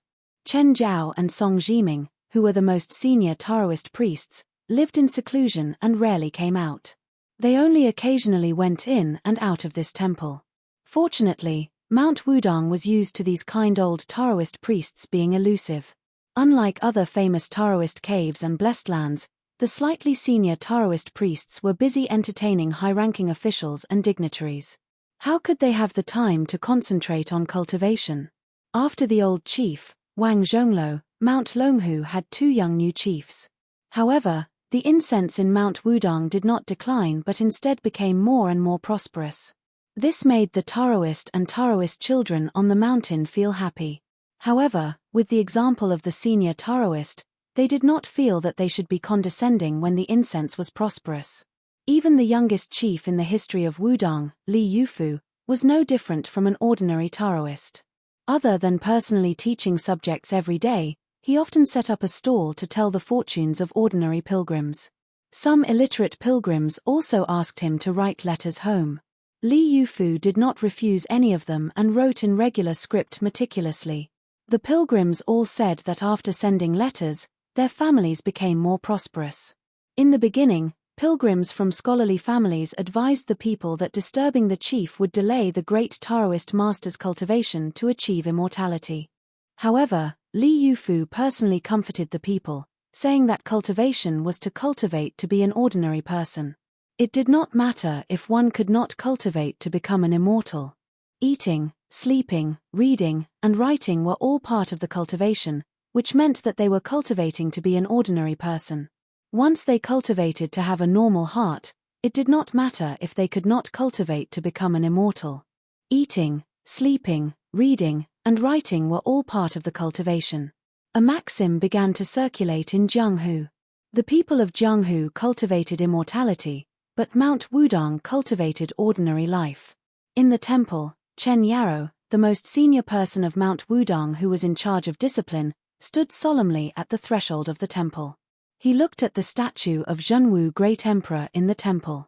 Beside him was Song Zhiming, who was more than 140 years old and had experienced 4 chiefs, and Yu Xingrui, the master of the current chief of Mount Wudang, Li Yufu. The 3 Taoist priests looked extremely solemn. Yu Xingrui was a person who could not hold back his words. He whispered to his 2 senior brothers, when His Royal Highness returned to Beiliang after traveling Jianghu for the 2nd time, he kept asking us about the difference between Mount Longhu and Mount Wudang's methods of inviting deities. According to the scale of this grand ritual of Ju Tian, which deity of Mount Wudang would you like to invite? Originally, if little junior brother was willing to ascend, it would not be too difficult to invite ancestor Lu to descend. At least it would be slightly easier than attaining immortality. But then again, even if it is not as difficult as ascending to heaven, with His Royal Highness's current cultivation, the key has never been cultivation. Even with Mount Wudang's 81 peaks as the grand ritual of Ju Tian, it may not be possible to invite a deity who should not be tainted by the mortal world. Senior brother Chen, senior brother Song, to be honest, I've always been unwilling to let Mount Wudang get involved in the secular world's struggle for tripod cauldrons. It goes against ancestor Lu's teachings. Song Zhiming smiled and said, Mount Longhu is anxious. They can't wait to transfer the fate of the entire Dragon Lake to that little celestial master so that he can enlighten his orifices. But cultivation is like climbing a mountain. One has to be down to earth and climb the stairs. There is no such thing as letting the mountain come and help me. Mount Longhu has produced many deities with the surname Zhao, but, before the old Taoist priest could finish, Chen Yarou suddenly turned around. A bolt of purple thunder smashed down from the sky. Chen Yarou frowned and said, that little celestial master is indeed not vulgar. He forcefully enlightened his orifices at such a young age. How good would it be if he could do it step by step? There is one more fully deserving Taoist priest in the world. So what if he suppresses Mount Wudang? At this time, the 3 seniors of Mount Wudang did not know that the 5 words banishment to 3,000 miles on the statue of Zhenwu the Great behind them were gradually disappearing. Chapter 838. On the Spring God Lake, there were many navy warships. The king of Jing and Zhao Zun personally boarded one of the yellow dragon warships. Beside the king, who was wearing a bright yellow robe, there was a woman with a white veil covering her face. She had a graceful figure. The strategist behind the scenes, who had been following him like a shadow, did not follow him today. The reason was that Zhao Zun was selfish. After the sudden death of the old king of Jing and Zhao Heng, the number of trusted aides of the young king could be counted with one hand. Among them, there was only one man and one woman that he trusted. There was no need to talk about the blind Lu Shu. Both the old and the new king treated him as a national scholar. Zhao Zun was also well aware that in addition to the shaky title of King of Jing'an, the most precious thing was still the strategist with extraordinary military strategy. Zhao Zun sincerely valued Lu Shu, even to the point of reverence. But because of this, when Lu Shu intentionally or unintentionally showed indifference to the woman beside him, it made Zhao Zun very embarrassed. He was afraid that Lu Shu would be displeased. As the lord of Qingju, he never brought the woman into the Jing'an palace. Instead, he hid her in a golden house in the city. For her, he even avoided the matter of concubines several times. It was enough to show her position in the young king's heart. Zhao Zun quietly reached out his hand, wanting to hold her hand, but she gently glared at him. The young king resentfully withdrew his hand. Not only was he not annoyed by her insensitivity, he was instead full of joy. This kind of woman was the most similar to the woman who was destined to be unattainable in this life. Nominally, the previous Princess Jing'an, Pei Nanwei, had already died for love. If she was at his beck and call and obedient to his every command, even if the woman beside him looked like Pei Nanwei, Zhao Zun would not favor her and would have long regarded her as a chicken rib. Zhao Zun looked around. The Qingju Navy was majestic in his eyes. He was also confident that he could make the Qingju Navy more powerful than the Guangling Navy. At this time, his heart was full of ambition. He reached out a hand and pointed to the river, as if he was talking about the country, and said, "Nan Wei, father could not control the Qingju Navy at all, let alone make the Green Party bow their heads. But I did it, and it only took a year." The woman said with a gentle voice, "Mr. Lu is a pillar of great talent that even Grand Preceptor Sun and Grand Preceptor Zhong have repeatedly praised. Living in Xiangfan is already an injustice. You absolutely cannot have the slightest bit of complaint towards Mr. Lu just because Mr. Lu doesn't like me. If Mr. Lu only listens to your preferences, then people will look down on you." Zhao Zun was even more delighted when he heard this. He nodded, "Don't worry about this. As long as I, Zhao Zun, am rich, I will not let Mr. Lu be poor. What Yang Kai King Zhao Bing can give Nalan Yusi, I can only give Mr. Lu more." The woman coldly reprimanded, "What's the point of saying these flowery words? You know that Mr. Lu does not care about those empty titles. Your temper is too frivolous." Zhao Zun laughed loudly, "That's right. You should calm down." There was a moment of silence. Zhao Zun looked at the 800 Li Spring Immortal Lake and said in a low voice, "One day, I will give you the Spring Immortal Lake." Zhao Zun swears that these words are not false. The corner of the woman's mouth rose. Outside the city of Xiangfan, a group of travelers arrived. 2 carriages passed through the city but did not enter. There were rich men, powerful men, a fat pig, and several retainers who caused people to be intimidated at first glance. Approaching the fork in the reed pond, the 2 carriages stopped at the same time. The old man got off the carriage. He walked with a slight limp and his hands on his hips, which could not hide his hunchback. He muttered to himself, "This is the place where he killed the 11th in the world, Wang Mingyan? And he killed that old woman, Zhao Heng's trusted cavalry, with a single spear?" The fat pig eagerly approached and said with a smile, "Father, His Highness said that he would draw his sword before he killed, and that he would return it to its scabbard after he killed." Ninga Mei and the 100 Phoenix battalions were completely convinced at that time. The old man with yellow spots on his hands and face smiled. He squatted down and grabbed a handful of soil. Holding it in his hand, he looked at the reeds in a daze. The old man murmured, "After Huang Zhentu brought him back to Beiliang, he told me that this child scolded me every day and was full of resentment. But he always found excuses to go to places where I fought in the past to take a walk and take a look." The fat pig squatted down and felt uncomfortable holding it in. He simply sat down on the ground and said with a smile, "Father, His Highness has a sharp tongue but a soft heart. He is stubborn on the surface, but in his heart, he admires you very much. Most sons are like this." The old man dismissed it with a smile. He tilted his palm and watched the soil slide down. He said softly, "Such a child who has a sword god and a death warrior protecting him, and who is so timid that he doesn't even dare to take off his soft armor when he sleeps. Why did he go to Baymang and risk his life for the fifth raccoon? The night before he went to Baymang, he drank with me. Before he died, he cried and told me that he had a dream that was not a dream. On the top of Kwanglu Mountain, there was a celestial being called Zhao Huangchao who had an out-of-body state and killed his mother's soul. He said that sooner or later, he would kill that fellow. When this child first started to practice the saber, I actually did not think highly of him. But I know that revenge is one thing, wanting to take revenge is a matter of course. Whether he can do it or not is another matter. But if he wants to take revenge, whether he will do it or not, whether he will suffer hardships and then give up is another matter. In terms of status, if you add up all the places in Liang and Baymang, or even up to the spring and autumn period and the Central Plains, the number of people who are better than him can't be counted with two hands. However, to be able to dare to kill Shu Huainan, kill the fifth raccoon, kill Luo Yang, kill the celestial being, and persist in doing what he wants to do step by step, it really can't be considered many. The old man wiped his sleeve with the hand that was grabbing the mud, and then took out a jade bracelet that had a few strands of green left in it from his other sleeve. The jade was dropping too quickly, not to mention that it was of a tender type and had a poor water source, so it wasn't worth much. The old man smiled and said, "When I was young, I had the best taste in women in the world, so I was a complete mess when it came to choosing these things. I wholeheartedly wanted to earn money to buy something presentable for my future wife, but I couldn't save any money, so I shamelessly borrowed 50 taels of silver from Zun Ping. In the end, I bought this damn bracelet, but it began to drop a few days after I gave it to her. Only then did I know that I had been cheated badly. However, the child's mother didn't mind and kept wearing it." The old man placed the bracelet on his skinny cheeks.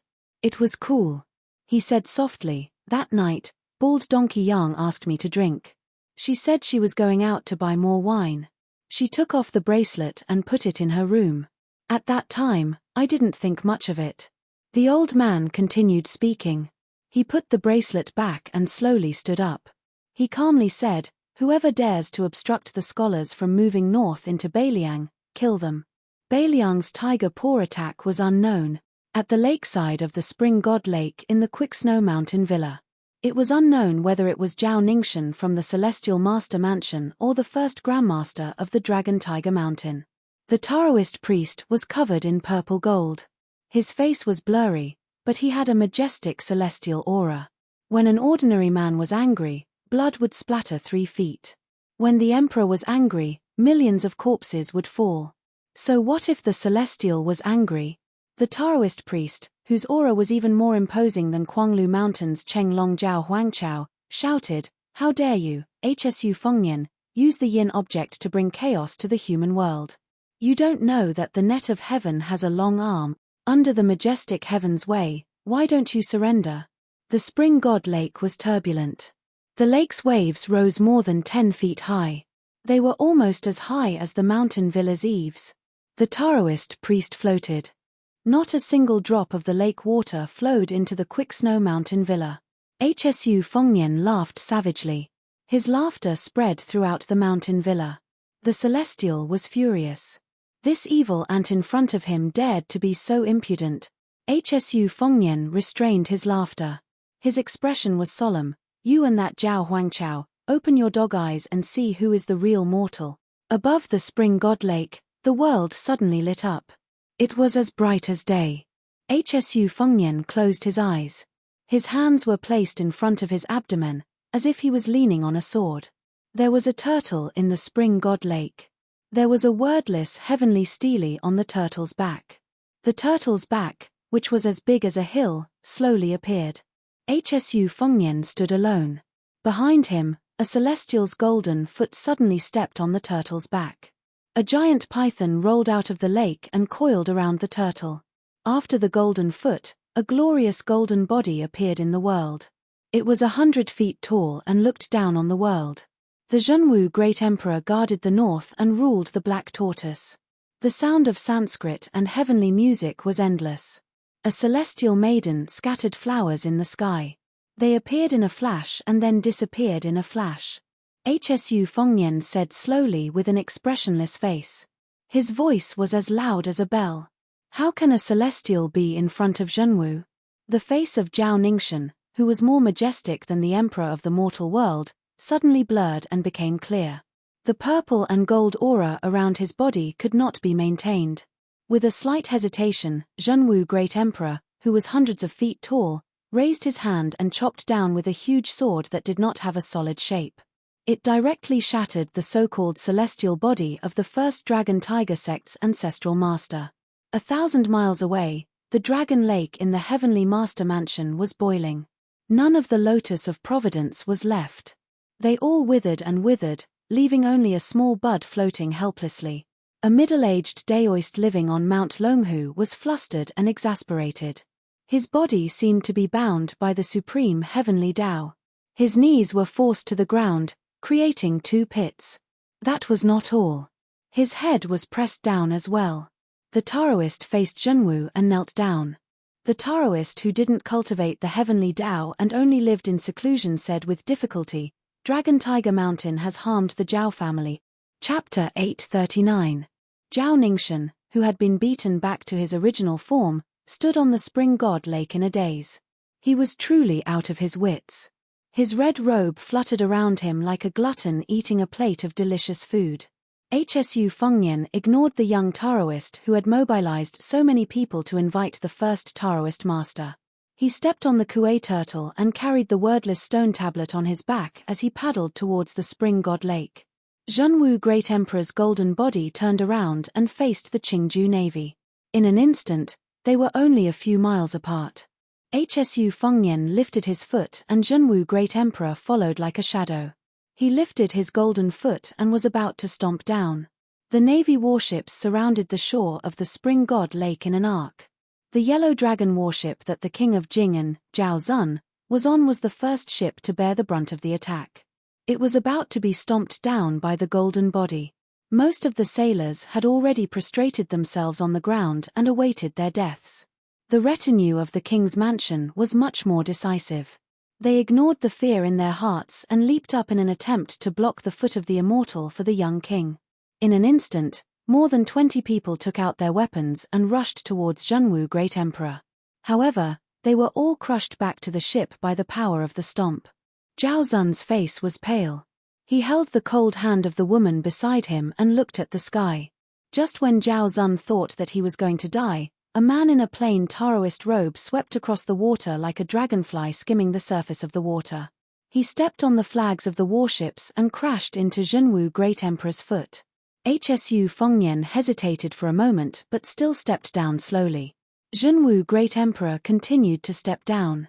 The young Taoist's shoulder was badly mutilated. He gritted his teeth and said, "Your Highness, you can't rely on the power of heaven to kill people. Even if you use the Black Tortoise Dharmakaya for a moment, the Celestial Court and your real body will." Hsu Fengnian was expressionless as he continued to step down. The young Taoist was already forced to land on the Yellow Dragon warship. The entire warship began to sink into the lake, leaving only the king of Jing and Zhao Zun above the surface of the lake. After the Taoist panted, he knelt down on one knee and resisted Zhenwu Great Emperor's golden body and golden feet. He told Hsu Fengnian intermittently in a secret language with great difficulty, "Huaibei's ranger Hizhu risked his life to deliver a token to your highness. It can't be delayed. At this moment, he has already rushed to the outside of the Quicksnow Villa. His life is hanging by a thread." Hsu Fengnian frowned and withdrew his foot. Zhenwu Great Emperor finally could not maintain his 100 feet golden body and slowly dissipated. The wordless monument on the back of the big turtle cracked inch by inch. Hsu Fengnian looked back with a complicated expression. Originally, with Zhao Ningxian's cultivation and the foundation of Dragon Tiger Mountain, the first generation of the founding ancestor, and the other invited the supreme Dharmakaya of Zhenwu Great Emperor. Both Dragon Tiger Mountain and Wudong Mountain could be said to have used all their strength. Even a blind man would know who was better and who was worse. Originally, with Zhao Ningxian's cultivation and the foundation of Dragon Tiger Mountain, The founding ancestor could be free and unfettered in the human world for the time it takes to burn 3 incense sticks of incense, while the Zhenwu Great Emperor that Xu Fengnian invited could only last for half an incense stick's time. However, Xu Fengnian did not have much regret about it. Dragon Tiger Mountain and the Emperor of the capital, the two Zhao families, had long been integrated into one. They shared fate and shared honor and disgrace. This time, he just treated it as beating a dog to show his master. Xu Fengnian's original intention was to lure the celestial being Zhao Huangqiao to the spring god lake one day and kill both the celestial being and the celestial being. Zhao Ningxian was just by accident that Xu Fengnian had no choice but to reveal the heaven's secret and his trump card. However, Xu Fengnian did not have much regret about it. The two Zhao families, Dragon Tiger Mountain and the Emperor of the capital, had long been integrated into one. They shared fate and honor. This time, he just treated it as beating a dog to show his master. Xu Fengnian glanced at the young leader of Wudong who was kneeling on the ground to send off Zhenwu Great Emperor's 1,000-feet golden body. He did not have any ill feelings towards this young Taoist. In the long run, he had good intentions for stopping him from stepping on the spring god lake. Taking a deep breath, Xu Fengnian covered his forehead with one hand. After the sharp pain, he was in a trance for a moment. His mind was as blank as a sheet of paper, as if he had forgotten something extremely important. However, he just could not remember it. Xu Fengnian shook his head. Li Yufu staggered to his feet. His lips moved slightly as he sent a secret message, that He Zhu is seriously injured. The sword qi in his body has already formed a shadow. He is only relying on the help of this little Taoist to keep him alive. He will not live for long.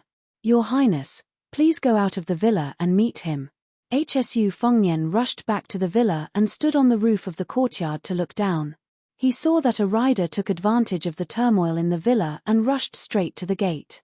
The young ranger seemed to be trying his best to say something. However, at this time, the people in the villa were so shocked by the 1,000-feet golden body that came and went that they had no time to care about such a rude nobody. The galloping ranger was like a headless fly. His chest was covered with blood, his face was pale, and he was about to fall off the horse. In his blurred vision, the ranger saw a figure rushing over from the wall and helping him down from the horse. He sat on the ground against the wall and blood kept oozing out from the fingers covering his mouth. The white-haired young master in front of him knocked on several aperture acupoints to stop the vicious sword qi that was wantonly running around in his body. The young master asked in a deep voice, "I am Xu Fengnian. What do you want to give me?" The ugly ranger took out a hairpin from his arms and handed it to Xu Fengnian with trembling hands. He said in a hoarse voice, "I am He Zhu. I met a young devil who killed people on the street and was seriously injured. I was saved by a Miss Jia. She asked me to send this hairpin to Beiliang. She said that she and young Master Shu did not owe each other anything. Due to the final radiance of the setting sun before his death, He Zhu, who had regained some of his vigor, squeezed out an ugly smile and said slowly, I was injured by the sword qi and rushed to Beiliang. I heard that there were scholars from Shangyin Academy who were rushing to Beiliang, so I wanted to go with them. I could only blame myself for being incompetent and fainted halfway. Fortunately, I was saved by Zhenren Li, the leader of Wudong sect. Then I knew that young Master Shu was in the villa. If I had known that young Master Shu was His Royal Highness in Beiliang, I would not have agreed to this at that time. After all, the He family in Huaibei was exterminated by General Shu. But since I have promised Miss Jia, I have to keep my promise. I have to. Xu Fengnian held the blood-stained hairpin tightly and asked softly, How is Miss Jia? The ugly ranger said worriedly, I only know that Miss Jia has been fighting with 3 powerful devils for a long time. One of them has an amazing sword qi and killed people along the way. He calls himself Cut Willow. The other 2 also have an accent of Beimang. Zhenren Li of Wudong sect has revealed the secret of heaven. They are most likely level 1 masters in Beimang. When Miss Jia gave me the hairpin, she was in Qinghu City, which is more than 200 miles away from here. She was seriously injured in an alley called Plum Alley in the south of the city. I hope young Master Shu can hurry to rescue her. Xu Fengnian nodded and held his hand. He slowly injected genuine qi into his hand to prolong his life. I see. He Zhu shook his head and said, Young Master Shu, you don't have to worry about my life or death. Li Yufu floated over. Hsu Fengnian stood up and bowed deeply to He Zhu. Li Yufu said softly, Your Highness, don't worry. You can go north. Yufu will send brother He on his last journey. Shu Fengnian's hands pressed down lightly, and the ground shook. His body rose from the ground like a rainbow, crossing the sky and crossing the quick snow mountain villa. Li Yufu squatted in front of He Zhu and held his pale face with both hands. The horse, which had been dependent on its master for many years, came to He Zhu's side. It lowered its head and touched He Zhu. Then it knelt on the ground and leaned against the corner of the wall to shelter its master from the cold. He Zhu asked with a smile, Zhenren Li, do you have any wine to drink? Li Yufu, whose shoulder was stained with blood, was in a dilemma. He Zhu shook his head and said with a smile, Forget it. I don't have any money for wine. It was said that people were so poor that they could only make a ringing sound. However, He Zhu's pockets didn't make any ringing sounds at all. He Zhu had only been a wine tax collector in a small town. He was not good at reading people's faces. After a few years of muddle-headedness, the money he earned was only enough to take the horse that the military camp did not want. He wanted to walk around Jianghu and see. If only he could use poetry to buy wine. Young man is chivalrous and makes friends with 5 heroes. Liver and gallbladder holes, hair stands up. In the negotiation, life and death are the same. A promise is worth 1,000 gold, a promise is worth 1,000 gold. The young paladin's murmur gradually faded away. Li Yufu did not want to let go for a long time. After a long time, the horse whimpered. Li Yufu stood up and put He Zhu on the horse's back. He led the horse out of the snow mountain villa slowly. Chapter 840. I originally said that I would upload the big chapter today. P.S. There is a WeChat public platform on the book in the snow. You can add me as a friend after scanning it. The villages of Tian Village were scattered all over the place. There were more than 6,000 trees planted in a large orange garden. The yellow oranges produced by the oranges were the second-class tributes of the imperial palace. However, after winter, the oranges were not full of fruits. However, there was a custom in the orange garden that every orange tree would leave 1 orange for the winter, which meant that there would be enough left to welcome the new year. No matter how bold the naughty children in the village were, they did not dare to climb the trees to steal the oranges. Every time they played around the orange garden, they only dared to look from afar. At this time, the orange garden was vaguely red. A young man in a green robe who looked like a scholar broke into the orange garden. He gently flicked his fingers and some weather-beaten red oranges fell down. He held them in his arms. Without peeling the skin, he ate half of the oranges in one bite and chewed. The handsome scholar was followed by a skinny old man with an ordinary face, who looked like an orange farmer guarding the garden. The young man grabbed an orange and grinned at the old man. The old man shook his head, indicating that he was not interested in the orange. The young man chewed the orange meat and peel and said vaguely in Baimang language, "The south of Liang River is really a good place where people won't starve to death. In the future, if I kill all the way here, I must get a good land from Li Mibi. I don't need to be an official." The old man glanced at the young man's back. There were 3 cocoon-like holes, which forcibly blocked the injuries.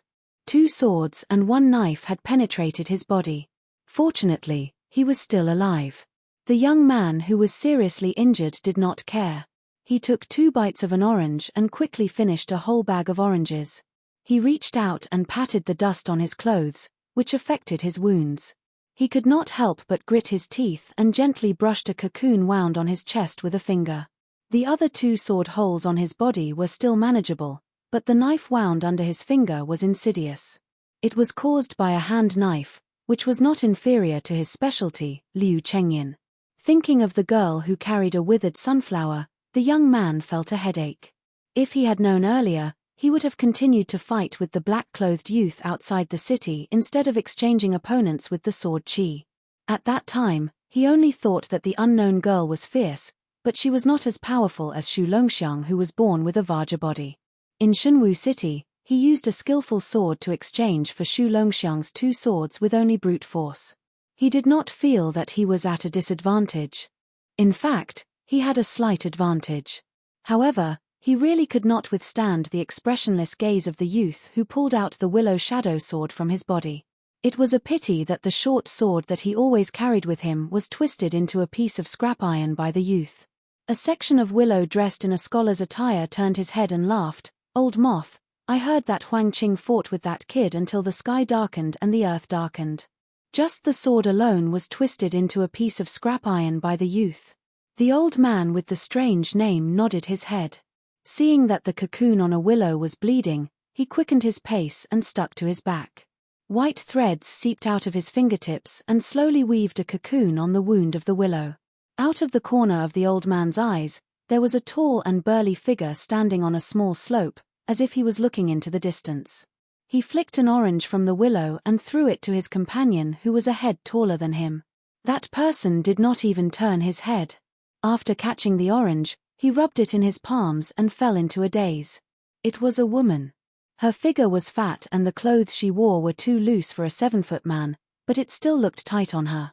She wore a Beimang woman's 5 weapons pendant on her head, and her face was smeared with yellow tassels. Unfortunately, her appearance was below average. Not only did it not add to her beauty, but it also made her look nondescript. A jade belt was tied around her waist, hanging from it were small knives, small pouches, small flints, and many other small and practical objects. It was a dazzling array. She looked like a woman who knew how to live her life. She glanced at her, squatted on the ground, and rubbed his cheeks hard. He sighed heavily.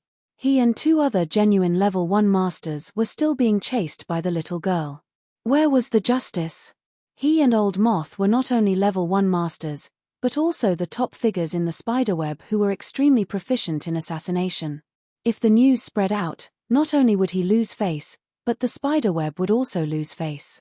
Even Old Moth, one of the 2 cocoons of the spiderweb, said that the little girl was born to be in this bowl of rice. However, the little girl's days were bleak. She suffered from Old Moth's cocoon bind and Murong Niang's palm, and one of her arms was crippled by him. She was not far from death, but she was still unwilling to give up. Until today, Old Moth thought that the next time she showed up, it would be the day she completely left Jianghu. Old Moth looked around and said to himself, "The little girl is proficient in Chimenduanjia. She is an expert in both earth escape and water escape. Last time, we suffered a loss by the river. Princess Murong specially chose this village with soft soil and many ditches. She probably wants to generously give the little girl a chance to end this long-distance raid, so that we don't have to worry about her." Old Moth sneered and said, "The little girl is very clever. She won't take the bait.